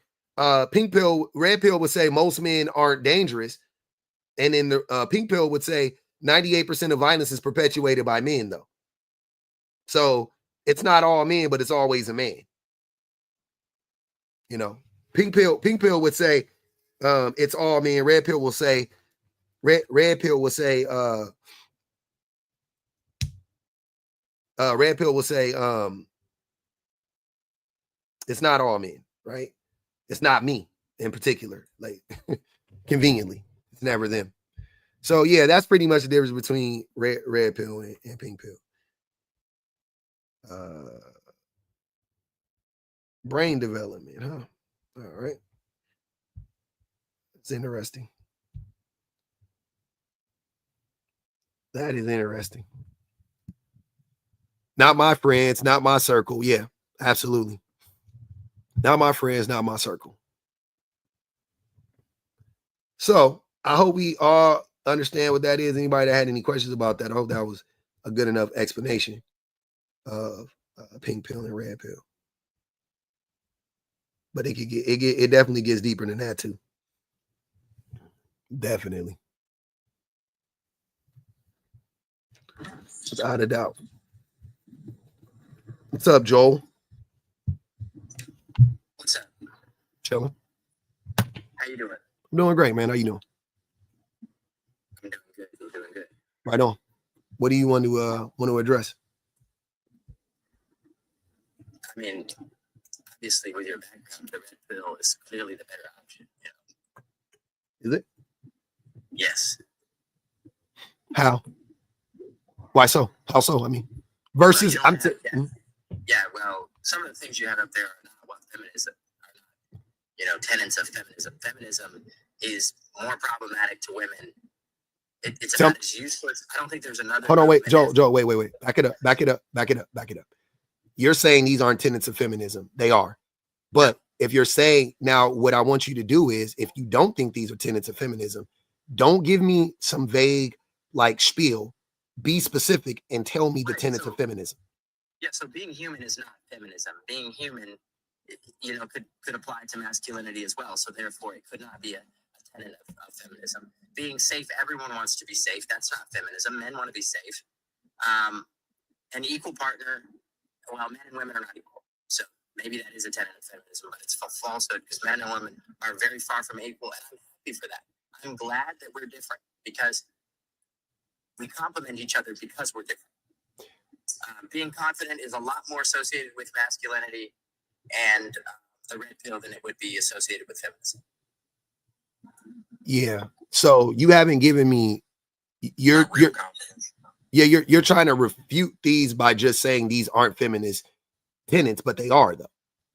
That's what I'm saying. So you haven't refuted it. You're just saying like being human, meaning you yourself, right? You treat yourself like a human being. So you allow yourself to feel feelings and emotions, and you are vulnerable and you are honest, right? These are human things. These are things that you should do to be more human, right? Not be a robot. Masculinity teaches you to be a robot, be stoic, don't express yourself, hide your feelings, hide your vulnerabilities, right? Is that what masculinity teaches you? No. Wait, hold on. Masculinity doesn't teach you stoicism? No. Stoicism isn't a tenet of masculinity. Is that what you're telling me? Again, No. That's a lie. You don't know what masculinity is then. You're lying. You're either lying or you don't know what masculinity is. That is definitely a tenet of masculinity. I can can explain it too. So when you said being safe, so first of all, the way that women are safe. No, Joe. And the Joe. only men that protect Joe. women are Joe. That's not true. Joe. Again, I just said that being masculine is being like a robot because it strips away your emotions. It's being masculine also. I'm sorry, does masculinity not teach men things like we shouldn't cry? I would say the red pill movement teaches men things like not to cry. Yeah, but I don't know that that's strictly a masculinity thing. Why? So femininity, they don't teach you that you can cry. Women can cry because they're women.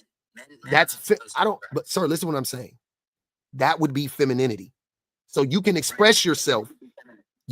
Women can express themselves in more ways than just anger and joy, right? Those are the only two ways that men can express themselves within masculinity to be masculine. I'm saying if you do it any other way, you're not masculine. They wouldn't consider that to be masculine. That's what I'm trying to tell you. And you know that. So again, now just so we're clear, that actually is masculine because that strips away your humanity when they try to make you fit into this box. When they say, no, you can't exist outside of this box. If you cry, for an example, if you're vulnerable, for another example, that's not masculine. Being vulnerable is not masculine. That's what masculinity teaches. That's a tenet of masculinity, right? So that dehumanizes you. Femininity is the antidote to that. Femininity says, no, be vulnerable. You can cry, you can laugh, you can frolic, you can roll around you can do whatever the fuck you want to do, whatever makes you feel good, right? As long as it doesn't hurt other people, obviously, but like whatever makes you feel good or whatever allows you to process your emotions properly, you can do so. That's what femininity, that aka the pink pill feminism, whatever you want to say, that these are the tenets of that. Masculinity is the opposite of that. Dehumanization. Right, but society was built by masculine men. Society was not built by feminine. But you can't say right and not. You have to acknowledge that, though, brother. That's the whole point. That's not true. Society wasn't built by masculine men. Like Society was built by masculine men. That's not true at all. Like there's no evidence to show that. Society was built by men and women. When did women build society? What are you talking about? Like what society were you speaking of specifically? I got a question for you. I have a question for you. Who are the teachers in society? That teach the valuable trades that build society. No. Who are the teachers from an educational standpoint? Who does the majority of the educating in this country? Historically, who's done it in the world? You can go globally if you wanted to. Historically, in our past, a lot of people were educated on the job. No, see, you won't answer the question honestly. You won't answer. Got him. That's how I know. Every time y'all freeze, I know you're lying. You're thinking of a lie. It's hard to get out. I'm not talking about tradesmen. I'm not talking about tradesmen. I'm not talking, Joel. I'm not talking about tradesmen specifically because doctors build societies, scientists build societies, engineers build societies, not just tradesmen. Huh? They're all predominantly. Okay, fine. If you believe that, fine. What I'm saying is, hold on. No, that's not a fact. But what I'm saying is, who taught them is my question. Other men. That's not true. Who does the majority of the educating? For like the useless nonsense women. What is useless nonsense? For the valuable. Hold on. What is useless nonsense? That actually build society. What is useless nonsense? Like how to read? Studies, that's not even what I'm talking about. Nope. Diversity studies. That's not what I'm talking about. That's not what I'm talking about. I'm talking about reading, writing, and arithmetic. Arithmetic is most commonly taught by men. No, it's not. Yes, it is. It's where?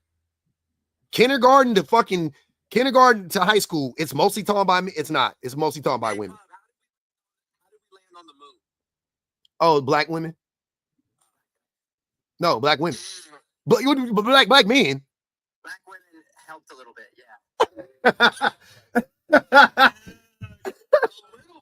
Black women helped a little bit. They were literally walking computers. Black women helped a little bit. It's crazy. Joe, what do you do? What do you do for work? What's your job? I've heard it all. I've heard it all. You cut trees. Yep. So you're a tool. Yep. You literally come on this app. Why aren't you at work right now? I'm literally got off early today. Why is that? Is it because you're good at your job? It's because you suck and they sent you home. Well, they cannot send me anywhere because I own the company. I got you. Who's your accountant? Who's my what? Accountant. Why would I tell you that? Is it a man or a woman? It's a man. Cool. So also a tool, right? So you're up here fiending for capitalism is what you're doing because you're relating yourself to trees. What do you do for work? Oh, I'm a tradesman.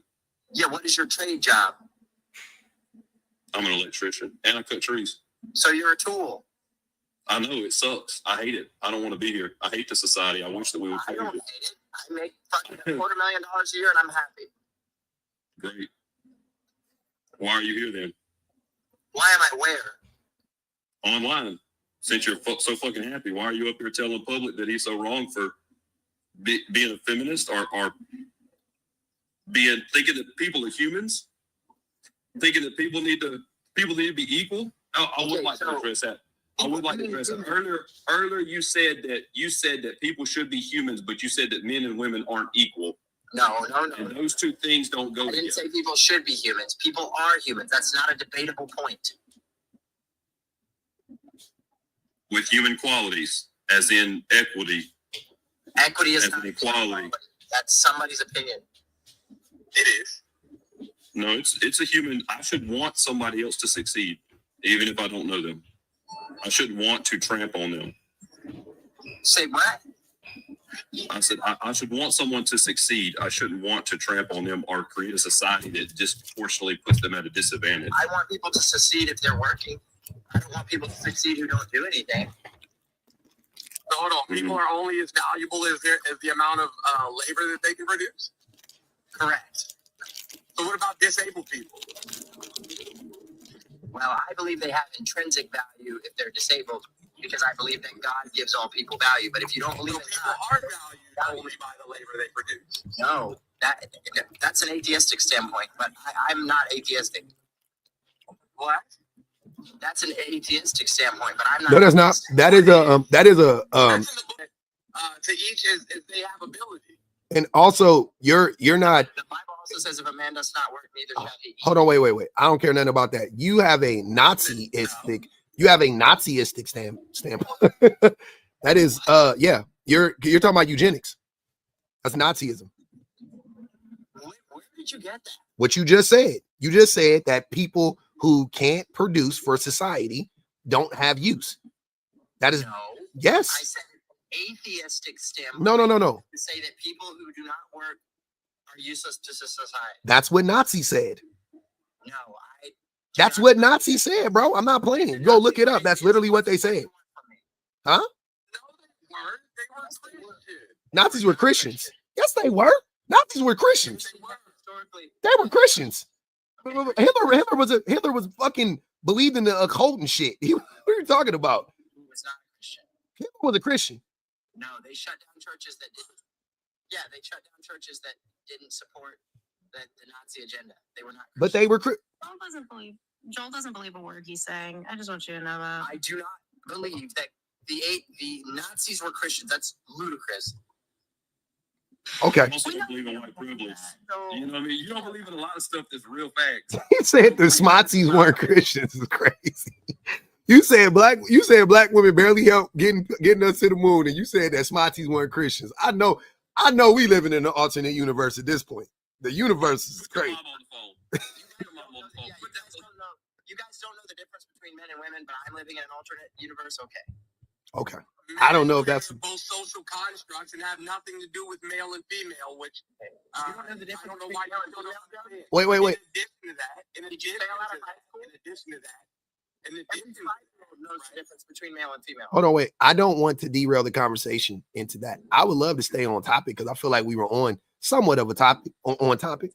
I want to go back to you having this idea that that masculinity, I'm sorry, that femininity or feminism is these aren't some of the tenets of feminism, and that these aren't the tenets of masculine, like of red pill ideology, aka misogyny or the patriarchy.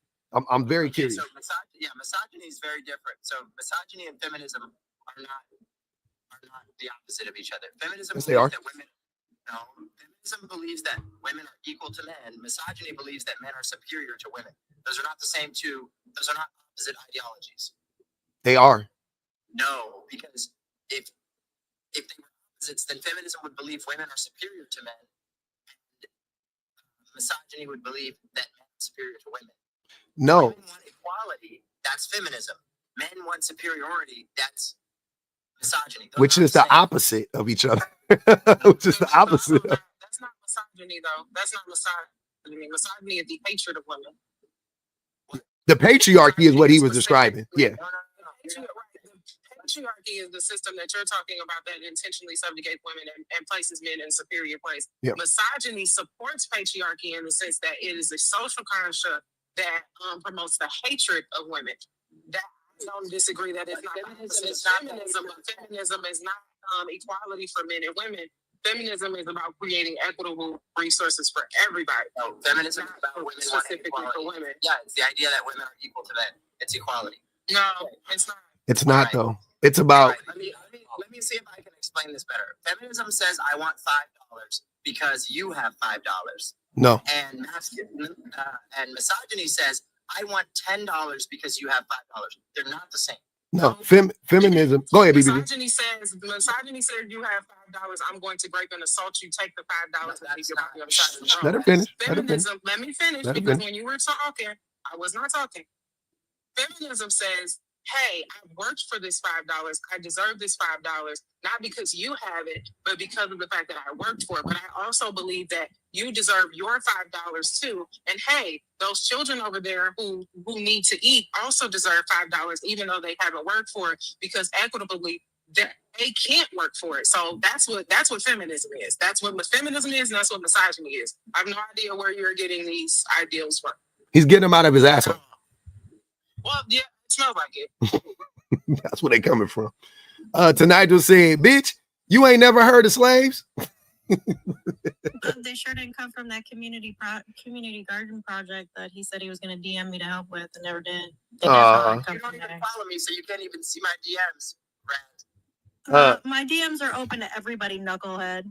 Right? Anybody can DM If I me. send you a DM, I can only see your response if you follow me. I told you. No, I just have to accept it if you DM me. Yeah, you can just accept it, brother. We do this all day. Everybody knows that.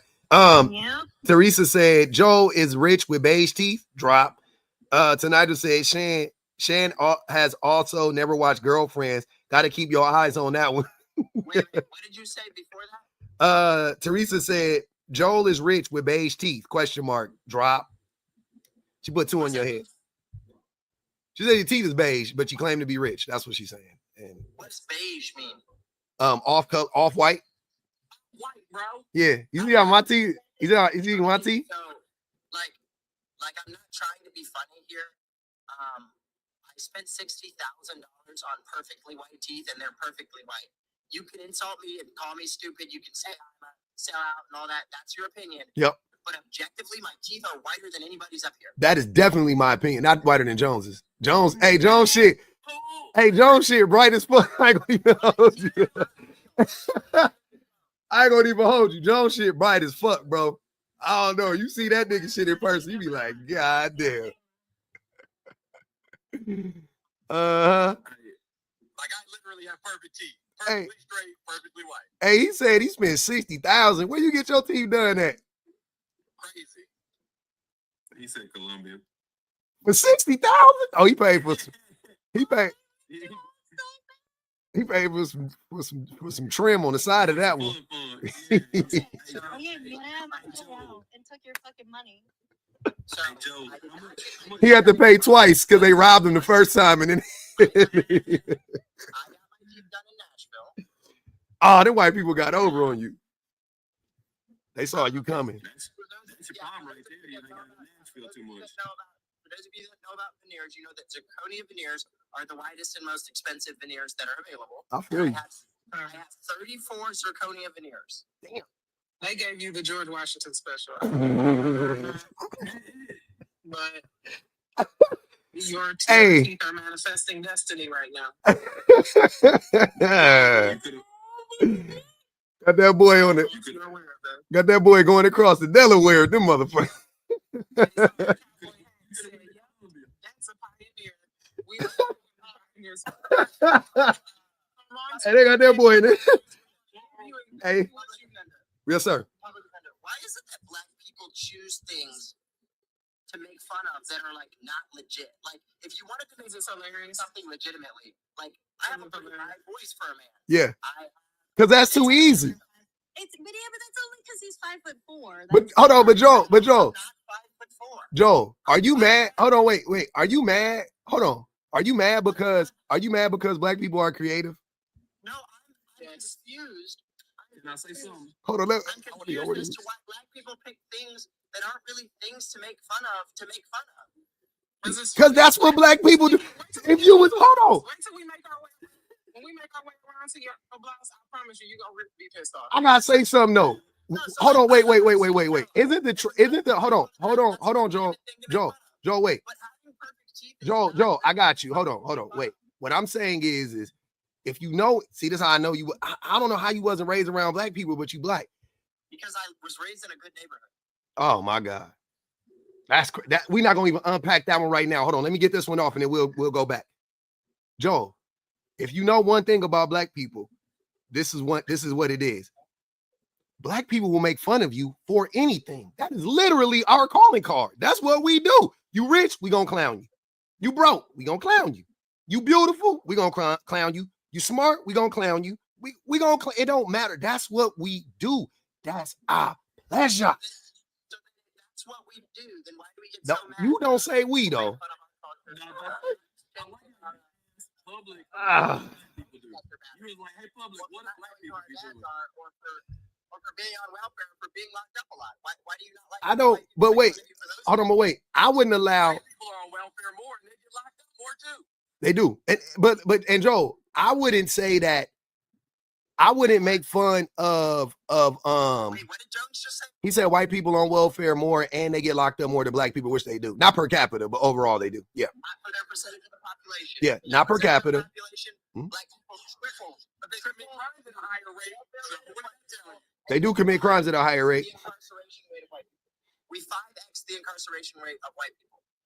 Yeah, that's because. Never mind. I ain't about to sit up here and educate you. You already know the reason. You just Tell me why it's the case. because we're targeted. You're too busy making fun of successful people instead of not being a bunch of degenerates yourself. Like, what are you talking about? Who's not successful? I'm sure you might individually be, but you people as a group. Who are you people? Hey, this motherfucker right here.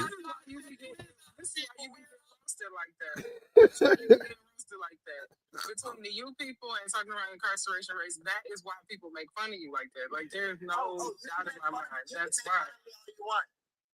Care. We know you don't care. But you do care. That's why we having this conversation in the first place. BPG. I believe you care, Rats. We started talking about the special teeth that you have, and you started talking about why it is black. Why do black people make fun of me? Because you got bad teeth and you wear a blouse. That's probably why black people make fun of you. Mm-hmm. You know what bothers me about people do that? You know what bothers me about your teeth is your teeth look obviously fake. Like, that's what bothers me about your teeth. For you to have spent that much money, they should look like natural teeth. They do. You should definitely have a grill. You should have a grill for that much money. But they don't. We can I definitely like to tell Joel every chance that I get that he's 5'4" because it fucking makes his ass. It's just not true. How tall are you, Joe? I'm 5'10". Okay, so he's 5'8". You always got to subtract 2. You already know what it means. You always got to subtract 2 from it. That every single time. He's 5'8". He be in that big truck with that seat all the way up too. Mm-hmm. all the way up. He fall out the truck when he get out that big motherfucker. Hey, wait, don't you got it? And you got a truck that say white pride? White Yeah, This I thought hey, you know what's crazy, Bama? I thought I made that up in my head. I was like, but now I remember the video. You slid out that tall ass truck. You had to use a little parachute. You fell up out that motherfucker, and that shit say white pride on the front. God damn.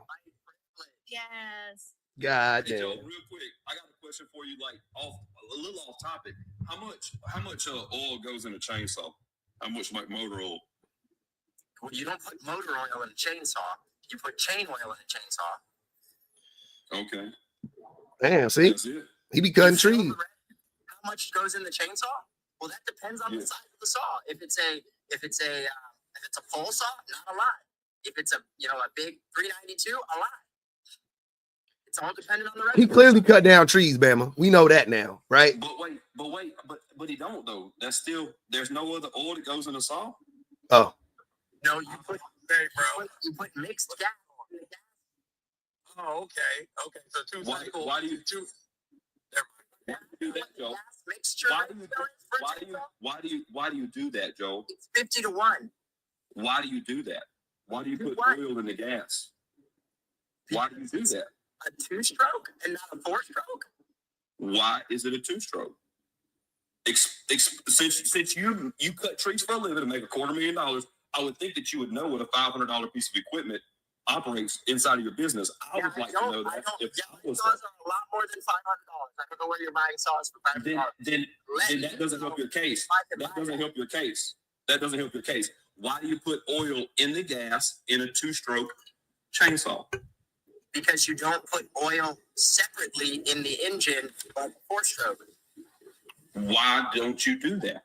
It lubricates the inside of the engine the same as any other engine, but it has to be mixed with the gas because it's a 2-stroke, not a 4-stroke.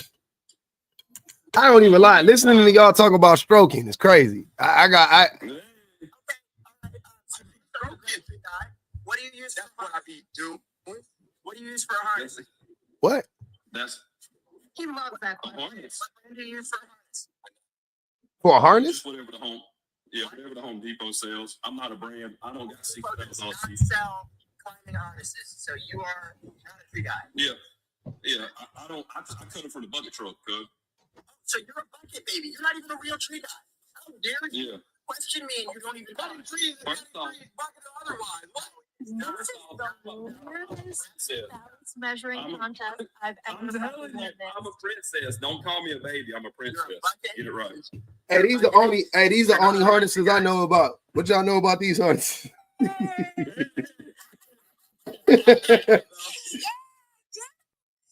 Hey, For God's sakes. hey, I don't care nothing about them weird harnesses y'all talking about. These are only harnesses I know about.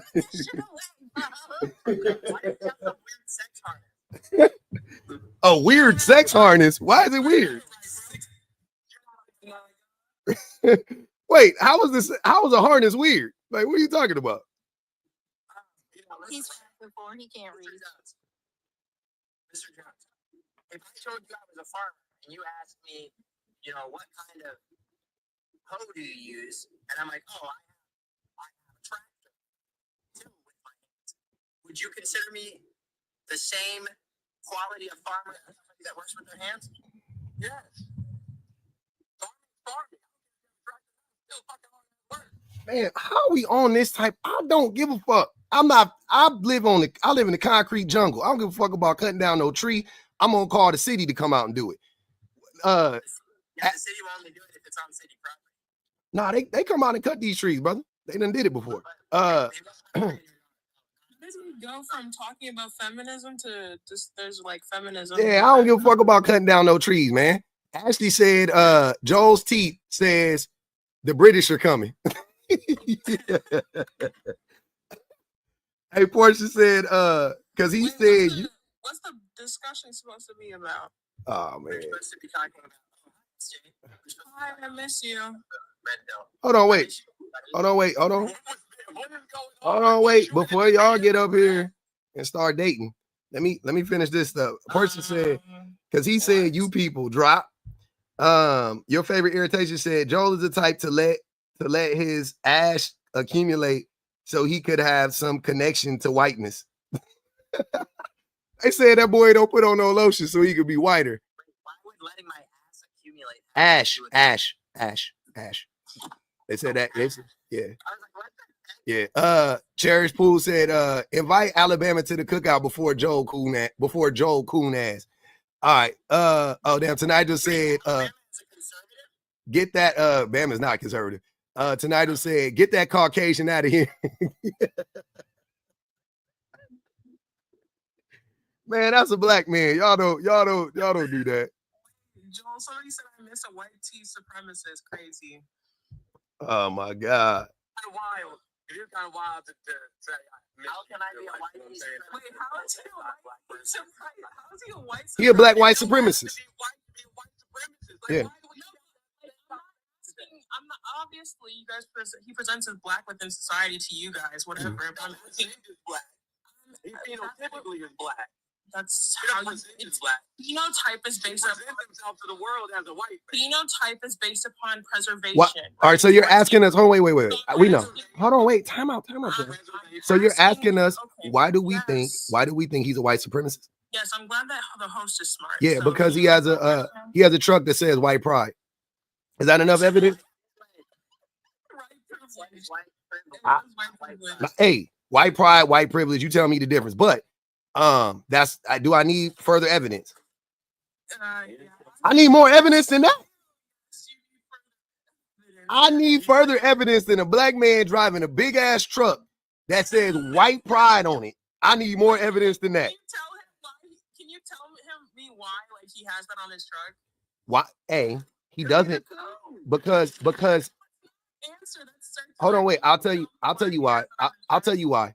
Because black people don't have white privilege, and a black man trying to rationalize white privilege as if like it's something to aspire to have, or you know what I'm saying, is in and of itself very anti-black. Because what it's not my it's what the hold on wait.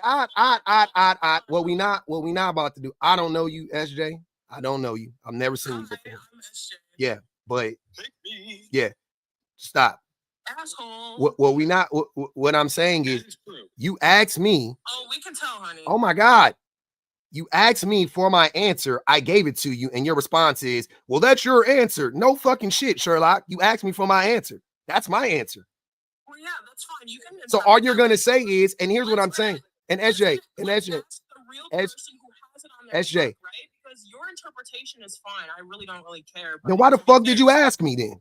Because you're not the one who said it. First of all, I was asking the one at the top. I was the one who said it. What the fuck are you talking about? The comment called him a white tea supremacist. Oh, okay. Oh, I'm sorry. I thought you were talking about the truck. My bad. Okay, honey. It's okay. My bad. Forgive me. No worries. Joel, do you want to tell us why you have that on your truck? Hey, Venice said Joel got a mouthful of 800 ibuprofens. You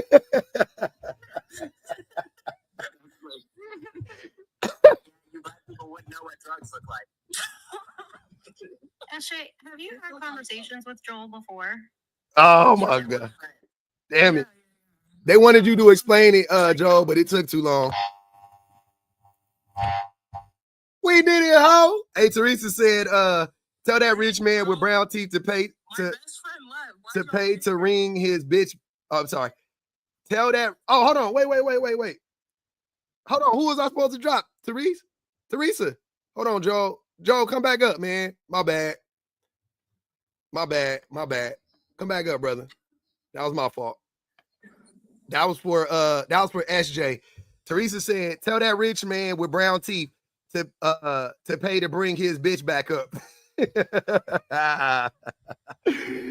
I got it now. I dropped it too fast. My bad. All right. She said, "Ain't no pygmies happening around." Yeah, she couldn't allow that to slide. She couldn't allow the pygmy to get it in. All right, go ahead, Joe. Tell us why you have a big ass white a Coke white truck that says white pride on the front. That says white privilege. So in 2020, I invented the white privilege card. I sold about 400,000 of the cards and made like $4 million. So I took some of the money and I made a truck that said white privilege because I thought it would be funny. So that's why it's there. Gotcha. And what prompted you to make white privilege cards in the first place? just thought it would be funny. I was like, wouldn't it be funny if somebody made a white privilege card and people could go around and show it to other people? And somebody's like, yeah, you should do that. So I made them out of cardboard first, and people bought them. So then I made them out of plastic, and people bought them. And then I made them out of metal, and people bought them. And do you think white privilege is funny? Well, I think it made me rich. So I think that's no, that's not what I asked you. Do you think white privilege is funny? That's ironic, but do you think white privilege is funny? Yeah, they paid the kicker. That's hilarious. They was up here for 17 and a half seconds. Yeah, Teresa paid the kicker. Yeah. Do you think white privilege is funny? Do I what? Do you think white privilege is funny? Like, what about white privilege is funny? I think it's funny that people bought white privilege cards and made a black person rich. No, I got you. I think that's funny. Yeah, but why do you think white privilege is funny though? Like, what's the joke? That's what I'm saying. Like the right. This is one thing I get about. I've kind of tracked about the right wing people, conservative minded people. You guys aren't really funny, right? So I'm trying to find the joke. Can you help me find the joke? Because I don't see what's funny in that. What do you mean? They're not. You guys aren't funny. The biggest comedians in America are right-wing people. Who? Name them. I bet you they ain't never made me laugh. Go ahead, name them. Who are the biggest comedians? Name them. Give me top three. Shit, I don't know. Give me top three.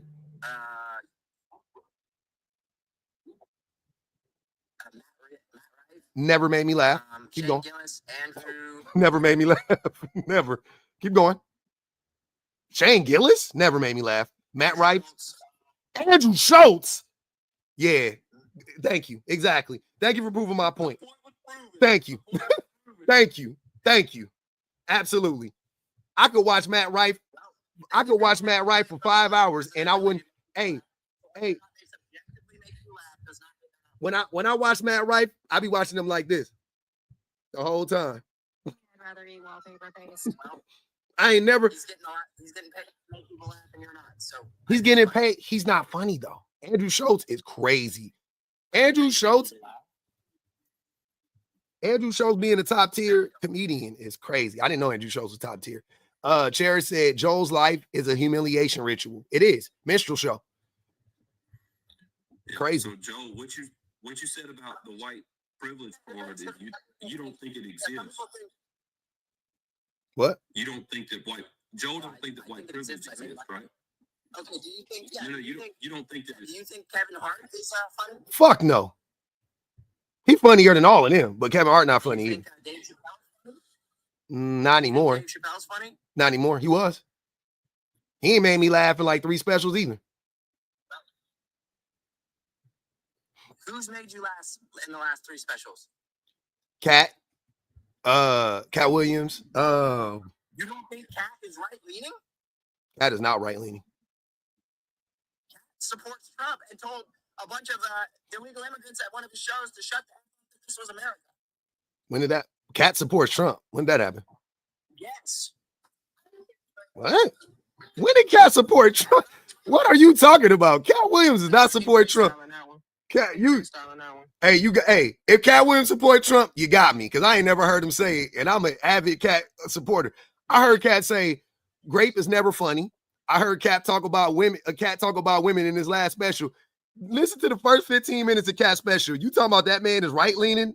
Cat Williams not right leaning. Remember the jokes he had about the insurgents, about how the U.S. was invading Iraq? Yes. And you knew what the U.S. uniform looked like, but you didn't know what the insurgents look like. Because he said, "We not killing insurgents, we killing them." We killing them. We just killing them. Yeah, that's not a right leaning person in my mind. It's not. And I think I ain't never seen no insurgents. Yeah, it wasn't an insurgent. And I just wanted to come up here and correct him. I think he got it misconstrued. Cat Williams does not support Trump. He supports Americans. And you're talking about a comedy show when he did, and the Mexicans, he was in Arizona, and the Mexican people were disrespecting Americans. And that's when he put the eagle in front of them. And he said, you don't like it here, well, you can go back to Mexico. So that's what you're talking about. You have it misconstrued. He did not say he supports Trump. He supports Americans. Hey, I I don't argue. I don't argue with black people. I don't argue when black people say that shit to other people. I would never say it, but I ain't gonna be the one to argue with them and be like, "Nah, you can't do that." If a white person do that, I'm gonna be on your tip. Yeah, you can't say objectively that right-leaning people are not funny when there are millions of followers following these right-leaning comedians. They're all not funny though. They're just right-leaning people. Right-leaning. But I named a bunch of people whose job is to make people laugh and they get paid for it. I know. So you can say in your subjective opinion that they're not funny, but other people think they're funny. That's why they make millions of dollars to make people laugh, and you don't. A lot of those people also do not have very much of an education. Like you can tell them a dumbass fart joke, and they're like, ah. I could say Angel Reese sucks at basketball because I see her absolutely brick about every shot she takes. But I can't say that. She just had 20 and 20 2 weeks ago.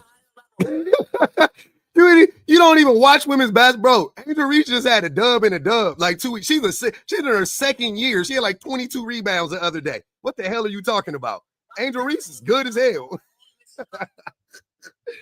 Angel Reese is so good.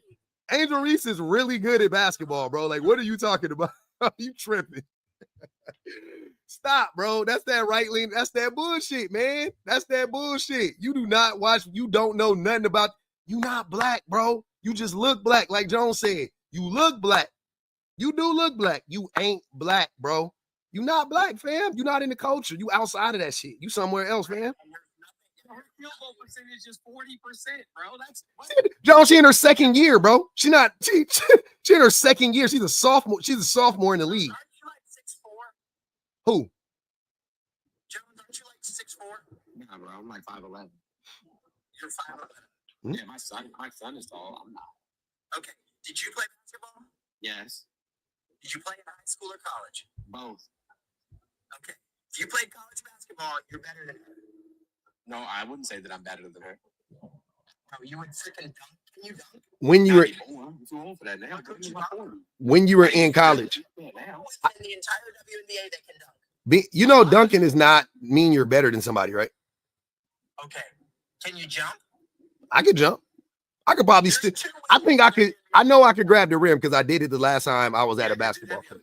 Yeah, I know I can still grab the rim. I think if I loosen my back up, I think I can still dunk. I'm 43. I could assemble a team of 40-year-old men that maybe played in college, and we could. She'll train cook. for 2 She'll weeks cook in 'em. any WNBA She'll team. cook 'em. Angel Reese will cook him. For sure. Angel Reese will cook him. Yeah, Yeah, 40. These WNBA players literally work out every damn day. She will cook him. Okay, so But first, we get cursed. But Joel, you're assembling a team. Like you think that these fellas are gonna hang out with you? He can't. Joe can't hoop. Joe can't hoop. Joe, you can't hoop, bro. What you talking about, Angel Reese? Angel Reese will dominate you. no, I can't. You pull up to the corner of that truck and see if you don't get jumped. But I could play. Yeah. Jump out that truck and get jumped. Hey, I know. Hey, I do believe you live around all white people because ain't no fucking way. He lives in Florida. He don't live in So I play professional soccer, so I will run circles Yeah. around any female in soccer, guaranteed. Not now. Please. Right now. Not now. I got all my money on Dennis Rodman's daughter. What's her name? I love that woman. Hey, Bob, Yep. every time we have a conversation with Joel, it turns from wildly off topic to some kind of like phallus measuring Yeah. contest. with women. Everything. Like Joel Yeah. just can't have a conversation about the topic. He has to make it about whatever the fuck it is that So he you wants to didn't talk agree about. with It's it. some Hold on. kind of- No rats. Do you hear me speaking? No I'm rats. speaking. About women though. Mhm. He's measuring his penis Every time. against women. Every fucking time. I know. That's the craziest part. You join the circus for real, bro? That's the wicked. That's the most wicked part about the conversation. And I will note that it's always intentionally diverting from the conversation, but also this is the funnest part about conservative. Hold on, I'm sorry, BBG. Teresa said, Angel Reese will not be disrespected in my house. We don't do SEC slander in here. Explain to Brownmouth that the World Economic Forum said that skills associated with men will be obsolete. So the future is still female. Then go join his bitch. Shout out to Teresa.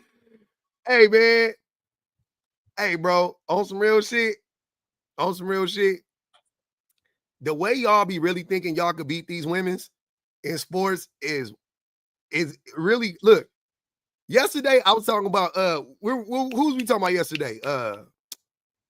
Oh girl, Tia Jones and that weird nigga that put hands on her, that choked her out with the locks. What's his name? The football player. You know what I'm talking about. Oh my God, what's his name? Xavier. We're talking about Xavier. And I said, that's what C-Day brought up. That was the day before yesterday. Yeah. No, that was that was yesterday. We were talking about Xavier. No, it was yesterday. Without doubt, it was yesterday for sure. The day before yesterday, I was talking about some other celebrity shit. I forgot, but it wasn't Xavier. Xavier was yesterday. But I said yesterday. I said it yesterday. I said I couldn't have done that to Tia. I said Tiana. I'm sorry, Tiana. I couldn't have done that to Tiana. She's a world class athlete. She would have kicked me up off of her. You know what I'm saying? Like like you tussling with a world class track star woman. Yeah, and you a regular dude. Yeah. She gonna get you, bro. She gonna get you. Like I don't know why y'all think that these women is weak and y'all could just. I'm a man, so therefore I could beat. Like nigga, that woman will. I'm not even gonna lie. The worst ass whooping I've ever taken in my entire life was from my sister.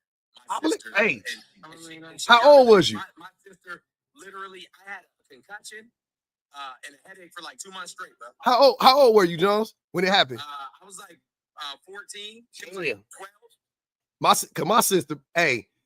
My sister beat a girl up so bad one time, yo. I swear to God, man. No, jumped at the bus stop, bro. I got jumped at the bus stop one day by a gang of by a gang. We're not even gonna say what it doesn't matter who they were. Yeah. By a gang. They jumped me at the bus stop. The Golden Lords. They beat the brakes off me. It was like 5 of them. It was just me. And my sister comes home and both my eyes is black. You know what I'm saying? My lip is busted. And she was like, "What happened to you?" So I told her what happened. Now I was in 9th grade and she was in 7th grade. Mm-hmm. She went over to their house, knocked on the door, and one of the sisters opened the door. My sister right in her mouth. Man, I love them days. And them days was fun. She said, "Y'all come outside. Come on outside." And you got to fight one-on-one. Because my sister would be like, somebody jump me, she would be like, y'all got to fight him one-on-one. And then she would like make sure that nobody jumped in and I would fight. But my sister beat this girl up so bad one time for talking about me. Oh my God. She beat her up and the girl had Lee press on nails. And my sister she ripped all her nails off, ripped her hair all out, beat her up, bloody black eye, everything. And she came in the house and shook the nails up like dice and threw them on the I said, "God, this motherfucker crazy." I knew she was there. I said, "Damn, this girl different right here." I was nervous. I said, "I ain't never fucking with her." I was at the mall with my mom and both of my sisters. And one of my sisters is like 6'1". And we at the mall, and this lady hit my mom with a shopping cart. Jesus Christ. And my mom said, "Excuse me." And she's like, "Yeah, excuse you." And called her a bitch. Uh-huh. Bro, and she was there with her 2 daughters. Man, when I tell you that, you know what I'm saying, like they my sisters put hands and feet on this woman and her daughters, and security started coming, right? So I walked away, bro. I was like, "I'm out." I go out to the car. My mom come out to the car. We had a minivan. We had a Dodge Grand Caravan. My mom come out to the car, and she's like, "Did you leave us in the mall?" I said, "Mom, security was coming." She's like, "And I'm like, "It's a white lady." Mm-hmm. You know what I'm saying? And a bunch of black people fighting in the middle of the mall. And I was just standing there. I was like, "Who you think they was going to grab up first?" You? Even though I wasn't throwing no hands or doing nothing.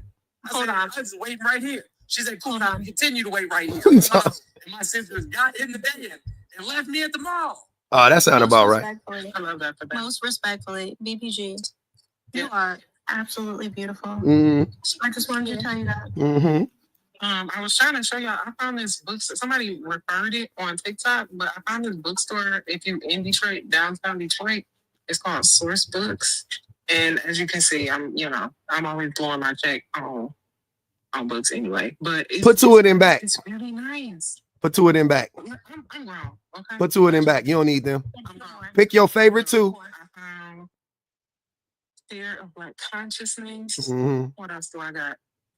I said BPG, you don't even like your husband that much. You know,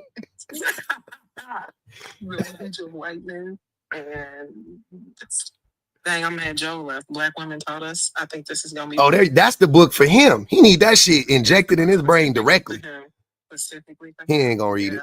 It was another one they had that I'm not getting this time, but it's like the coffee table book. I love coffee table books, but it's this one. What is that? History, women history, identity, and influence. I like that. This looks really good. That look like Beyonce on the front too. I could tell. I think so. I think that is Beyonce in the middle. But yeah, I wanted to show y'all that, like, if anybody is in the city, it's really cool. I just found it today, so bet. All right, go. Tired of getting clowned and then paid to kick on a regular basis from like every platform he ever goes on. I got to move around, y'all. We got some people in here. I want go ahead, Logan, and then go ahead, Kay. Go ahead, Logan. Hey guys, can you guys hear me? Yes, sir. Barely, but we can hear you. Oh, 1 second. Let me turn my. I'm gonna drop to make room for ops for you. Love you, Okay. buddy. Thanks, Rex. Better? Yeah, sounds better, I think. Go ahead. Ooh, long time listener, first time caller. Love you guys. Just had a quick thing to add because I keep hearing these like trans debates about people in sports and all this crap. So, fun story, I wrestled in high school, right? Mm-hmm. And I came from like a rural place, so girls didn't have enough people to make like their own league, so girls just wrestled with guys, and it was fine. In fact, a lot of them did very well. Mm-hmm. I think a few of them went to states when I was wrestling, but like just listening to people talk about this topic, it's so ridiculous because I don't think any sport should be segregated. It makes no sense. We had a Latin girl on our wrestling team when I was in high school that was undefeated. Yeah, she probably was tough as shit too. Mm-hmm. She was undefeated. I'm talking about, and she lost the match by getting disqualified. Mm-hmm. But she was never pinned, not once ever. Damn. Yeah, man. I made a joke to my wrestling coach when I first saw a girl at a tournament. I was like, "Oh, I hope I could wrestle her." And he looked at me. He's like, "She would kick your ass." He's like, "She probably has 5 older brothers. Like, been beating them up all her life. Like, she's here for a reason."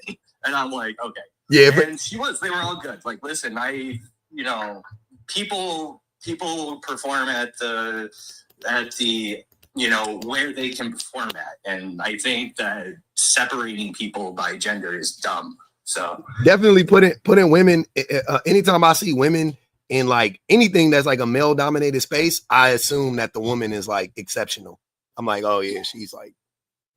You have to work so much harder too. Mm-hmm. I'm never in the frame of mind of like, oh, she got here. I think she got here like because she fucking put in all the work and she done outworked everybody, that's just same thing. If I see black people in white spaces, I'm thinking the same shit. I'm like, that motherfucker probably smart as shit. You know what I mean? Like I do the same thing. Wrestling team trained harder than the rest of us. Yep. Lifted more. You know what I'm saying? Than most of all the people in her weight class and below. Easily. And then and then you see people who will comment on UFC stuff, and I'm sitting there like, if half of those dudes commenting on those posts face like Amanda Nunes, like she'll knock them fools out. Yeah, I'm terrified of that woman. I bet you fucking Van Zant pop a few of them in their motherfucking gullets. Yo, Ronda Rousey, there's plenty. Ronda Rousey will rock your shit for sure. Toss them up. Ronda Rousey will rock your shit for sure. She, Gina Carano, like the heavy-handed one, that for sure. They gonna fuck you up. Van Zant little though. She like 112. You know what I mean? She a little one, but like I'm thinking even like, but like definitely the bigger one. They gonna fuck you up. The 145s and shit. Yeah. Absolutely. Saying no, she won't. Lower center of gravity, so like especially with wrestling, it's a lot harder to like face. So anyway, that was the 2 cents I wanted to add in on that. Ronda has no pep anymore. So I ain't got no pep no more, Mouse. If Ronda ain't got no pep no more, I ain't got no pep no more either though. So yeah, I ain't fucking I wouldn't fight a woman anyway. Don't get me wrong, you know what I'm saying? Like that one lady did smooth in Ronda Rousey's career.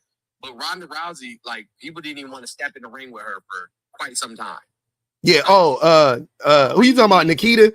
That Nikita woman in WWE too. Right? Yeah, Holly Holmes. I don't like none of the. I'm afraid of all the women that could kick real high. Like all the motherfuckers that can kick with their leg like that, I'll be like, yeah, they gonna fuck you up. They gonna fuck you. You catch one of them to the under chin, you out. You gonna go to the upper room. Absolutely. You did. You missing by a millisecond. Teresa paid to drop him. Hey, Logan, I appreciate you, brother. Thanks for coming up, man. No problem. Thank you. All right, man. Yep. Go ahead, Kay, and then I need Jack and Coke to get in this motherfucker. Now go ahead and let Jack and Cole go. All right, go ahead, Jack. I had just finished up a call, so I gotta get my thoughts together. Bet. Go ahead, Jack. Jack and Coke. Why y'all be requesting to come up and then don't be on the phone? Jack and Coke, where you at, man? Hold on. Maybe we gotta unmute your mic. Okay. There So you go. red pill versus feminism, right? So I can't really read it. Being buff, so like working out, so being fit versus being confident, being rich versus being a provider versus being an equal partner, being a protector versus being safe, being masculine versus being a human. Okay, so is red pill what people are aspiring to be? I mean, people are red pill. Men have they have a red Okay, pill. got Yeah, ideology. Okay. They embody it. They believe it. Yeah. Okay, feminism versus red pill. Mm-hmm. Okay, so I'm trying to understand, so I understand where to go with this. Yeah. So are we okay? So we understand that why feminism is necessary, right? We understand it. Yeah, I understand it. Yeah. Okay, so let's use this one story here, right? In 1959, a woman wanted a divorce from her husband because he had spanked her and because he had slapped her. The Iowa Supreme Court did not give her the divorce. They said him spanking you where women should be spanked and him slapping you was not grounds for divorce. That was 1959. Damn. Then came feminism, the great deliverer, right? And then came domestic violence laws. Remember, back in the 80s, there was a law, or remember that domestic violence was so bad in the USA, right? Because remember, prohibition released liquor. Everybody started drinking. Just like the same thing with the dispensaries, right? They released the cannabis, everybody started smoking. Prohibition stop liquor. Yeah, I got you. So everybody starts drinking, right? So and we do know the difference between getting tipsy, right? So now you have tipsy men and domestic violence, right? Obviously, this is a huge thing in the 70s and 80s, right? That's where we get the wife beater from. It was such a major thing that we have literally named a undershirt a wife beater, because when a man came home, took off his work clothes, had a few drinks, what would he have on? His jeans, his wife beater, and he would commence because he was drunk. Okay, anyway. Well, we got that from Cops. The show. Okay, so the term wife beater. Okay, yeah, we got the term wife beater from Cops because when they would go, like on all the domestic, all the DV calls, it would be like a white dude and a wife in a tank top. And yeah, I'm just saying, like we got it from the show Cops. Yeah, go ahead. How old are you?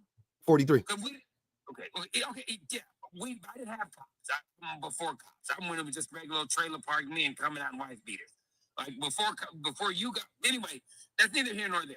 The point of the matter is, it was such a fever pitch for women that feminism is actually necessary, right? Because they needed those laws to free them from the hands, literally, of men. Like literally, women were getting whooped in their homes for no reason. And on top of that, there's the institutionalization. Remember, there used to be crazy houses everywhere back in the day. Those crazy houses have now closed. And back in the day, it was easy for a man to put a disagreeable wife in the institution against her will because he said she was crazy or if she wasn't, whatever reason, a husband could put his wife in the institution. Okay, so now you got a woman that can be whooped at will and put in institutions at will. These are the women that y'all like to say made grandpa so happy. Ooh, she cooked so good, and ooh, she loved everybody. No, because if she got on the line, it was literally like, Sharia law. So no, you're not dealing with a happy woman. You're dealing with a woman who's forced into these crazy situations. So now what I'm saying, 2025, which is about 60 years of feminism, the daughters and granddaughters of the women who could not speak, the daughters and the granddaughters of the women who could not tell a man no, the daughters and the granddaughters of the women who had absolutely zero voice other than bringing y'all babies home and milking them. Like, now their daughters have a voice, and that's who y'all are dealing with. So when y'all compare these two with the red pill, you know, they didn't know to the blue pill, they do know how that works, right? Remember, you're dealing with a completely different granddaughter and daughter than you are the mother, based on the laws of the land. It's not the necessarily society or so. It was the law. Grandma was at home cooking and cleaning because it was literally, he could come home and bust her in her mouth for not. Remember Color Purple? Remember Mister did not go to jail for doing CD like that. That was literally how it was for women. So feminism is necessary. That said, I'm almost done here. That said, men and women still need each other. We still need to make babies. But that said, that we all have to now bite an apple to realize that we have to be a little bit more respectful of each other's human going forward. That's all. And I'll have my point. But Ali said, nigga, get to the point with your goofy ass. Skip ad. If you stay to the end, you got it then, right? As long as you stay to the end, you got the final push. No, because you're saying to the end, you made a respectful. Oh, sorry, baby. No, you're all right, Karen. You was talking. Go ahead. Go ahead. You said I made up the whole thing. I made up what? No, I was saying you said all that to pretty much tell women that we need to be more respectful based on the. No. But it goes both ways. No. Remember, you go both ways, bandit. The premise of the story is that you didn't have a voice, and that the granddaughters of those women who didn't have a voice have a voice, and not only do they have a voice, the laws are literally the opposite of what they were. Instead of your husband being able to chastise you, now you, figuratively speaking, get to do more of the chastising than he did. That was the part that was a lie. I'm sorry. I was trying, and I was like, maybe I'm being too harsh. No. Hold on. You made that up. You freestyled that. It sounded. Wait a minute. Hold on. Let her finish. Let me finish.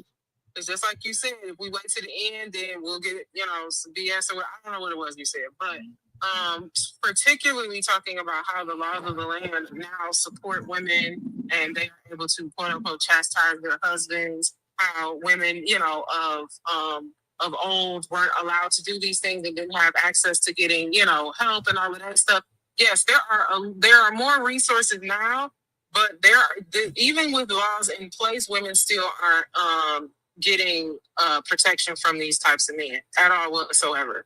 Like these women are still, much like their grandmothers and their mothers, they are actually losing some of the rights that when their grandmothers and mothers were young women, some of them didn't even exist. There are laws now being put in place, just like you have these covenant marriages, just like you have the overturning of Roe v. Wade. When my mom was a young woman, she was able to go somewhere if she needed to and be able to have a medical procedure like an AB. My mom was able to have access to birth control. They're intentionally, and some states already have, rolling back women's access to birth control because they feel like life begins at conception and women should not be able to have Plan B pills. And then going as far as to say that birth control pills are the same as an AB pill. So we're losing more access to resources and more access to being able to protect ourselves than our mothers and our grandmothers. Even with rape and assault, there are people who are now trying to say that, hey, a husband can't really rape his wife. Hey, Bam, These I'm are all rotate things that are being rolled back. And if you look at things like even they're trying to go back to ideas that even there was a book that I read that talked about the Hill Doctrine and how even in the 1700s they didn't believe that life began at conception. They believed that life began when the baby was birthed. When that child was born. Bullshit. That's well, let it be that, but let me finish, and it'll still be that when I'm done. They believed that a lot of these things that we're trying to put in place and trying to make laws and make policies around actually didn't make sense in the 1700s. So when you talk about women being able to have access to more now, I'm genuinely not sure what it is you're talking about. Maybe being able to freely move about, which most people have the ability to do.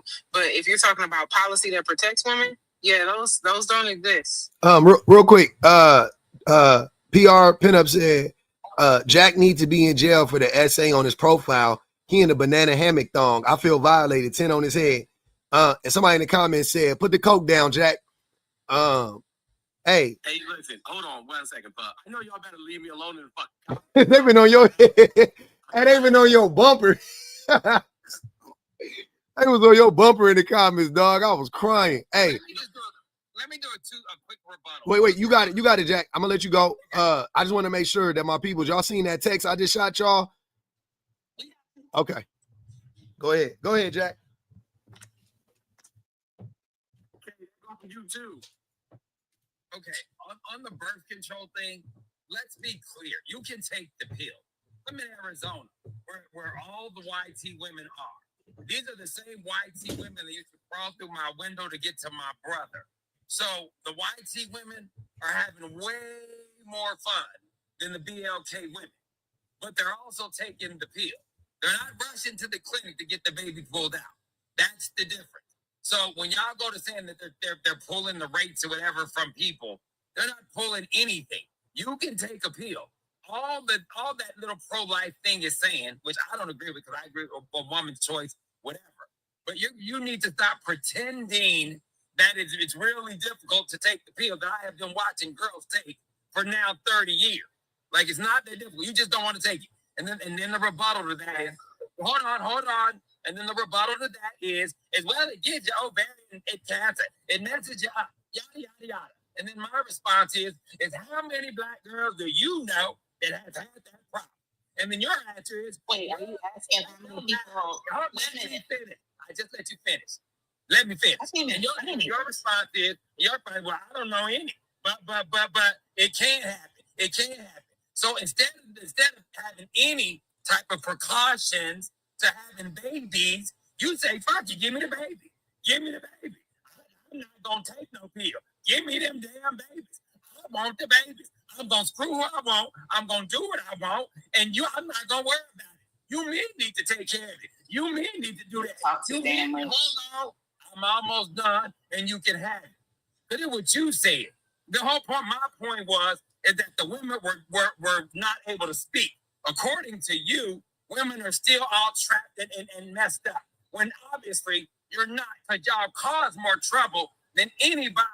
Any man in trouble right now today is because of a woman. I'm tired. I cannot let you continue to go on. No, you're on mute right now, and thank God. You will not sit up here on Beyonce's internet and lie. You lie. You lie. Jack, speak. Let me finish. Be quiet. Let me finish. You shut up. My point is, Nobody. no man. Jack, chill out for a second. Yeah. All right. First of all, Caleb, nobody's introduced you yet, so show some emotional intelligence. Chill out until it's your turn. Until somebody introduces you. Also, we're not going to be doing on here is like telling women to shut up and this, that, and the third. We're not about to do that. Jack, you're going to have to explain land the plane. I know one, land the plane, but two, you're going to have to quantify or explain how women are responsible for what you're placing on them. Okay. And he also, hold on, before I let you rock out one more time, because we know we're going to take another 5 minutes to land this motherfucking plane. You're not going to sit up here and lie on black women as if they are not the highest group that is getting ovarian cancer, and also the ones who are experiencing the worst outcomes from said cancer. I'm not going to let you do that. It's one thing for you to sit up here and try to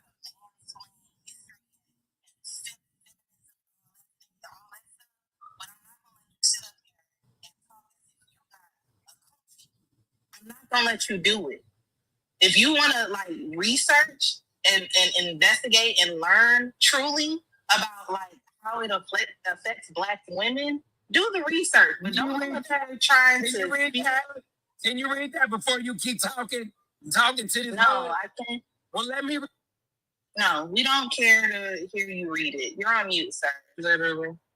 And while You- you're Googling, because Google is gonna mess y'all up real bad. While you're Googling, Google a book called Policing the World. In that book, it talks about the surveilling of Black women and how not only did they not have equal access to birth control, sex education, but also how these women were intentionally targeted during the smack epidemic.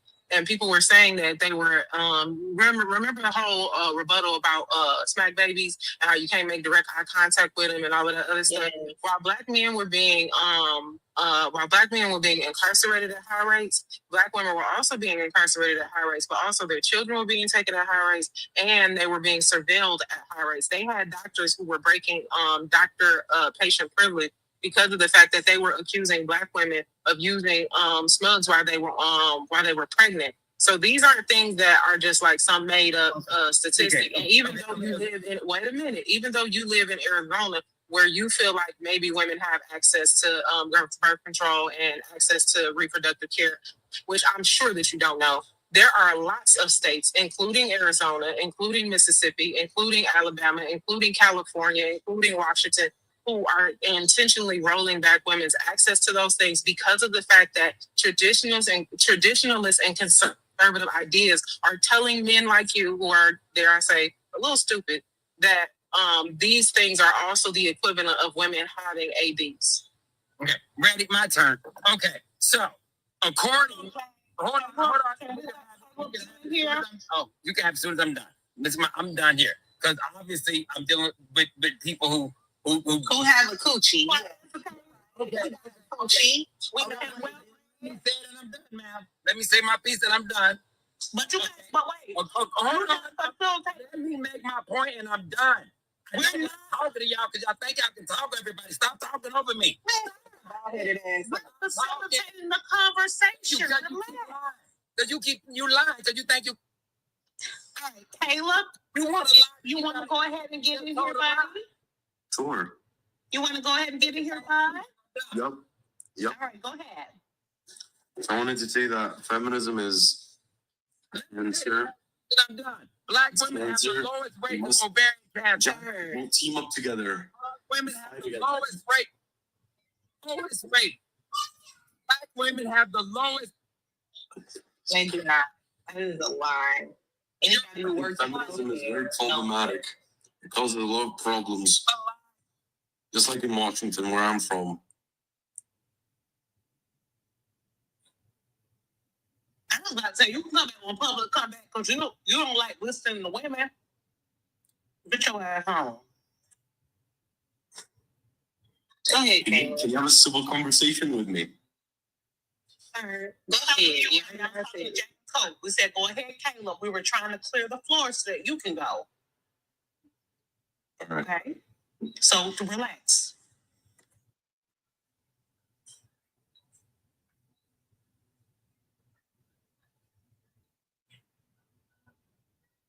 Sir, go ahead.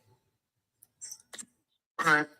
So I want to say that blaming the race card is just very problematic. It's just creates a lot of problems. It's fucking annoying. That's what I want to say. Black. What are you talking about with the race card, sir? Are you answering the problem?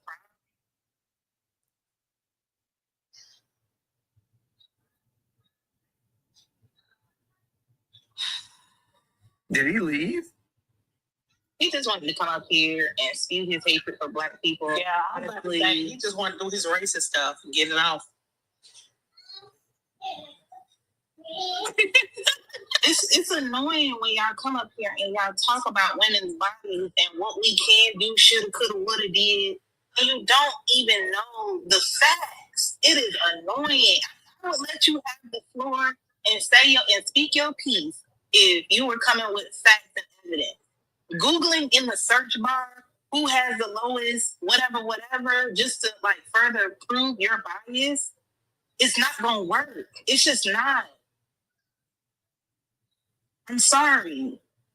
That doesn't even logically make sense because we know that Black women are like the leading in a lot of these like unfortunate outcomes. In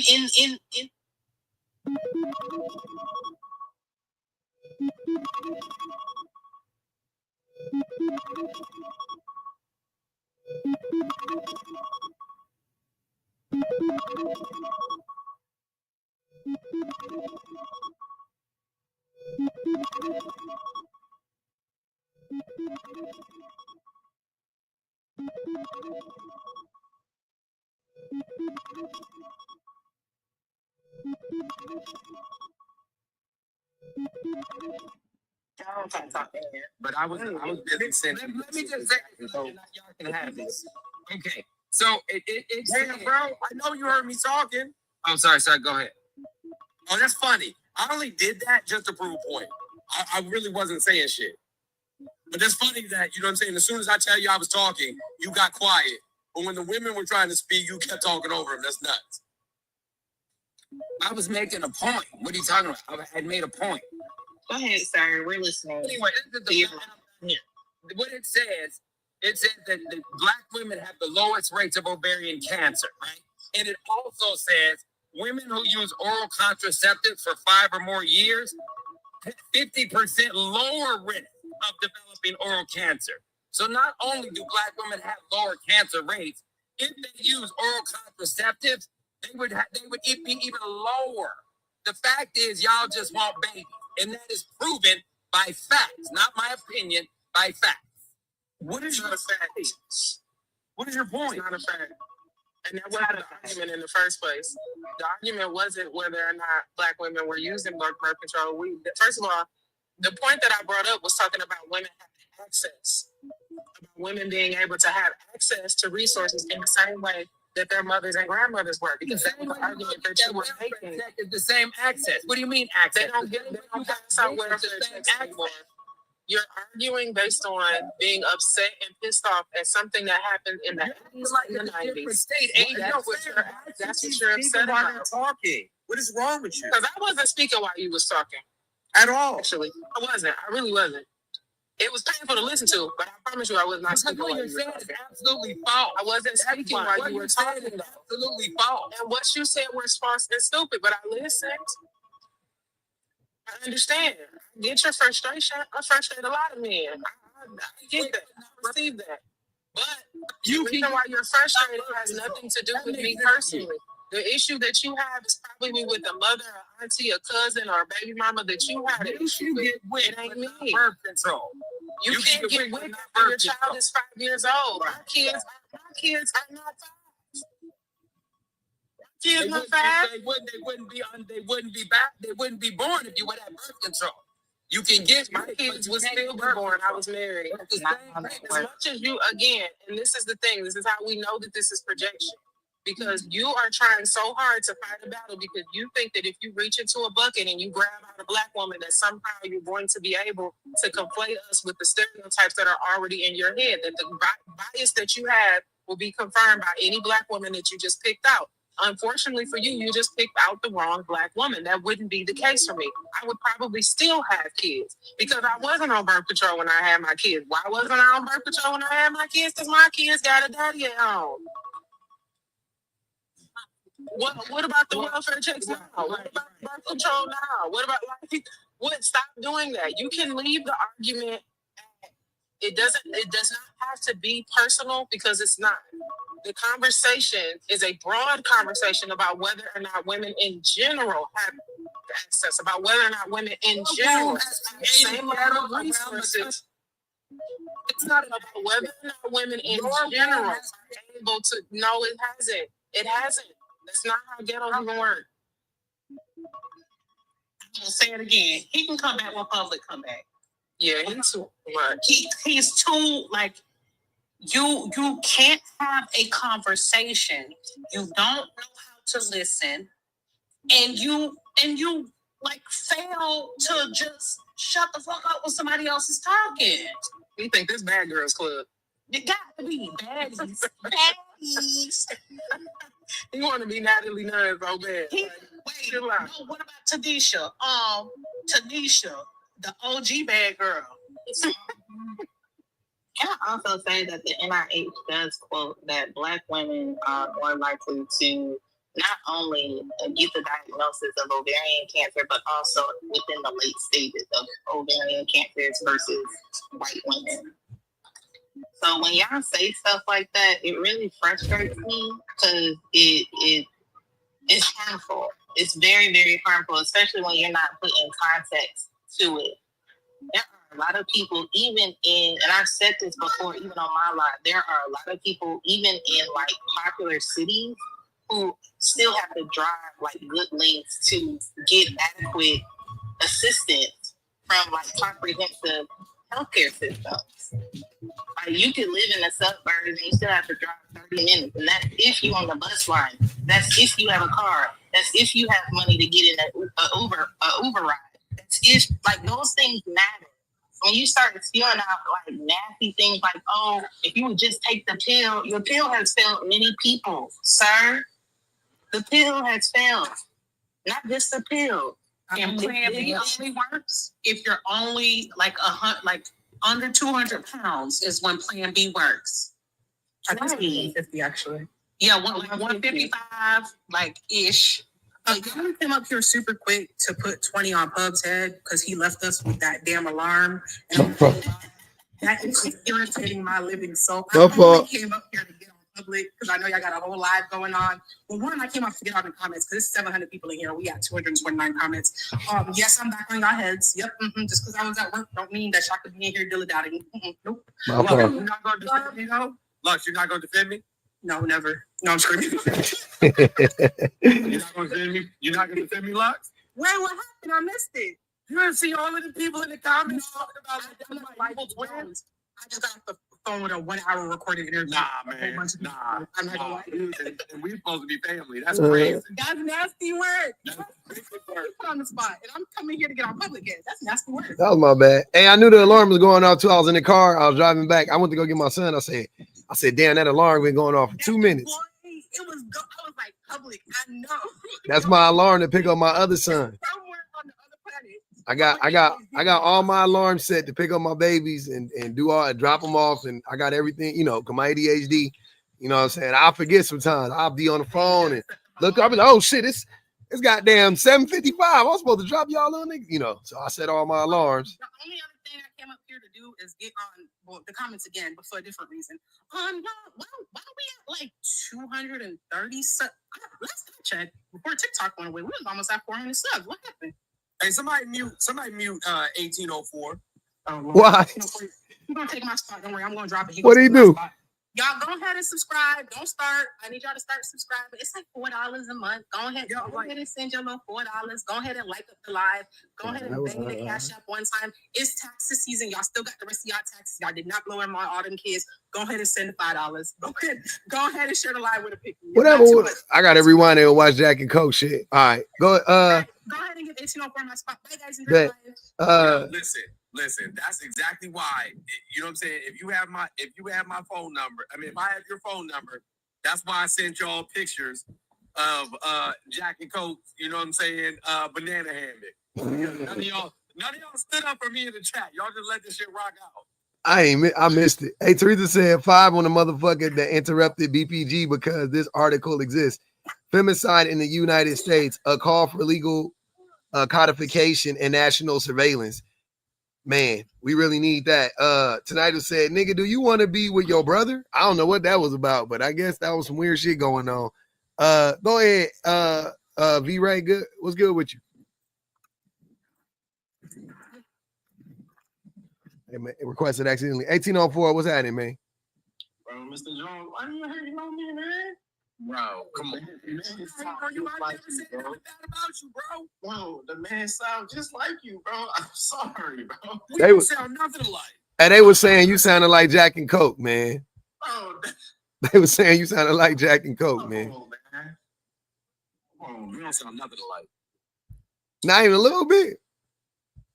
I don't know if y'all do either. I didn't really think about it. I didn't really think you sounded like him either. Well, I know where you live, bro. No. I don't think you sound like him, though. I'm asking you though, because they really adamant about it. You don't think you sound like him at all?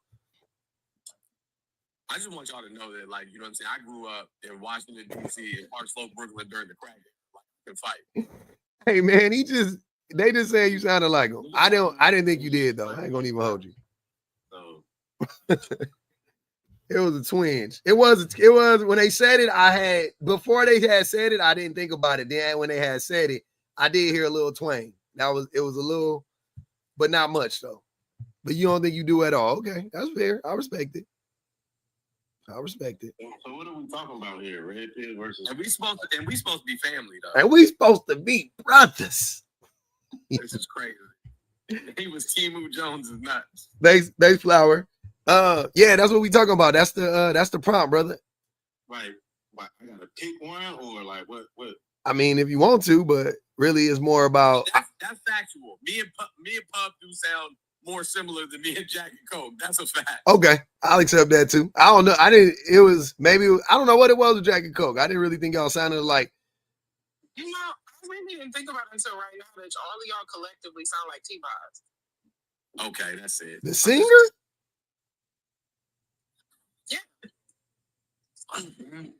That's me. Come on, BPG. Now see, wait a minute. Hold on. Whatever. I'm gonna go on mute. I can't say nothing. She just roasted the fuck out of y'all. And then said I'm gonna go on mute. I can't stand this church. Wait a minute now. Hold on. T-Boz voice a little deep, but I'm not gonna start watching the T-Boz interview. hey, I like T-Boz though. So I can't really say much. I love T-Boz. But damn, T-Boz. What T-Boz version? What do I sound like? Cause my shit crazy right now. Baby.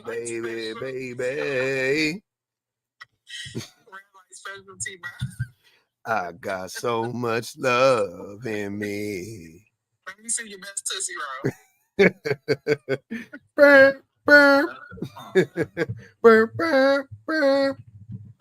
It's me again.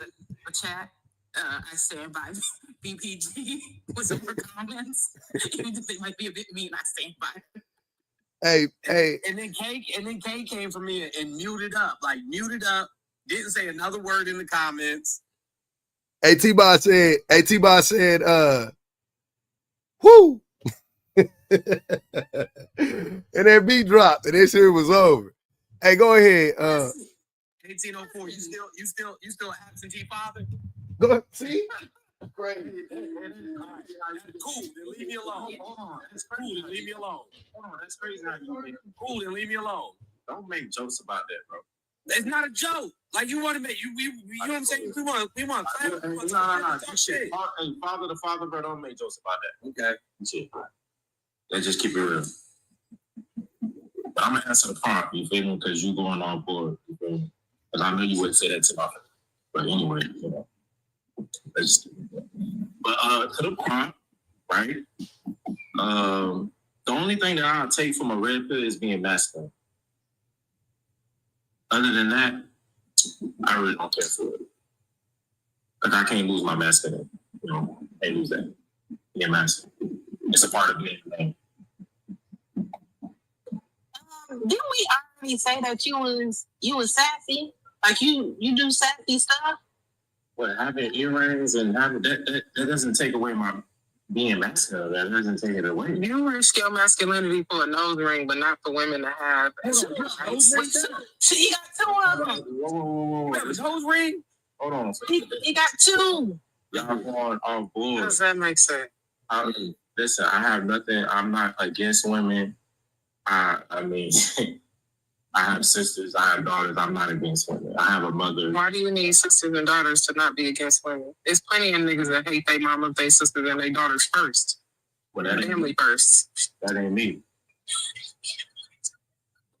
Okay, I'm confused why you need to be masculine away from being a feminist. That's my confusion right now. Well, if once I look up the word masculine, you know, and I see what it says, I mean, what's wrong with being, as a man, what's wrong with being masculine? I'm not saying there's nothing wrong with being masculine. I'm saying what is wrong with being masculine, but also being with feminism. The feminism is just the togetherness of everybody. My cousin is my cousin. If he respects me as a human being, that doesn't change if he's masculine or something. He wears nail polish, that's gonna change if he's masculine or something. But what red pill masculinism does change is if you dislike me on a fundamental scale because I got a coochie. No. That's an issue. Okay, you And know. that does not make, and honestly, on that level, that does not make you a masculine man. That makes you weak. You don't hate on me because I got a coochie? No, sweetheart. I would never do that. I would never do that. What I'm saying is, based off the list that I see, I'm not taking the masculine as a red pill. I'm just taking the general aspect as being masculine for a man. That's all I'm saying. So you're taking the general red pill as being masculine for a man. I don't assert myself being a red pill. But you spread red pill ideology, fam. How? Being masculine? Sir, you're not masculine. No, I'm not. What you mean? You know what's funny? I was in a barbershop one day, right? I was getting my locks retwisted in a shape up. And bro, and not sassy. Getting my locks retwisted in a shape up is sassy? No, the locks, bro. The shape up is normal, but I have locks too, so you don't get your locks retwisted? I do. It's they will consider as that sassy or zesty. They mentioned it before on here. Like I don't. Nah, they did. Hold on. So taking care of my hair is sassy.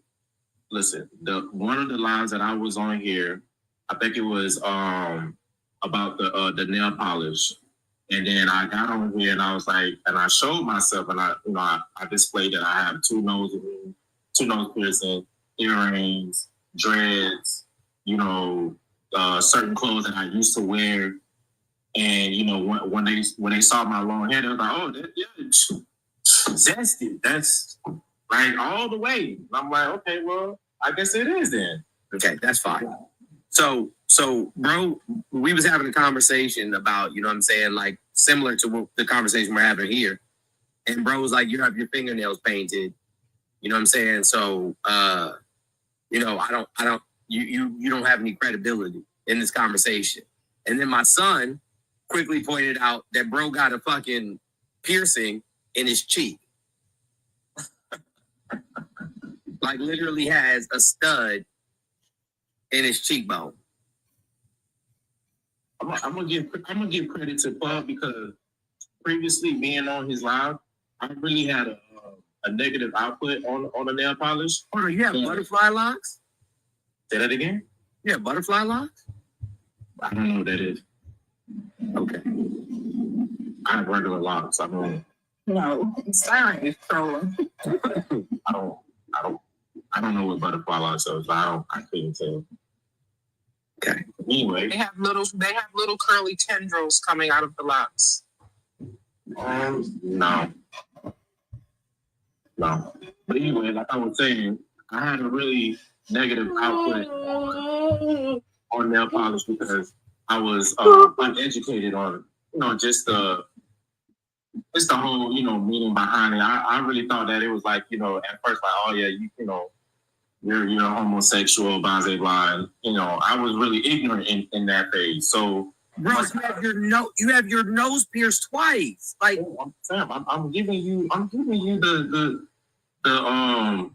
the education that I would receive being on the live about that, bro. That's all I'm saying. Like, I'm telling you, prior to that, I had a negative output, but now, looking through the lens of other people, I don't have a problem with it. It's you do what you do. You feel me? Like, yeah, that's how I feel about your nose piercing. Yeah, of course. Yeah. But I think it's more. So here's my issue, right?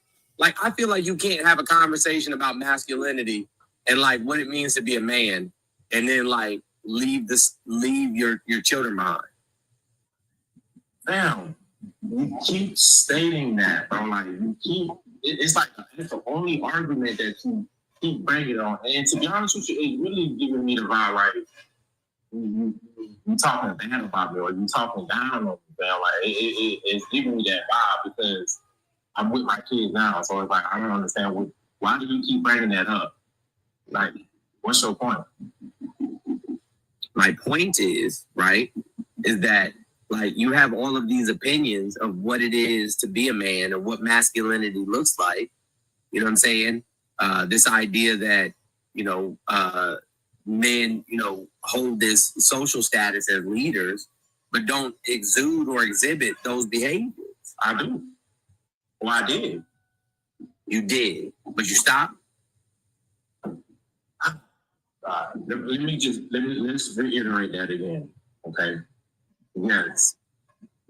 I will agree with you wholeheartedly. That was one of the biggest mistakes of my life. Absolutely. And I wish I had the strength, just like you had the strength, to do what you needed to do to stay with your kid. Same thing for me. I wish I had that strength and showed that strength, but I didn't. But now I'm in a better place. I regained myself, and I'm with my kids, and I'm doing what I need to do. Like, I don't see anything wrong with that. Like, I don't see what's the big issue as far now. If I just left my kids and never made the effort to get back with my kids, then yeah, you can jump on me. But it's like, bro, I had to do what I had to do. I don't see why masculinity does not equal strength. Then, okay, wait, you have your opinion. No, I'm asking you. It's not an opinion. I want to know, like, what characteristics do you like align with when it comes to masculinity? Because you are like hell bent on trying to like convince us that you are still masculine. So, what about it like intrigues you and wants? Like, what do you like? What is it? What are you trying to tie yourself to? I believe being masculine is having strength, having courage. But you just said you didn't have that. Sometimes you can lose it, and you gotta regain it. That's not. You gotta regain your masculinity. I don't understand. What's the problem? What? There's times and places where in life things come at you, and you gotta take a step back, and that's what I did. I had to take a step back and let the woman be the man. But you know what? It is what it is. It is what it is. I'm not saying, that doesn't make me less of a person. You know what I'm saying? That doesn't make her better than me. She just had to, she had to do what she had to do, and I had to do what I had to do. Like, I don't understand. I could have. So you're saying is sometimes being masculine did not serve you. This variation of masculinity you prescribe to, it did not serve you. And I will agree with that. I'm not saying that I'm, all masculine and no feminine. Like, no, like. I'm not saying that. I'm saying is you prescribe to masculinity for men, right? Like whatever traits you have, prescribe to it. But you're also saying that you had to not subscribe to it on a certain point of the day. That doesn't make sense. Or that means that variation of it is not actually healthy for you on that end. So let me ask you a question. Do you believe I'm not saying as a man because you're a woman, but for men, do you believe that we shouldn't be masculine at all? Like, what ways? Okay,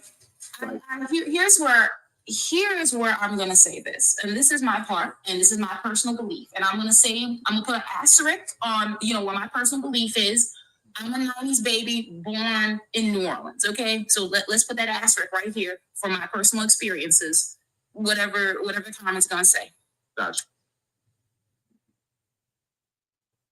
There is when people come back to my city, to people who look at me in the face, look at my people in the face, and they say masculine, feminine, them words are just almost talking points. They're just flavor text, because every time someone says this is masculine, this is feminine, you come down to this city, masculine doesn't mean, oh, they look a certain way. That is a prescription that they put on us to excuse men getting their hair lopped off back in the day when Native American children were being forced into covens, the mulatto and everything else. You want to go back in history and put that prescription on it. That's all it is, was a prescription to tell me why I can't be me. Now, most of masculinity, in my point of view, falls back into femininity, because in the end, when you say masculine and feminine, I hear me and them. That's all I hear. I just hear me and them. I am them or I am me because. And that makes no sense because I don't care if you're masculine and feminine. Here's a question I want to ask you. Why is it that only baby dolls are in the girl section of toys? Is it not masculine, quote unquote, to take care of children? Is it masculine to not take care of children? I'm gonna answer that question with an example, right? I'm sorry, I didn't. We just need a yes or no 1804. Y'all be trying to use the example to obfuscate. Okay, answer that question one more time, and I'll give you a yes or no. If there is taking care of children more masculine or feminine, or does it matter? It doesn't matter to me. Okay.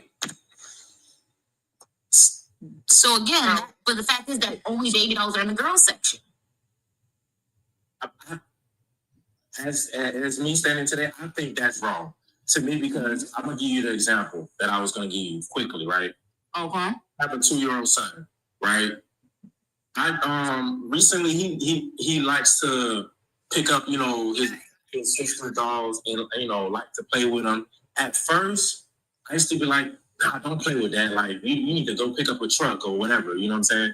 And then I thought about it and I really just sat down like, damn, if my son likes to play, want to play with a doll, like, am I really parenting him by telling him, hey, you shouldn't play with this or you shouldn't play with that? Like, if you want to play with it, he's innocent. If you want to play with it, you should play with it. So I've learned to grow that at the end of the day, I shouldn't subject him to only do this because in my eyes, it's not masculine because it's not important. If that makes sense. So I've learned to grow. I've learned to understand that. Like that's all I'm gonna say. I've learned to understand that. Okay, not all things should be labeled masculine or feminine. But that's what happens when you start to red pill ideology. I think that it's very ironic that with men, when y'all hear feminism, because you are terrified of finding out what that means, because anything feminine y'all stray away from, you think that feminism means woman, period. Like, and I can't reiterate that enough, that that's not what feminism is. Feminism is not just about women. Feminism is not something that you can equate to all women or feminine aspect at all what that means. Red pill, however, red pill ideology absolutely is a set of traits that they believe that men should ascribe to, those traits being very, very dangerous, and always under that line of hegemonic masculinity every single time. And the fact that even you as a man who got nose rings, locks, shiny skin, and dangly earrings, I don't understand why it is that specifically men who fall into the category like you do, who don't fall in line with those traditionally masculine ideas, who don't, who don't fit in with that red pill ideas, why it is y'all are willing to uphold it when you know that you will be punished for it. Like, that's the point where you have to start looking at, I am quite literally not only cutting off my nose to spite my face, but I'm cutting off a bunch of other women's noses to spite their faces too, just based on the fact that I want to be in the cult of man. That's why you are able to express yourself freely as a man and to be able to do all of these things. It's not that it's wrong or that it makes you less masculine. It's that the thing that's telling you that it's that less masculine is the upholding. That's what red pill is. Red pill, believe it or not, is traditionally masculine, fascist ideas. That's what those are. And it was never meant to include you or men who are like you, not just because you're Black, but also because of the fact that you don't fit into those traditionally masculine roles. That's what makes this weird. I think it's a lack of education, and like I said, I wasn't raised to be, I didn't get that education growing up. But okay, well, hey, it was one way or the highway. You gotta go this way. This is what a man look like, and this is what you should follow. Now being Thank God. I'm just being real. You know what I'm saying? Now, you know, seeking the education through, you know, various of, you know, listening to people like you guys who are more educated in those things. Now, okay, it opened my eyes. Like, okay, you know, like, hey, maybe some of the stuff that I was told as a child and as a teenager, shit ain't really true. It's false. You know, it's leading me down a path of really controlling and really, you know, just being, you know, not an upstanding person. You know what I'm saying? So that's why I be joining the live. Right? I be joining the live to really get the education. You know what I'm saying? Tanzia. Hope I'm saying that right, McAdams. I'm sorry if I'm saying that wrong. She said that trying to make feminism look palatable for men is giving Kamala and Democrats running the campaign for moderate conservatives to feel safe voting for her by pretending to be moderate. How did that end? I don't know if that's what, I don't know who's doing that. I, however, do think that it is important for men to understand that feminism is actually the thing that will combat a lot of the issues that men face, the issues that surround masculinity and misogyny that ultimately lead men into these deep, you know, to these dark places. So the antidote would be feminism, right? To me, I don't know if you have another antidote for that, then I would be interested in hearing it. But I don't think feminism is for women. I think feminism is for everybody. That's the thing that I love about feminism. That we said this before. If you're not a white, cisgender, heterosexual Christian man, I don't understand how you're not part of the womanist movement. I'm not a feminist. I don't believe in feminism at all. I think feminism, like for the most part, only helps white women. I'm gonna be honest with you. But yeah, I don't know. Feminism is to me it's the answer. I don't know about that. I think the movements, you could say, only help white women, but feminism as a social construct doesn't only help white women. To me, I haven't seen any proof of that. You know what's really sad though? You know what's sad? We have to say feminism because once we start saying womanism or breaking down like the way that these things are like separated, especially by like, you know, group orientation, all of those things, people get more confused because we still haven't gotten to the part of class where men understand that feminism doesn't equal women. Like seriously. And it's I think me and Shan actually talked about this either earlier, I guess, I don't know. But we haven't even gotten to the part of men understanding that feminism, just because they hear fem, does not mean that it is, they think it's femaleness. That is really what they think it is. Like, and I think that that's the sad part because I don't know, I really don't genuinely know any Black women who actually ascribe to feminism, including myself. I consider myself way more revolutionary. I'm grateful I was able to find a word to describe how I felt, but mine is way more anarcho syndicalism. How do I explain that to somebody who thinks that feminism is femaleness? Yeah, like, it's too hard. Like, I agree with you. I agree with you. So which way to go then? I try to keep it real baseline and not too confusing. We got to start off on a 101. You know what I'm saying? But I feel like the nuance of the conversation is important. You know what I'm saying? Because like feminism, essentially, and all we have to do is look at like things like affirmative action. Feminism helped white women enter the workforce. It helped white women, you know what I'm saying, garner rights like no fault divorce. It helped white women, you know what I'm saying, like go to college and things of that nature. But the women who actually moved these measures forward were Black women and got left behind.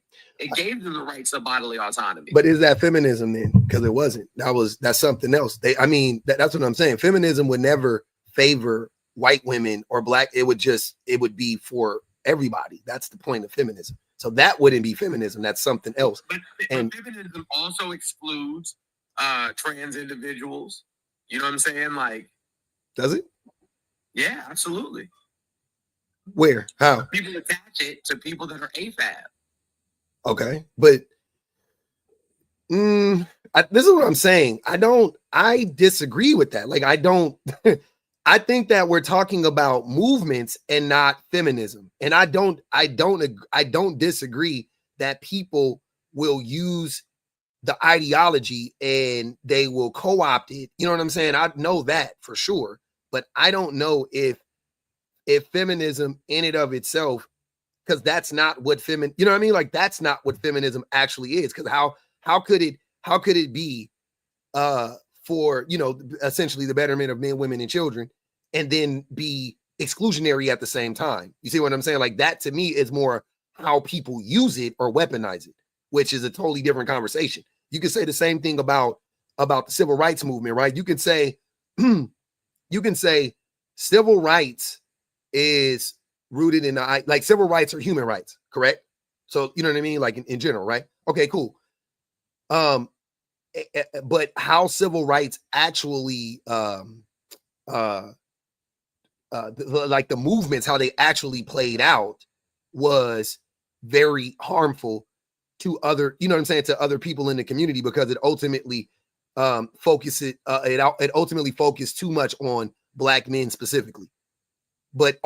So should we change it and not call it civil rights anymore? Should we coin a different phrase, or should we just, when we do these movements or whatever, we just actually correct, you know, what happened before? Well, okay, so like respectfully, the same way that we say, you know what I'm saying, misogyny is the word that we use to illustrate men hating women, and then misandry, which I don't believe it exists, but it's the word that we use to illustrate women hating men, right? The same way that we say Black people can't be racist, right? There has to be a different word for it, simply because, you know what I'm saying, like these waves of feminism predominantly assisted a specific demographic of people to achieve, you know, rights and access to resources for a specific demographic and not for all demographics. When we look at feminism, and yes, we can call it turfism and stuff like that,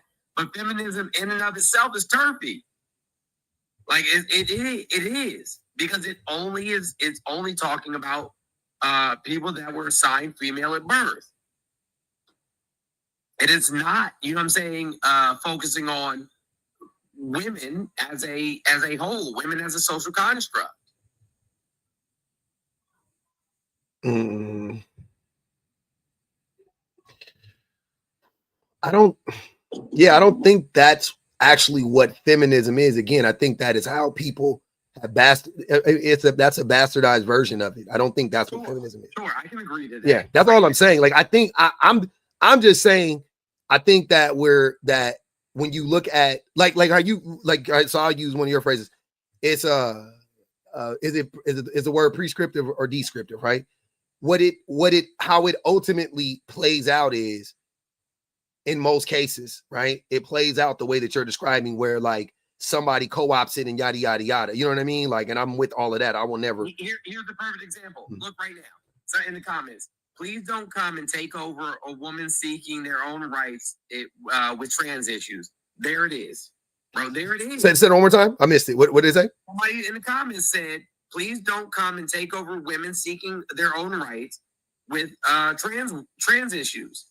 Women are fucking women. Like this, they literally made my point. Yeah, I don't know if that one person though represents feminism. I think that like I said, I think that earlier, I think I touched on this, but I think that the reason why this will always be like sort of fuzzy is because of the fact that, yes, you do have, I have heard plenty of feminists, white feminists who specifically talk about how, you know, well, let's just let women's rights be women's rights, like, and intentionally don't include people who are part of LGBTQ plus community. But I think that it's one of those things, like you said, with the civil rights movement, you can look both at, okay, how has this helped the community and how has this harmed the community? We know that most of the time, especially when you have conversations with Black men in particular, they will. The reason why we have a lot of these red pill arguments is because of the fact that there are a slew of Black men who believe that Black women are having too many conversations about their own freedom. And if you just get Black men free, then that means that everybody get free. We know good and doggone well that is not the case. We know that is not a thing. But we also know that, you know, even within that scope of work, like there will always be a need for nuance. And I think that, again, the purpose of the conversation isn't necessarily to draw people into feminism, but to draw people into the ideas of like women's liberation in general as a means to an end. And I think that that's what the purpose is. It's like being able to understand that the work that women do, research on women, liberating women and children, women and children being able to have resources in the same way that men do, that is helpful to the community at large, as opposed to red pill ideas which believe that you have to conform to specific things, you have to be a specific way, you have to have a nuclear family, you have to make X amount of dollars in order to be considered a valuable person. Like, I think that that's what it is. I don't disagree. That's why I don't disagree with either of y'all points. Yeah, me either. I don't disagree. I don't. That's what I'm saying about John too. Like, I don't disagree with how people use feminism. You see what I'm saying? Like, I'm 100%. I know that. Davis said that. She said she doesn't believe in feminism because she doesn't believe in this like glass ceiling girl boss feminism. I think Bell Hooks actually said the same thing, that she doesn't necessarily ascribe to being a feminist because of how exclusionary it is. But I think that in that same token, I have heard both of them also in conversation describe what, you know, in no uncertain terms, that they are feminist, just based on the fact that the audience cannot grasp. And in this case, you know, we're talking about people on TikTok and, you know, 1804. People can't grasp what that means when you start to break down those different segments of feminism. So you kind of have to leave it broad in order for the conversation to be had in the first place. Yeah. And somebody, Adam said, trans exclusionary radical feminism. That's the turf, right? And that is not, you see what I'm saying? Like, they have to call it something else because it's not just feminism. That's something else. Like, that's their version of it or whatever. That is a vast. The feminist movement like allowed for that. And that's what I'm saying. Like, the feminism movement was focused on AFAB women, specifically AFAB white women, so that they could be equitable in society to white men. But the people who actually moved the needle, you know, were Black women and Black trans people. Yeah. And so what I'm saying is, when we're talking about feminism, we're focusing on females. We're not focusing on women. No, I hear. That's what I'm saying. I don't think that I agree with that. I think that it's just a matter of, I don't. If you want to say that, though, I just think that is like, I think that is just those people. That's all I'm saying. I think that's just those people. I still ascribe to the idea of feminism. I don't think it's bad at all for what it is. You know what I'm saying? Like, at its core. But I know that people can take it and do whatever they want to do with it. And I will never, ever, ever, like, you know what I'm saying? Like, defend them, or, you know what I mean? Or whatever the case may be. I will always be like, no, but it's the same thing, though. You can say the same thing about even like white women that did whatever and got, you know, this right or that right. Like, yeah, you know, it was. My overarching point is, and to everybody else, you know what I'm saying, who's mad at me, is cool. I understand. You know what I'm saying? Who's mad at you? I'm not always going to be palatable. My overarching point is that if we're going to look for equity for all women, right, then we have to, you know what I'm saying, participate in the nuance. We have to understand the nuance. And we have to say, hey, listen, womanism is the key. We need to focus on the liberation of women, regardless of what they were assigned at birth. Yeah. I think womanism, I don't know. I even think womanism is just, I don't know. I thought womanism was for Black women. I thought it was for Black women specifically, not right. Which it could. I mean, that's still like we should have I think womanism should be a part of feminism. You know what I'm saying? But I don't know. I didn't think it had to be an either or thing. Like it's like we have to either choose feminism or choose womanism. I thought it was just like a part of feminism. You know what I'm saying? But womanism is in fact intersectional feminism. Like those yeah. things are. That's what I'm saying. Yeah, that's what I mean. But I thought it was like feminism is like the umbrella, and then womanism is like a part of it. But it's to me, it wouldn't be the like we should just like I can't be feminist. I have to be a woman. You know what I mean? I didn't think it was like an either or thing. I thought you could do both simultaneously. You kind of have to do both. If you're a womanist, you're automatically by default a feminist. See what I'm saying? Like it's all encompassing. So, womanism is the umbrella. Okay, yeah, I thought womanism was for Black women, but yeah, maybe I'm wrong. Anyways, go ahead. 1804 was saying something. Yeah, I was because I've been listening to y'all and y'all going back and forth on feminism, and I'm just trying to get the clear understand for me as a man. Should I or should I not want to possess being masculine, or should it be more? I should possess more of being feminine, or is it? Why do you want to be masculine? What is cool about being masculine? I'm based off of what I was told and what I was shown as growing up. Mm-hmm. That's what is basically, hey, that's what a man is. That's not answering my question though. What do you think is cool about being masculine? Well, like I was saying earlier, to my definition, it means strength, it means courage, it means leadership, it means being a fighter, being a protector. Women have all those traits. I understand that. I'm just trying to figure out which route to go, brother. That's all I'm saying. Well, I mean, I don't want to tell you what route to go in, but I would just say that whatever route you choose, make sure that people that belong to marginalized groups aren't excluded, and you're not harming anybody else. Like, and you're not harming yourself, right? So if any route you choose dehumanizes you, and it also calls for you to dehumanize other people, like by way of not seeing a person as a human being, by seeing them as a baby factory, by seeing them as, when you start talking about women, or women specifically, when you start calling them out of their name, you start calling them B words and hoes and tricks and sluts and whatever. If the whatever lane you're in is that type of stuff is normalized, then you need to get out of that lane.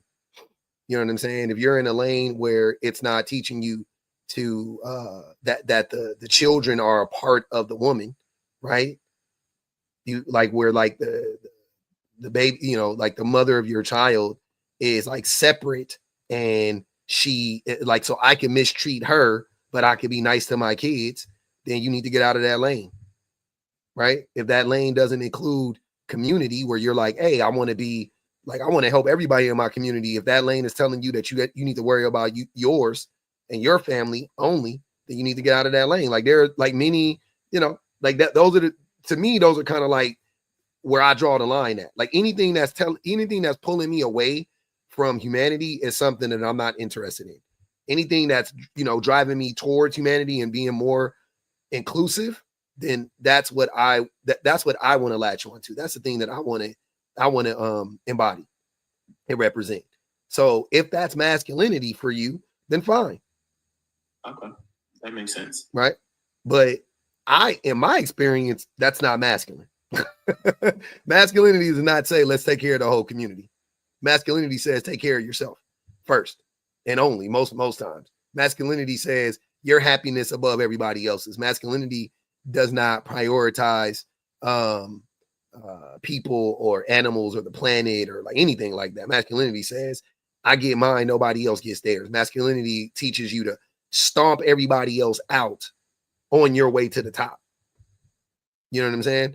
So that's what I get from masculinity. So if you want to be, that's why I was asking you, what's cool about masculinity? Because being strong is not something that I would attribute to men or women, right? There's strong men and there's strong women. Being a provider, definitely not something I would attribute to men Women been providing forever. You know what I'm saying? Like being a protector. You already know how I feel about protection. I think women are actually the true protectors.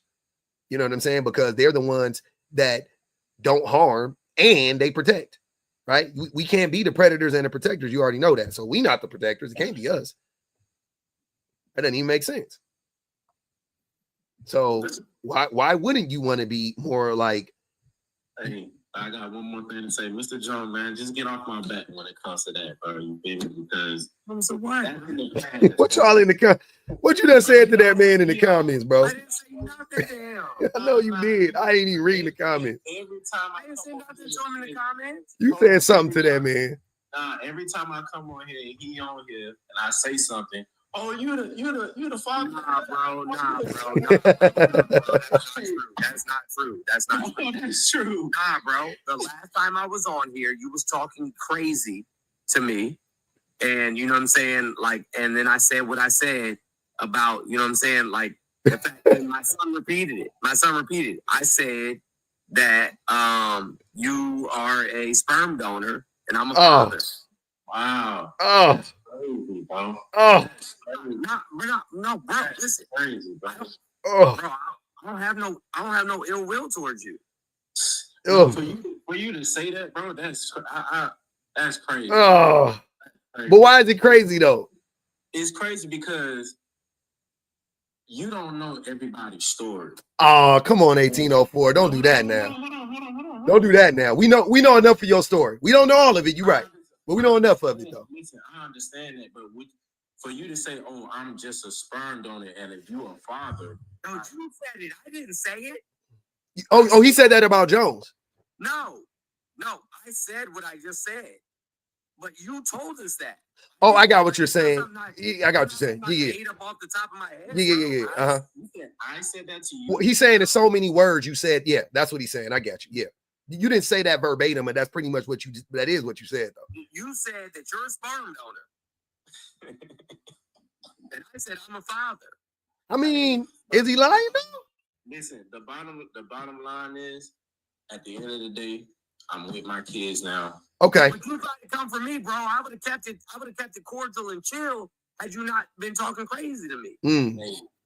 I can't recall that, but it is. Hey, but wait. So you were a sperm donor, but now you're doing better, right?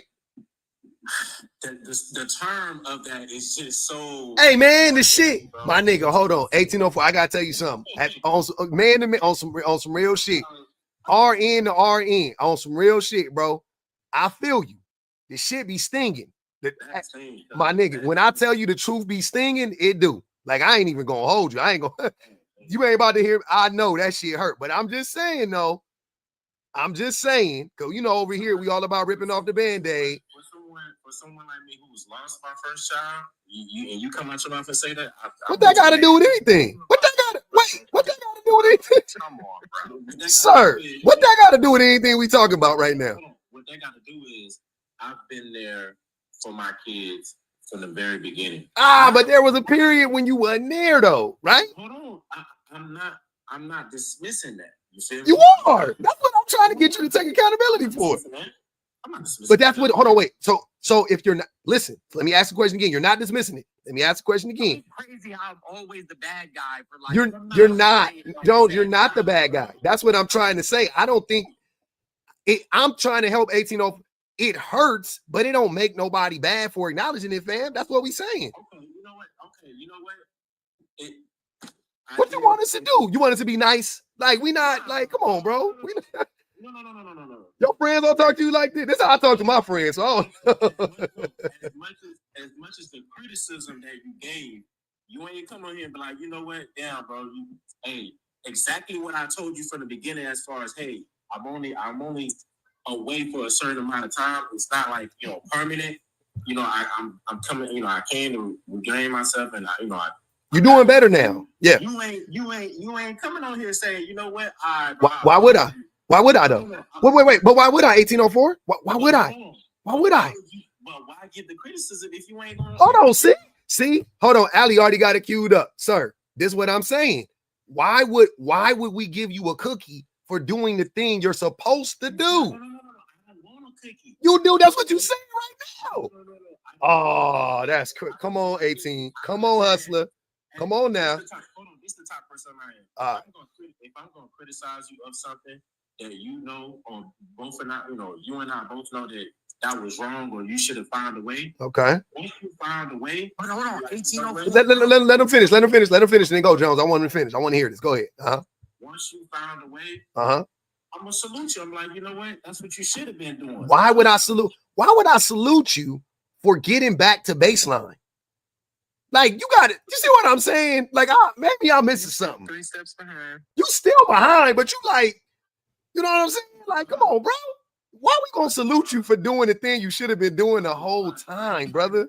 I ain't behind. Oh, this crazy. Damn, it's so crazy. And hey, almost don't. You know what? It's funny. Hold on. The songwriter said almost does not count. Brandy said it the best. Hey, hold on. Let Mr. Jones go. And then she said, that's my favorite Brandy song. I ain't gonna even hold you. Go ahead, Mr. Jones. No, here's my point though, right? Here's my point. Like, at this point in my life, you know what I'm saying? Like, I have been very clear about all of the toxic and fucked up shit I did. Mm-hmm.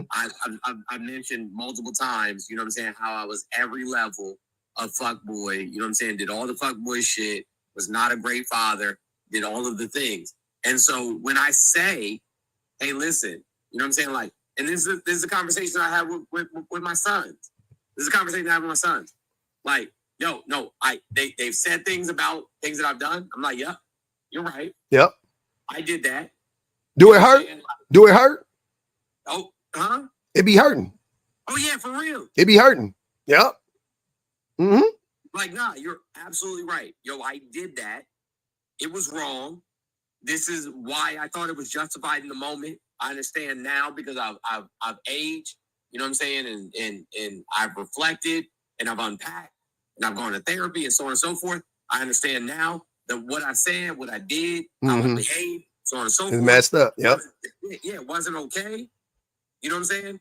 And so, like, now let's move forward in this respect. Yep. And so when I say these things, you know what I'm saying, like, to you, it's not out of hate. It's so that you don't have to continue to make the same mistakes. But when you come for me, bro, understand the same thing I tell my kid. My daughter's like, you always know, like what I'm about to say. I'm like, yo, because I said the same shit. I said the same shit. I did the same shit. Like, there's nothing that you're saying that is like new to me, or that I haven't said before, or I haven't heard before. Not in this regard. My problem with you at that time was you since you showed that strength and you had the courage to do what you had to do to not leave your kids. You stepped on me because the fact that I was in a position, it may not have been similar to yours, but I was in a position where I had to make a decision just so that way I got it. 1804. I'm sorry, brother. I gotta tell you. No, hold on. I gotta tell you something right now. Me personally, I gotta tell you something. It's the same thing. You will never leave your kids. You already, hey, brother. But it ain't even me though. I don't even want to censor. But look, this is what I'm saying. 1804. That goes without saying. But I'm saying though, listen though. It's not even that. It's further than that. It's that I cannot tolerate people making excuses for abandoning kids. I just can't, because especially men, the group of people who conveniently get to abandon kids all the time. Okay. Right? Like with women, like this is not a conversation. 1804. This is not a conversation that we can have with many women. That's what I'm trying to tell you. The conversation that we're having with Jones and me and you, this is not a conversation I can have with, like, I can't randomly bring up 5 women and 2 of them got a similar story to 1804. Like, that ain't gonna be a reality, right? But listen to what I'm saying. 1804. I'm saying that's a hard, like, it's beyond that. It ain't that you had to, like, so you the one that had to leave.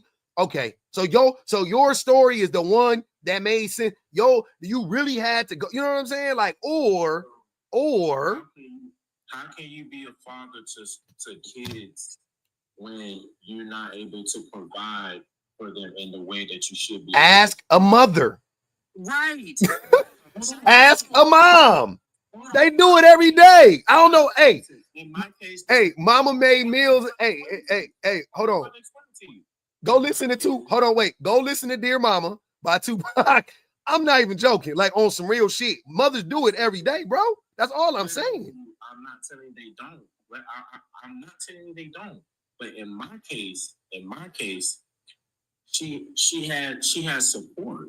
You feel what I'm saying? Like she had support to lean on, so that way it isn't like I left and You mad because I said what I said, bro? This is Man, it's crazy, dog. I'm getting a headache off of this shit now. This shit crazy. Well, maybe not mad, but wait. Maybe not mad. Let's hold on. Let's. I don't think you're mad either. 1804. I do think it struck a nerve, and I do think you are a bit triggered by it. But what I'm saying is, and this is all I'm trying to understand. So now you are doing better. What do you expect us to say now that you're doing better? You expect us to give you kudos? Hold on. The only thing I'm bringing up is that he keep bringing up the past as if I'm still. He already explained why he brought it up, brother. Can I say something? Go ahead, BBC. He already explained it. We going in circles now. To be honest with you, every time I see this, and I realize why I come off as like a harsh or brash woman, and it's because I watch men get coddled quite literally all the time.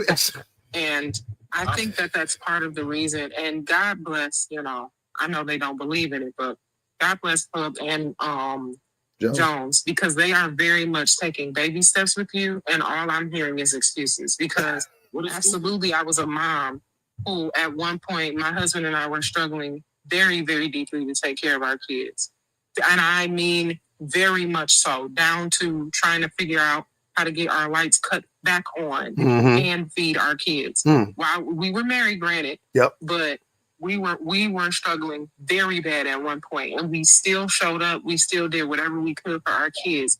Y'all come up with these excuses because of the fact that men are so fortunate that they are able to find women who can consistently pick up the ball. You don't know how much help she had. You don't know how much access to resources she had. You don't know how. In general, you don't know what women had. She's not saying all that woman. She's saying women in general. You don't know what women had to do. This is exactly what I mean. I'm saying that woman. I'm saying the woman that he slept with. Oh, his woman. Oh, those fair. Children with specifically, he don't know. And the reason why he don't know is because I've listened to this conversation, and even within this conversation, if you notice, he did not say that I'm around my kids more now, that I have them more now. He said I'm with them now.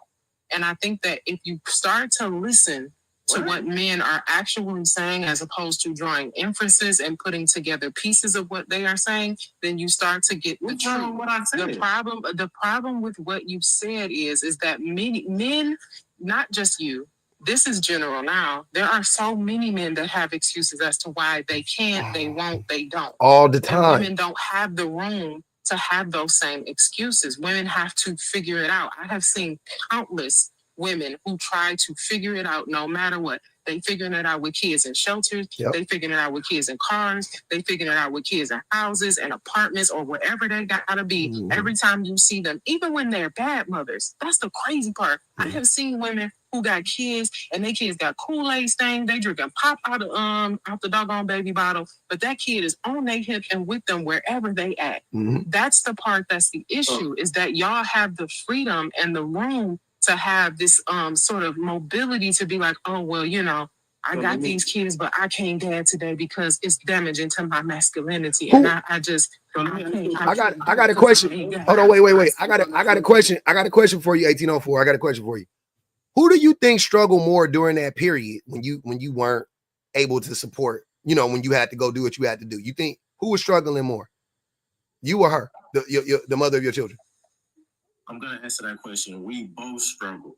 And I'm gonna answer. All right, man. Them kids, and he think that they both were struggling. All right, man. You see what I mean? All right, man. That be the hey. When y'all do that type of shit, I digress. At this point, we ain't going nowhere now. Hold on, wait. We ain't going nowhere now. Once I ask you who was struggling more and you say we both were struggling, we done. The conversation got to end on that one because what the fuck is we even saying? Like, come on now. My mother and I lived in battered women's shelters. My mother and I, you know what I'm saying, slept on sofas in cockroach infested fucking apartments. My mother and I slept on the fucking bus in the motherfucking Yeah, I know what you're talking about. In the metro train. You know what I'm saying? Like that's what my mother and I did. But I didn't miss no. May I finish? Yeah, yes, you can. But I didn't miss no meals. You know what I'm saying? I didn't have no bad clothes. I would sleep in the laundromat while my mom washed my clothes, so I had clothes. Hey, the only man I ever seen do that, Jones, was that nigga Will Smith in The Pursuit of Happiness. I ain't never seen a man do that shit in my life. The plot twist to that is that was his side piece.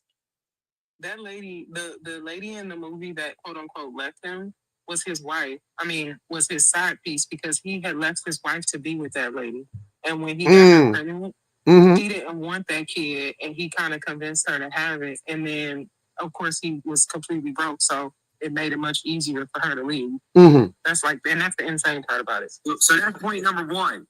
Point number two is that when I needed to get custody of my children, it was a black woman.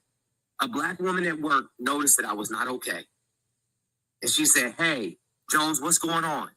And I told them what was going on. They helped me get a car. They helped me get a house.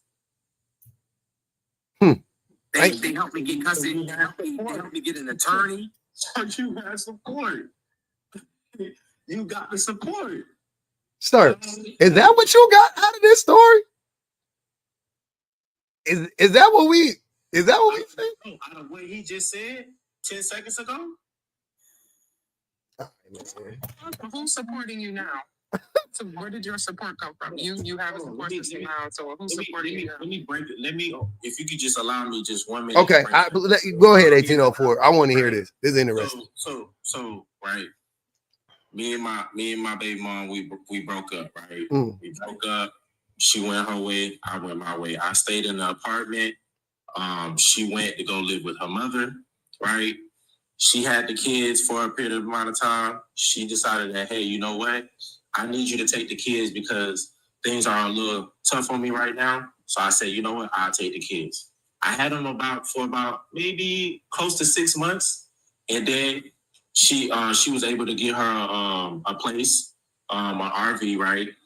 And then and you had an apartment?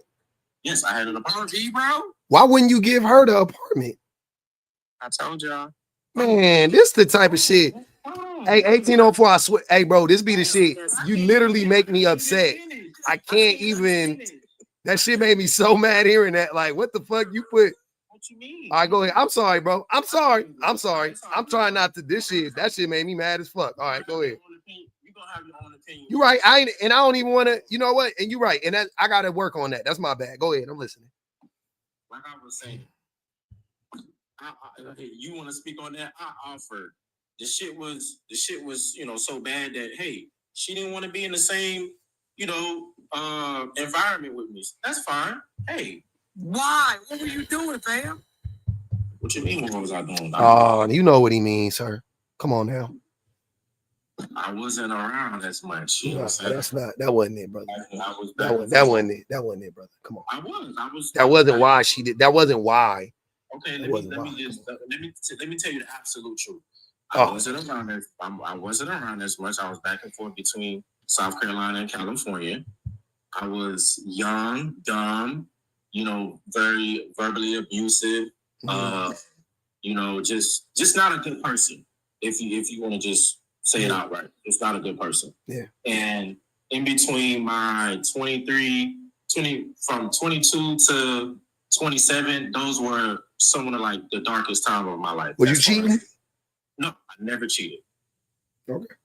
Never cheated. Like you sound like Doechii right now in that one song.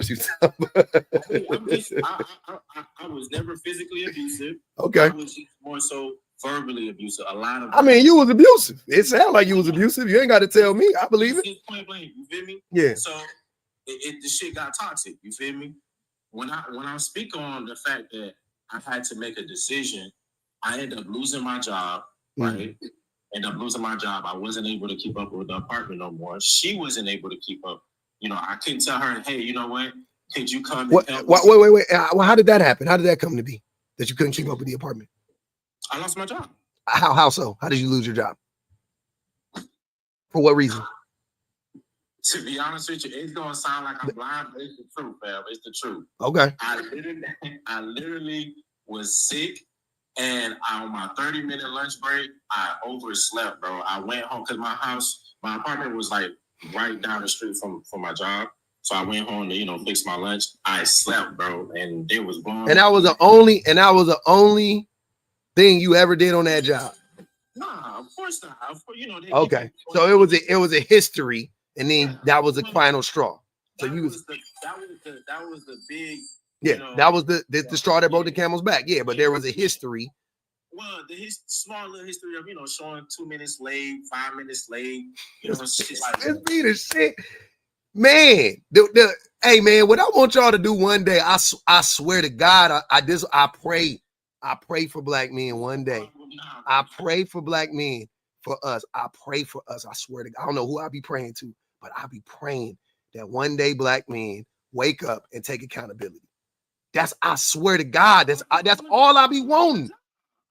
Sir, you gotta be real, fam. Like the shit Joe just said it too. The shit I already knew what happened before it happened. As soon as you told me you got fired, I said, all right. I didn't say it because I didn't want to. I said, in my mind, I instantly went, okay, how you fuck up? There we go. God damn. I didn't do what I needed to do. God damn, I be wanting just for one fucking day. Just come on, man. All right, go ahead. Jesus Christ. I lost my job. And then, you know. Mind you, you had kids already, right? You had kids already. Yeah. And you were shucking and jiving. You were showing up 10 minutes late, 5 minutes late, not listening, being insubordinate. She was in the RV. But she wasn't in the RV yet. She wasn't in the RV yet. This is. Oh no. Was she in the RV yet at this point? She was already in the RV. Oh my God. Damn. Sorry, BBG. You was right again. God damn. Jesus Christ. The reason why things got bad is because she was first at her mother's house when it got her RV. I was helping her with the RV because this is why men ain't providers, by the way. This is why men aren't providers. I just want to put that out there. This is why men are not, in my mind, in my estimation, this is why men are not providers. Because had you flipped that around, your baby mama would have been 15 minutes early to work every day. She would have worked her ass. You see what I'm saying? Like when women be underneath it, when they be underneath it, bro. Hey, I swear to 1804. I swear to God. I swear to God. My mama she's the reason why I work the way that I work. My mama it's my mama, right? It's my mama. I'm gonna tell you something about my mama. I done seen that woman 3 o'clock in the morning, faded. Go to sleep, wake up, wake me up. She woke my ass up, woke me up, drove to work, worked 12 hours, came home. When she woke me up, it was nighttime. When I saw her again, it was nighttime. And I'm talking about in the spring. So that's a long ass day. She woke me up, it was night. She came home, it was night. I never saw that woman. 1804, I swear to God, I never saw my mama stay home more than a day. And I know my mama had the flu. I know she done fuck Jordan playing through the flu game, my nigga. I done seen my mama work with all types of shit. Right. Listen, you right. If it was guess why she did it though, brother? Listen to what I'm saying. Listen to the dot I gotta connect for you though. You know why my mama did that? Because women. Nope. You know why my mama did that, and why I think every other woman would do? Because she had to. Because she had to. Because she had kids. Because she had the whole team was on her back, my nigga. The whole team was on her back. She didn't have no time to be late. She didn't have no time to not bust her ass when she got to work. That shit men do. That's what I be saying. That's why I would never. I'm being real vulnerable right now. I'm trying, and I appreciate it. Don't mean I gotta be nice or whatever you want to say. I respect it. But it's just it just is very frustrating to hear it described in this way when we all know what it really was. You was being irresponsible. Yes. You was being irresponsible. I'm not asking for you to be nice. Okay, I got you, and I want you to keep being vulnerable because I respect it. But god damn. At the end of the day, I didn't take that job seriously because I was too caught up in the streets and shit like that. So I was young, bro. The person that's speaking to you right now is not the same. My mama had her first baby when she was 19. She had me at 25. She was a manager of a bank by the time I was born. My mama was a manager of a bank. So that means she was in her early 2023. She was managing the bank. This lady that you had kids with older than you? No. Yes. All they said she was. Oh no, your new girlfriend is younger. My bad. Your new girlfriend is younger. Right? No. No. It's another nigga. My bad. Keep going. It's another nigga. It ain't 1804. It's 30 round. It's 30 round. Yeah, 30 round. Yeah, my bad. Was this girl? Was this lady that you had kids with older than you? Yes. Mm-hmm. How much older? How much older than you was she? She's about to be 36. I'm 29. 7 years older than you. Okay. So what I'm trying to get to is I'm trying to understand why it is.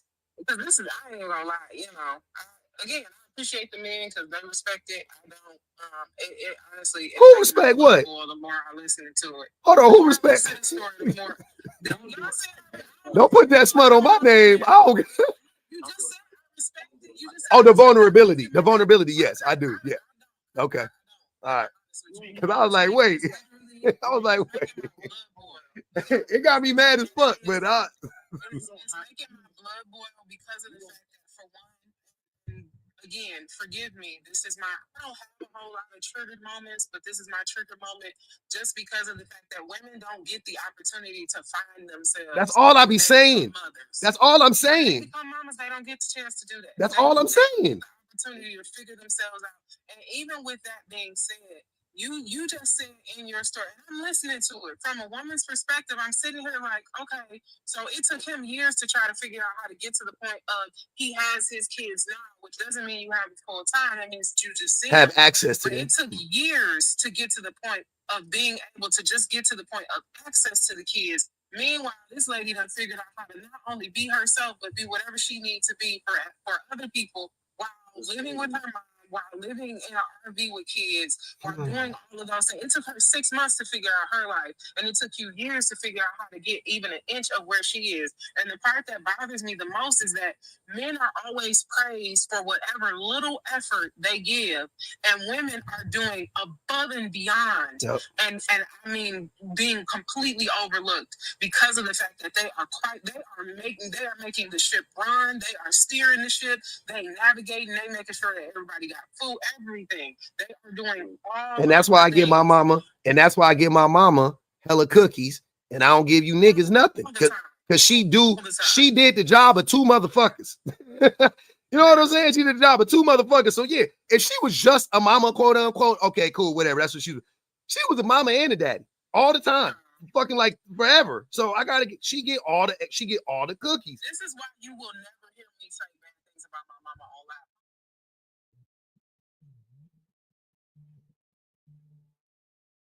Think about the most is the fact that my mama was in school. She had 3 daughters. She was working full time. My mama had us in church full time. She still did homework. We didn't have fast food until I went to college. She was making meals every single day, and she was dealing with my daddy. That lady, first of all, anything that lady did to me, I ain't gonna lie, you can take it as like some kind of weird, trauma bonded or whatever. She was crazy because she was tired. I've been cracked the code on that one, BPG. I've been cracked the code on that one. I looked up one day, I was like, I'd have been crazy too if this nigga, if I dealt with this nigga, I'd have snapped. You still working, you still taking your kids. And I mean, we was well together. I have 3 kids. My kids are the same exact age apart that me and my siblings were. And I was the same age as my mom when she had me when I had my daughter. I think it was like a year difference. So I'm quite literally mirroring her life, except for the fact that I have a husband who loves and supports me. I have family who's there with me.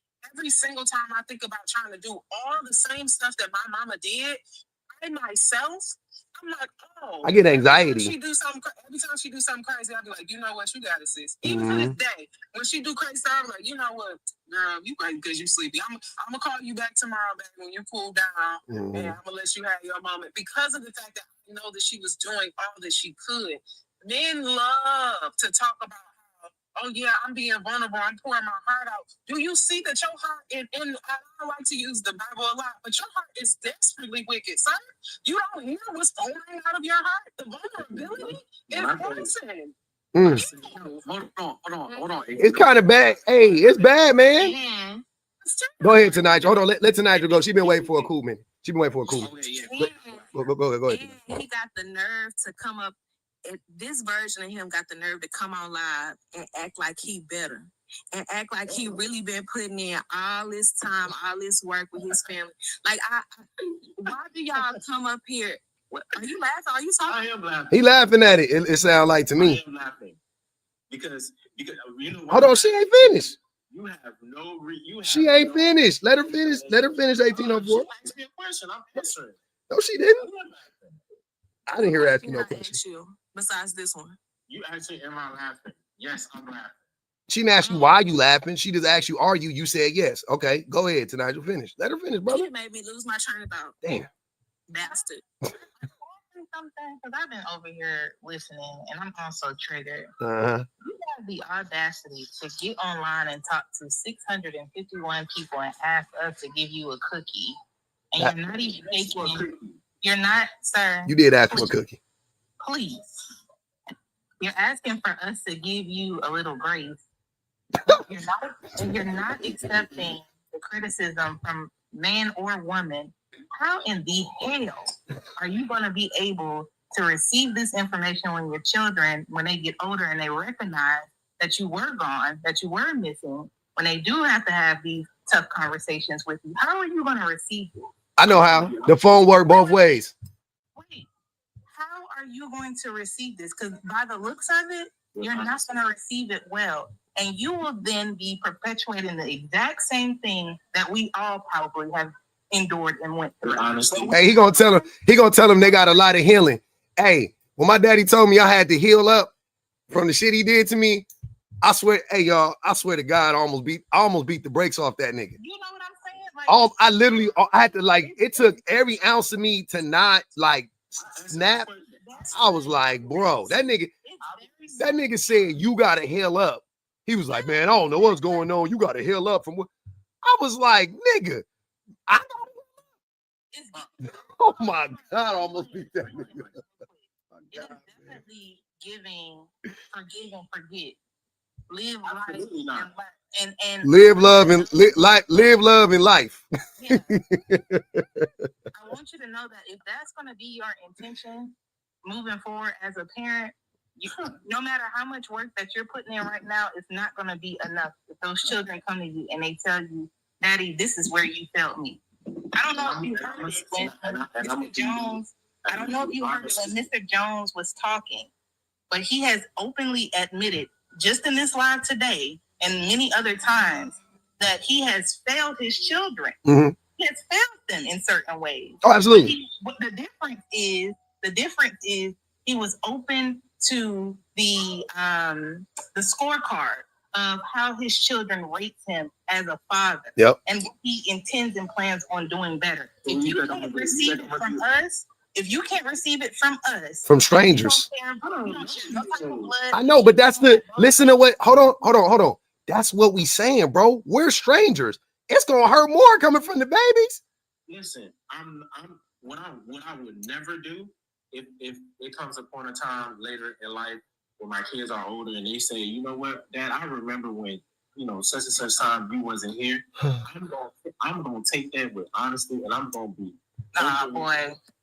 Hey, I'm gonna tell you something. Go ahead, Jones. I'm sorry. Go ahead, Jones. Go ahead. So, my dad used to say to my mom,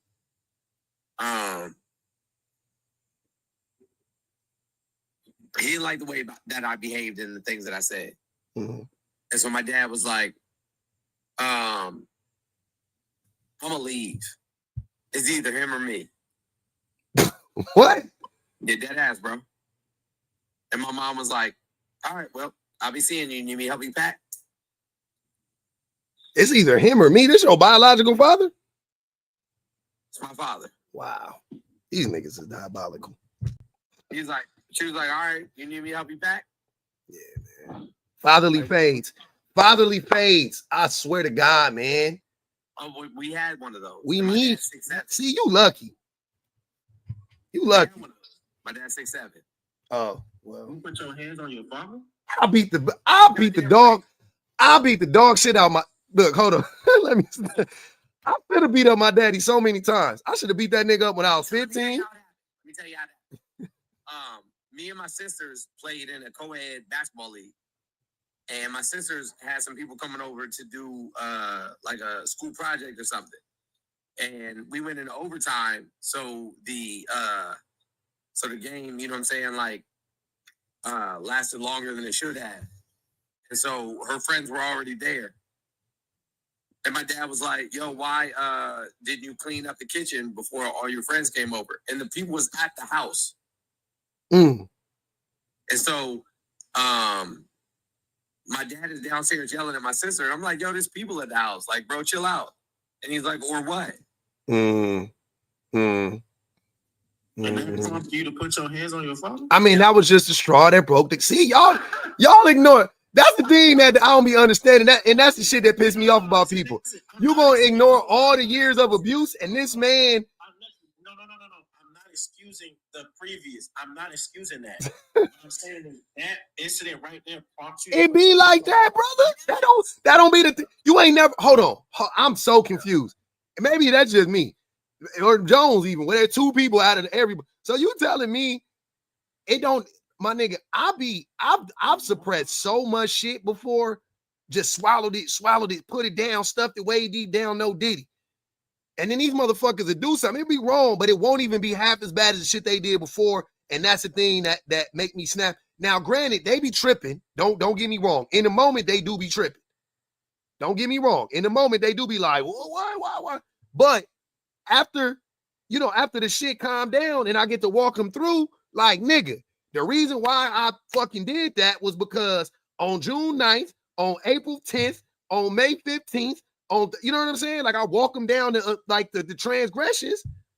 You know what I'm saying? Like, nigga, like, listen, like you put your hands on me for less, bro. Like, for less, like, at some point we go. Like, bro, it's only so much.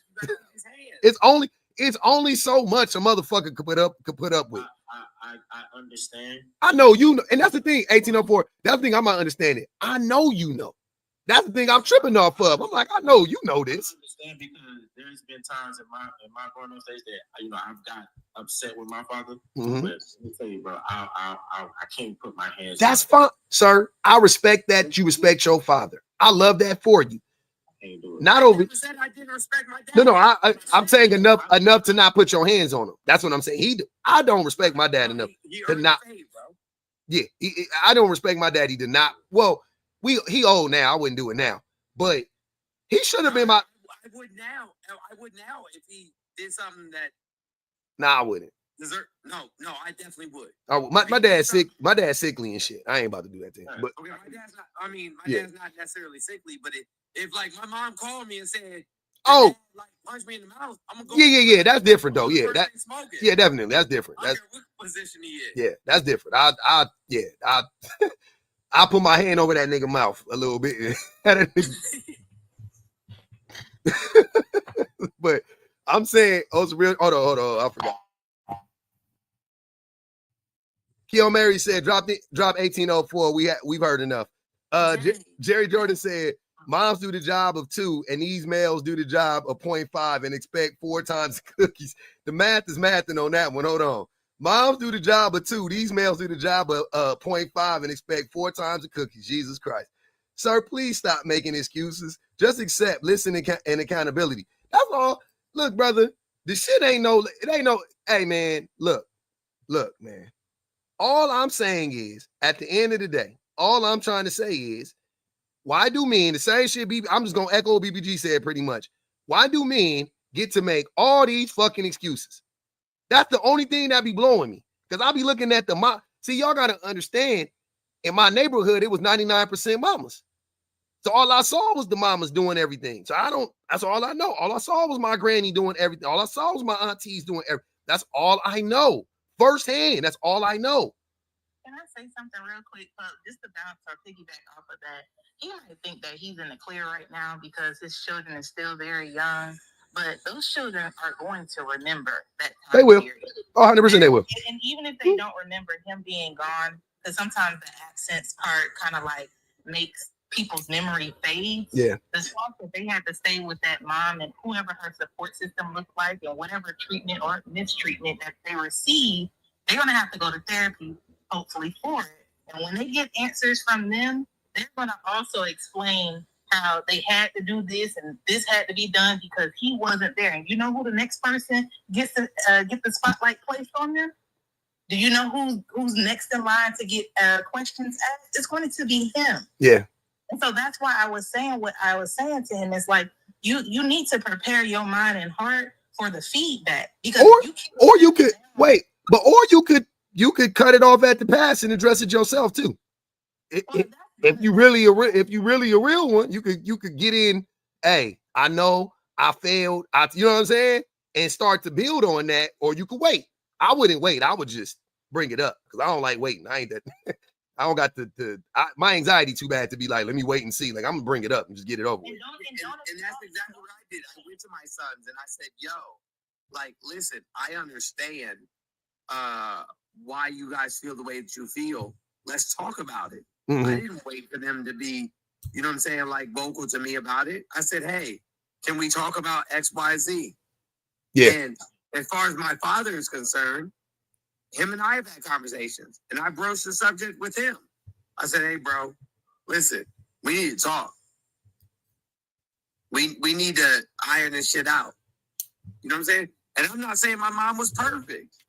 No, of course not. Yeah, My mom said and did, and me and you have talked about this in person. Mm-hmm. My mom said and did wild shit. No, like I said, I give my mom a big pass though, because she was dealing with one of the craziest niggas to ever walk this earth. So I can't even hold her. I can't even hold her. She was dealing with one of the most diabolical, dastardly niggas I've ever come across in my life. Ever.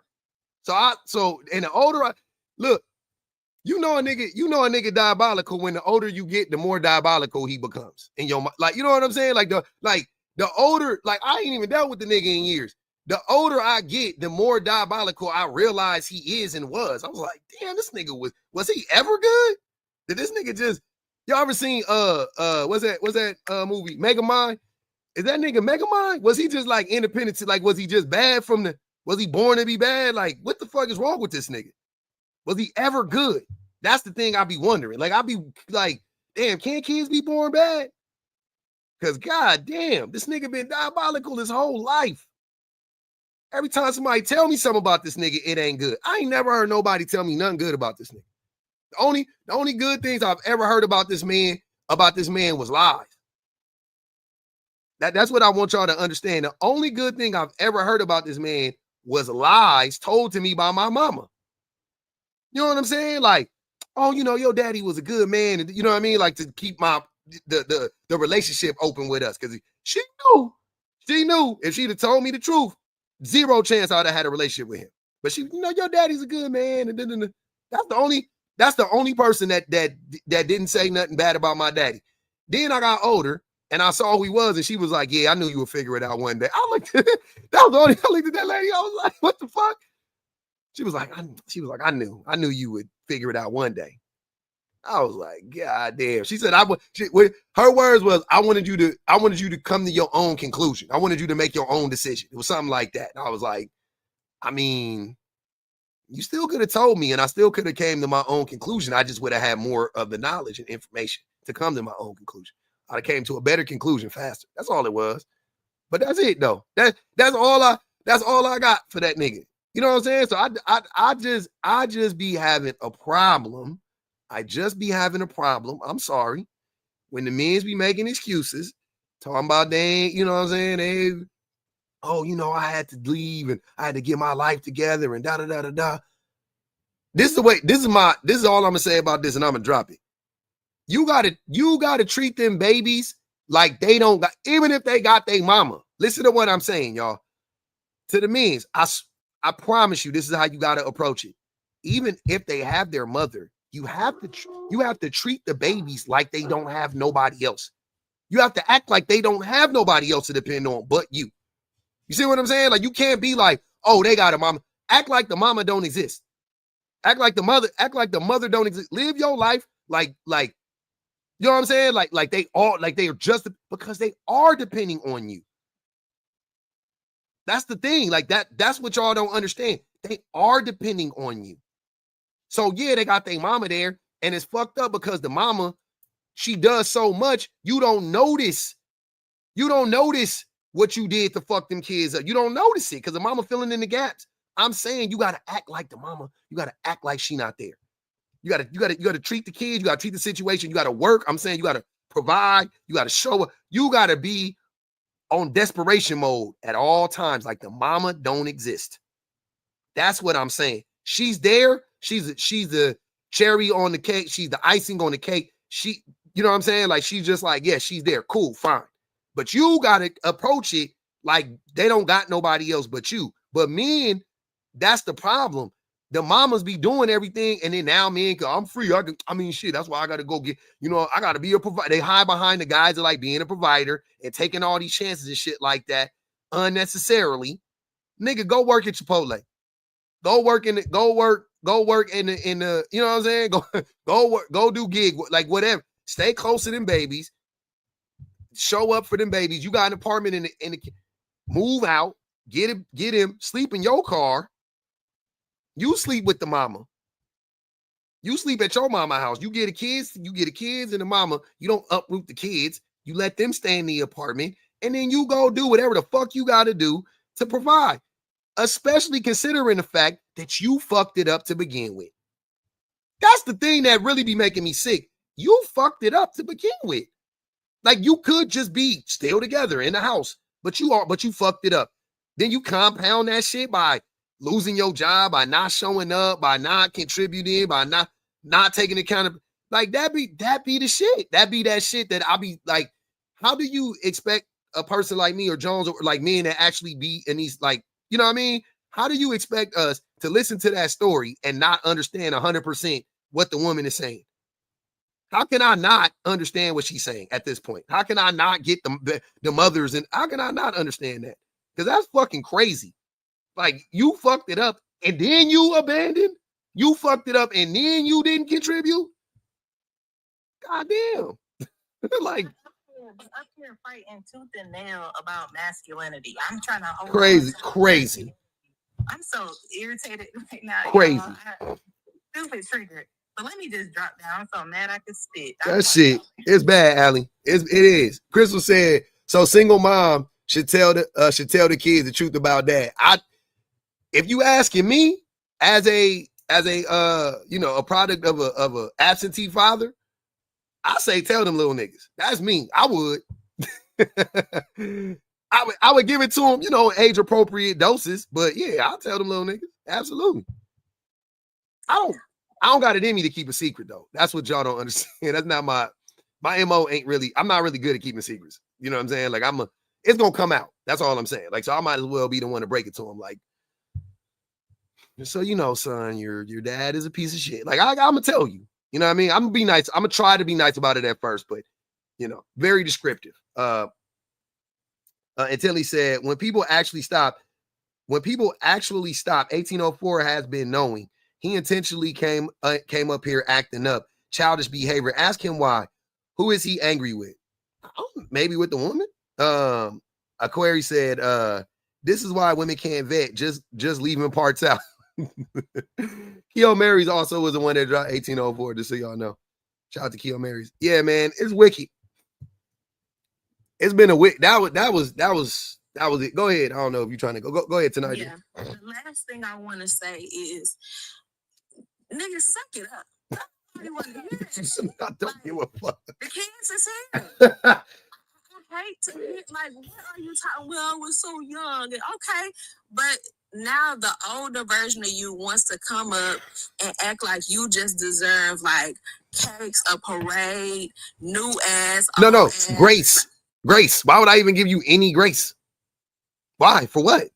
It's a For what? That's all I'm trying to understand. For why? Say?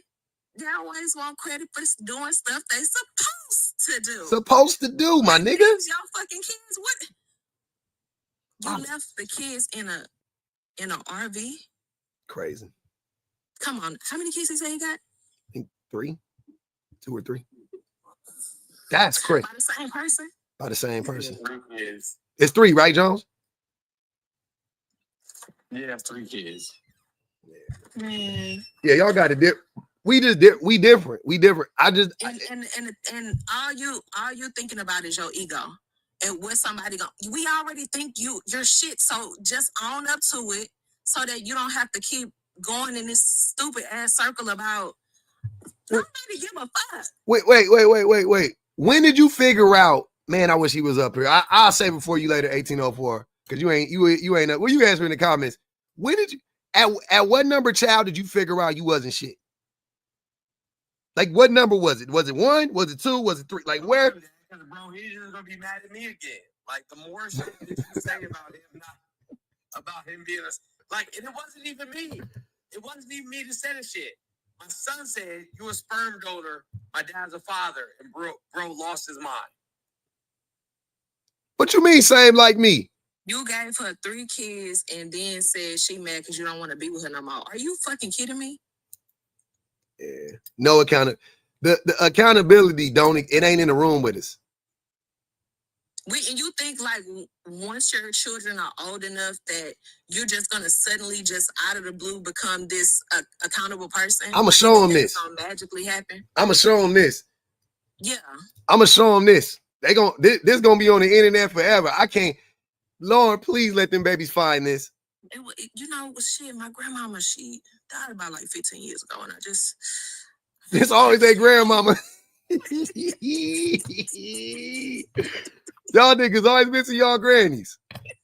If y'all don't get up there and clock the fuck in, the shit y'all be telling me be literally blowing my mind. Like I couldn't. Now I made many excuses, and I still do at times. I ain't gonna hold you for taking care of my babies though. That's fucking crazy. That's where I draw a hard line in the sand. I'm sorry. I do. I really draw a hard line in the sand. I do.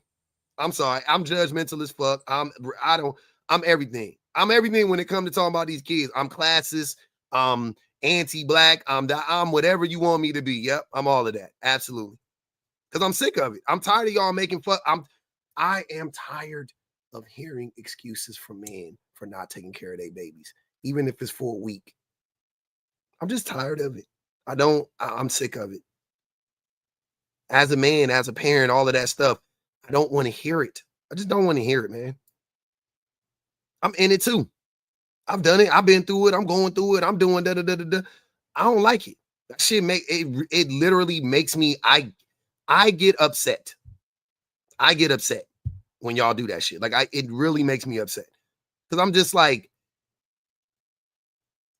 I think he said he holding on to his mess. I'm sorry. I think the thing that upsets me is that are y'all trying to lie to me or are y'all trying to lie to yourself? Because that's the thing. Because I'm like, that's what it is. Because if you're lying to me, then I get upset. You see what I mean? Like if you're trying to convince yourself that it was all hunky dory and you just did with it, then fine. But if you're trying to lie to me, then that's my ego. That's whatever you want to say. That's the shit that pisses me off. That's the shit that make my head explode. I'll be like, are you lying to me or are you lying to yourself? If somebody said both, fine. Okay, cool. But if I'm included in the lie, keep me out of it. Lottie, get in the mirror and tell yourself you a good dad. Get in the mirror and tell yourself that shit. That's fine. You can do it. When your baby mama telling you not showing up, get off the phone with her and talk to yourself. Be like, I am a good dad. I do try hard. You can do that all you want to. But when you talk to me, I get that shit. That shit makes me upset. I'm sorry. That pisses me off. Like I can't. Everybody got triggered by that shit. Because he said he held on to his masculinity, but and I know we say there's nothing really good about masculinity, but what's masculine about not taking accountability for the type of person that you were masculine. In the first 2 years? Like, that's what masculine. the fuck are you talking about? Oh, that's masculine. Okay, yeah. What? That's masculine. That's what I'm trying to tell y'all. Is that not masculine? Is that not what we saying right now? That means that's a common thing I can attribute to men is not taking accountability for the mess that they fucking made. For the mess that they fucking made. Shooting themselves in the foot. I'm like, nigga, you did it to yourself. You ruined the relationship, abandoned the kids, and then got the audacity to be like, she just mad at that. I can't take accountability, just not with you. Boy, if you can't say it here, you can't say it nowhere. That's the thing about accountability. It's for all spaces and places. Right. It's 360. It's 24/7, 365. That is the thing about it. It's all the time. It's when you sleep, when you wake up. It's all the time. Y'all got it. Y'all got to stop, man. I do. I really do. I know y'all don't give a fuck. I know Nigel don't care about me. I do love men though. Like I really do care about men, but I don't. Just because I love men don't mean I'm just not. I love y'all so much. I'm not gonna coddle you. You know what I'm saying? I am a man. What the fuck? Look, I love men so much. I'm not gonna coddle us. That's just what it is. That's the long and the short of it. I'm not gonna coddle men because it ain't tough love. It ain't tough love. It's love. It's real love. Coddling you ain't love. That ain't love. That's something else. You living in fear or some shit like that. Nah, fuck that. That's some fear. That ain't love. Coddling niggas is not love. That's not love. That's something. I don't know what that is. That's for you. That's selfishness. You don't want to do it because, you enabling them. That ain't love. Enabling a person ain't love. Coddling a person ain't love. That's not love. Love is, hey, you wrong. Get better. Hey, and I'll help you. You know what I'm saying? Love is like, if I can, I'll help you. This I can't help you with. This is on you. You're going to have to do this shit on your own. But I ain't about to sit here and let you just play in my face and be like, these motherfuckers fired me. Why they fire you, sir? Oh, I was sick. I fell asleep was that the only thing you did? Nah, I was late, but it was just 2 or 3 minutes.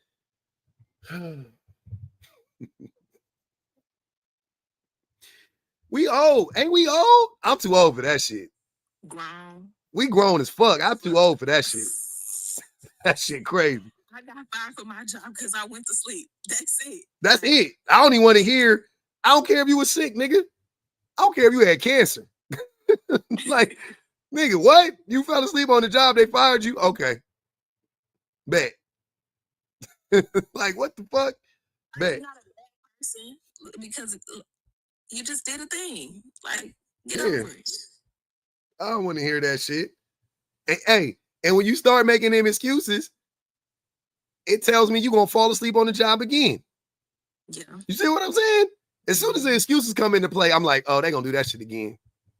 They ain't learned their lesson. Okay. I see. But then, look, to Nigel, that's what I'm saying. But that's what I'm saying. It's like, the nigga probably won't do it again because he know he fucked up. See what I'm saying? But he just don't want to admit it to spare his ego.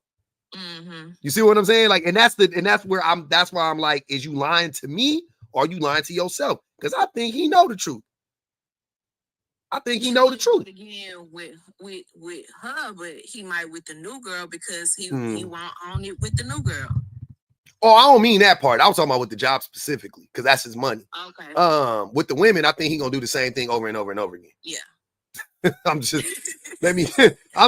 Any confusion, let me clear that up. With the women's, he gonna do the same thing over and over and over again. With the jobs, I think he learned his lesson because that's his bag.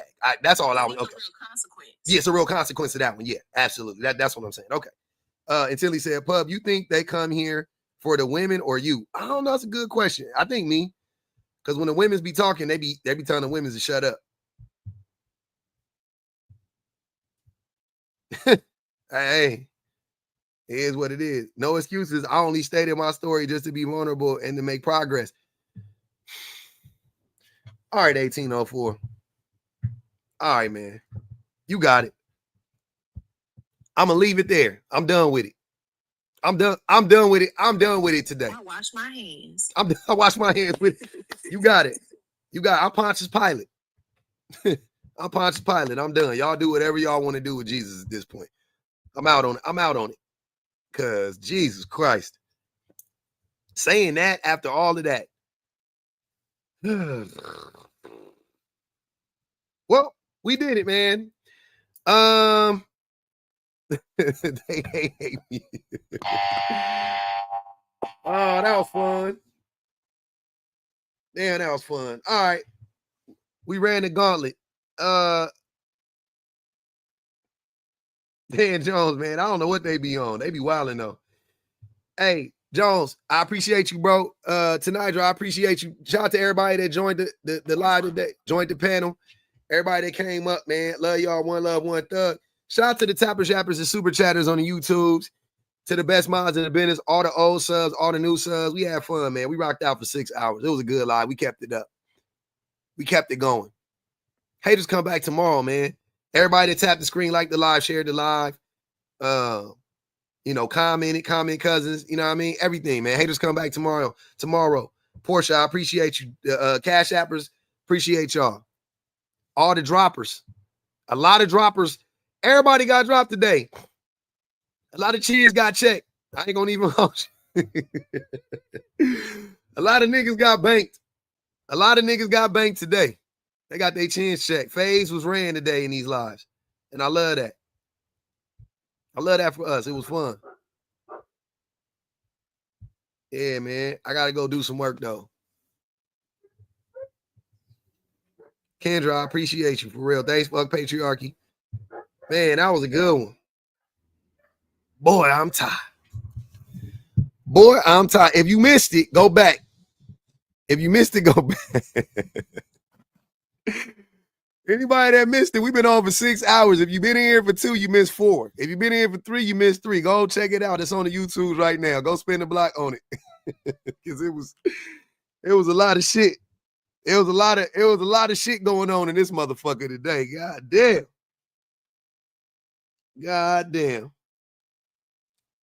Man, Your Highness, that's what I'm saying. The work was put in. I'm sweaty. My titties are sweaty. I got a little sweat going across the middle, and both my testicles are sweaty. Thank you, Portia. The men's had me sweating today. They had me I was activated. I'm active. Shout out to Dad, man. I miss Dad. I'm active. We'll be back on tomorrow, though. One love, one thug.